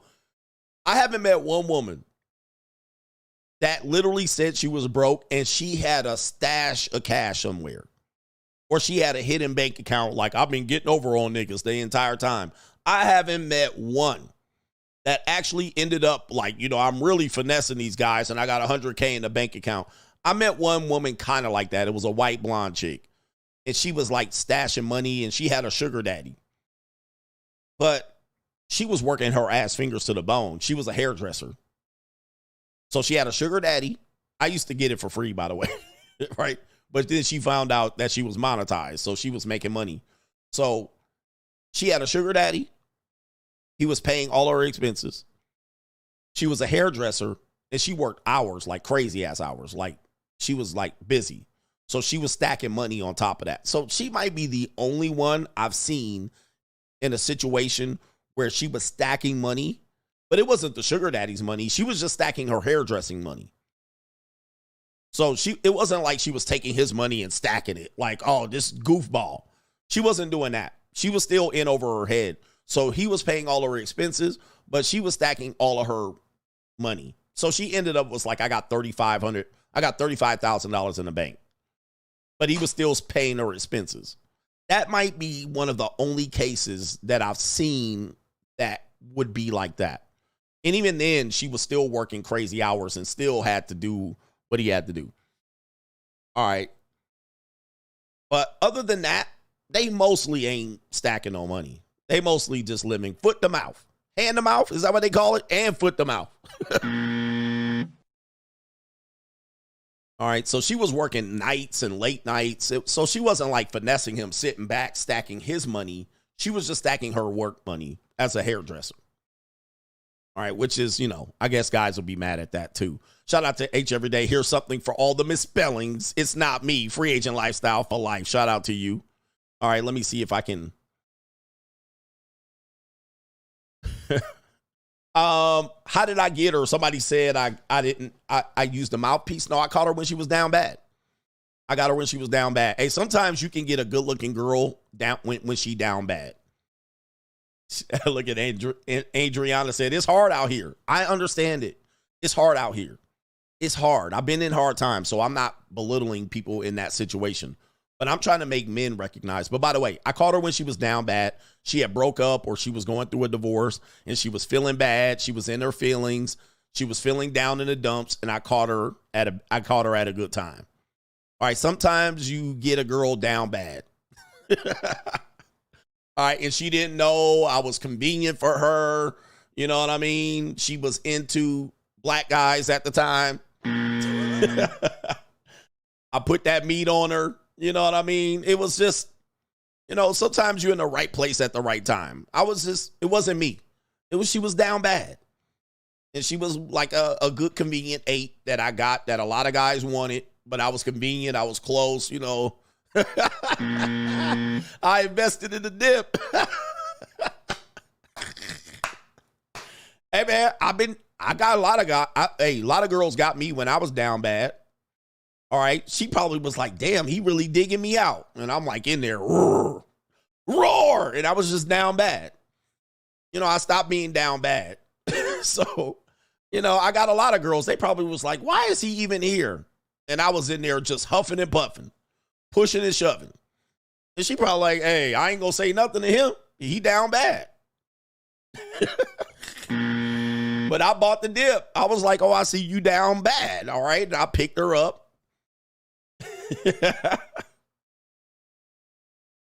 Bought the dip. All right. And then as soon as she came out of her fog, she was like, what the fuck am I doing with you? Hey, it happens.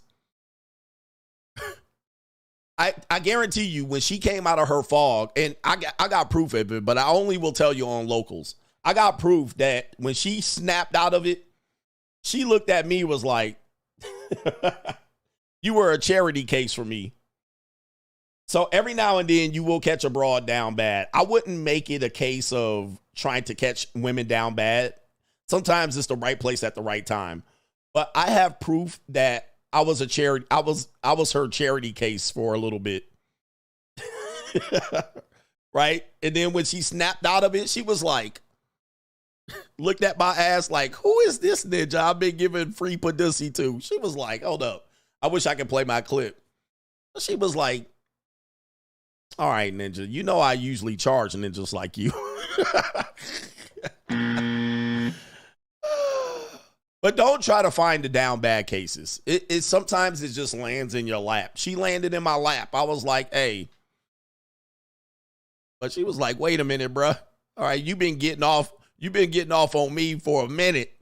All right, it's time to charge your monkey ass.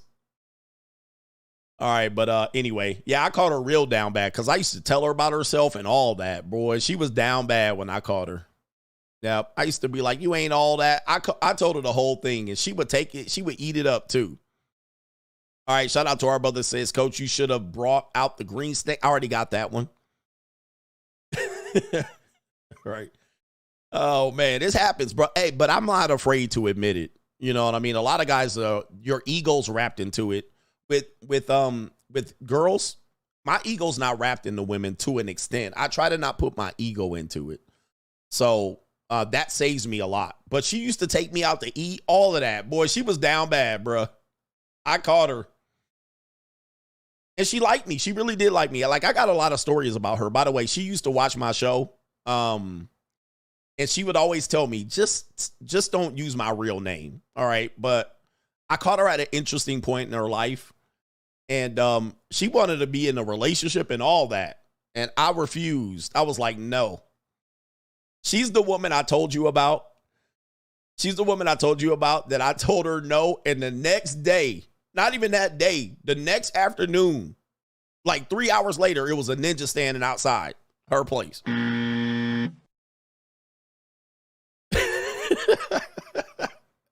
Right? Dude, I got so many stories about her. She's also the woman that had, when I told you she had all the men, when I opened the refrigerator, it was all takeout boxes from high-end restaurants. Like, I tell so many stories about her. She came at a point in my life that was a lot of stories. Like, I was turning red pill and all this stuff at the time I met her. And so many stories about her, bruh. But she's the one that I said, man, fuck that. Like, I thought she was down bad. I was like, man, I ain't giving you no relationship. And I came home and I saw a ninja standing on the steps. Like that. Just like that. Right? I was like, oh, shit. Ninja was outside. I was looking outside. I was looking outside.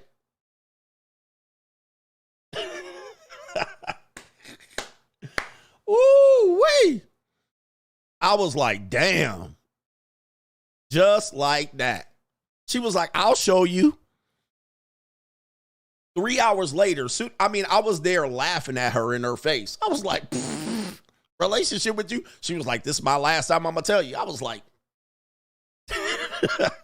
I pulled off, went to work, came back, and the ninja was standing outside her spot. I was like, oh, shit. I was like, damn, I guess you moved on. She said, next batter up. Batter up. Next at the plate. I was like, this.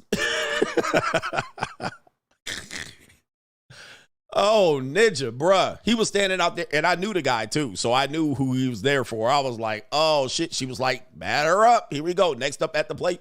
Because the funny thing was, she went on vacation. She went to go see her family. So I knew she went to go see her family. When she came back, that was the day I saw her. So she went up to, she's from Washington State. She's from Washington State. So she goes up to see her family. I saw it on Facebook. I was like, good, she gone. She out of my hair for a minute. So when she came back, I saw her that day she came back. And she was like, this is the last time I'm going to ask you.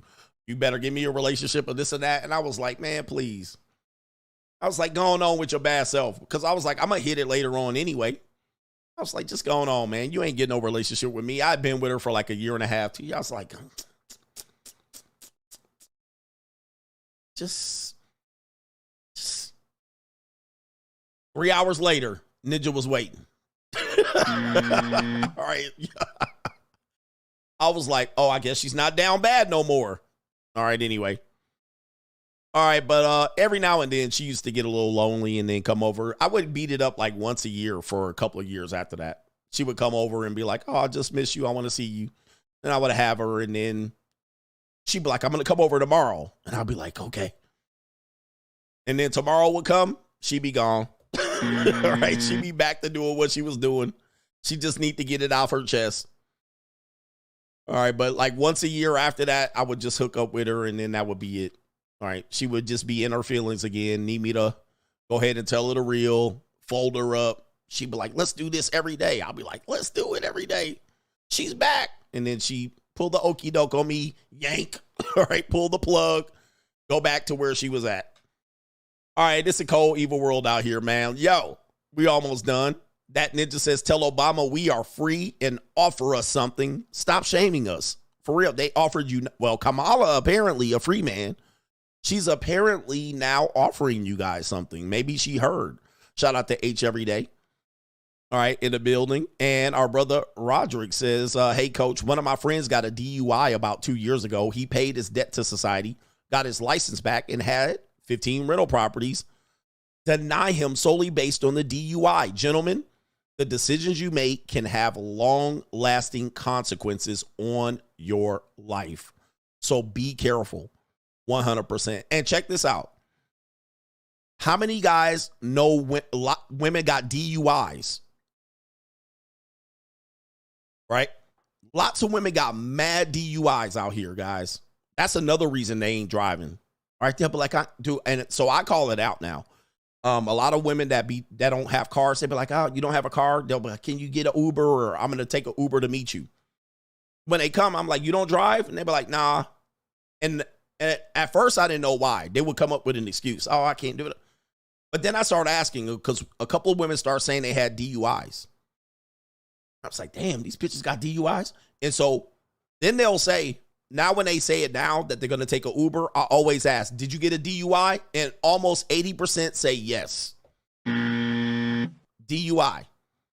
That's another one for young women. Young women 25 and under that don't drive, a DUI. That is a big one. I'm like, yo, these girls out here tripping, yo. They out here tripping. H every day says living on the edge for sure. Don't let them have a Nissan of some sort. He says, you know, the transmission slipping and that sunroof leaking. Yep. Snapchat Fix says no matter how much money they make, they'll be forever broke. He says they shop with emotion and can justify any price to feel good.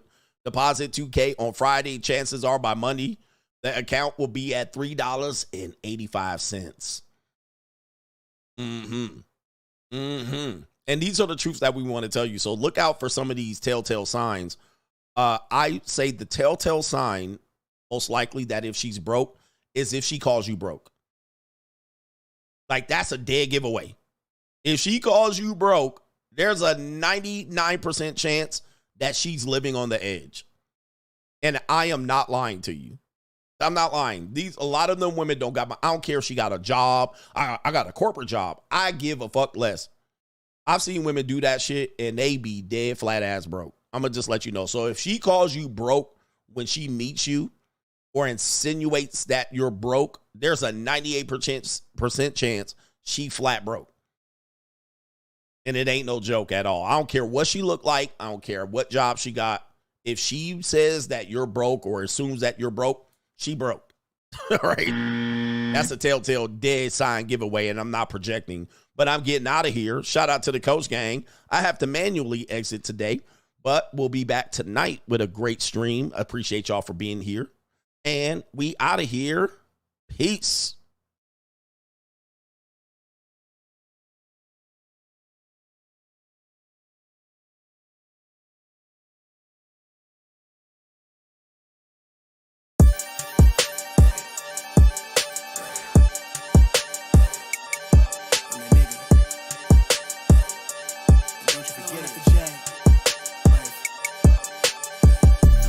Vibe blowing at the J, got the loud jumping at the pay. Everything I'm on slack. Everything I do is got the Benz jumping at the bay. Vibe blowing at my J, got the loud jumping at the pay. Everything I'm on slack. We've been with the Brazilians. This would be the first. They wild, I think. I'm innocent. Bro, you hear that guy?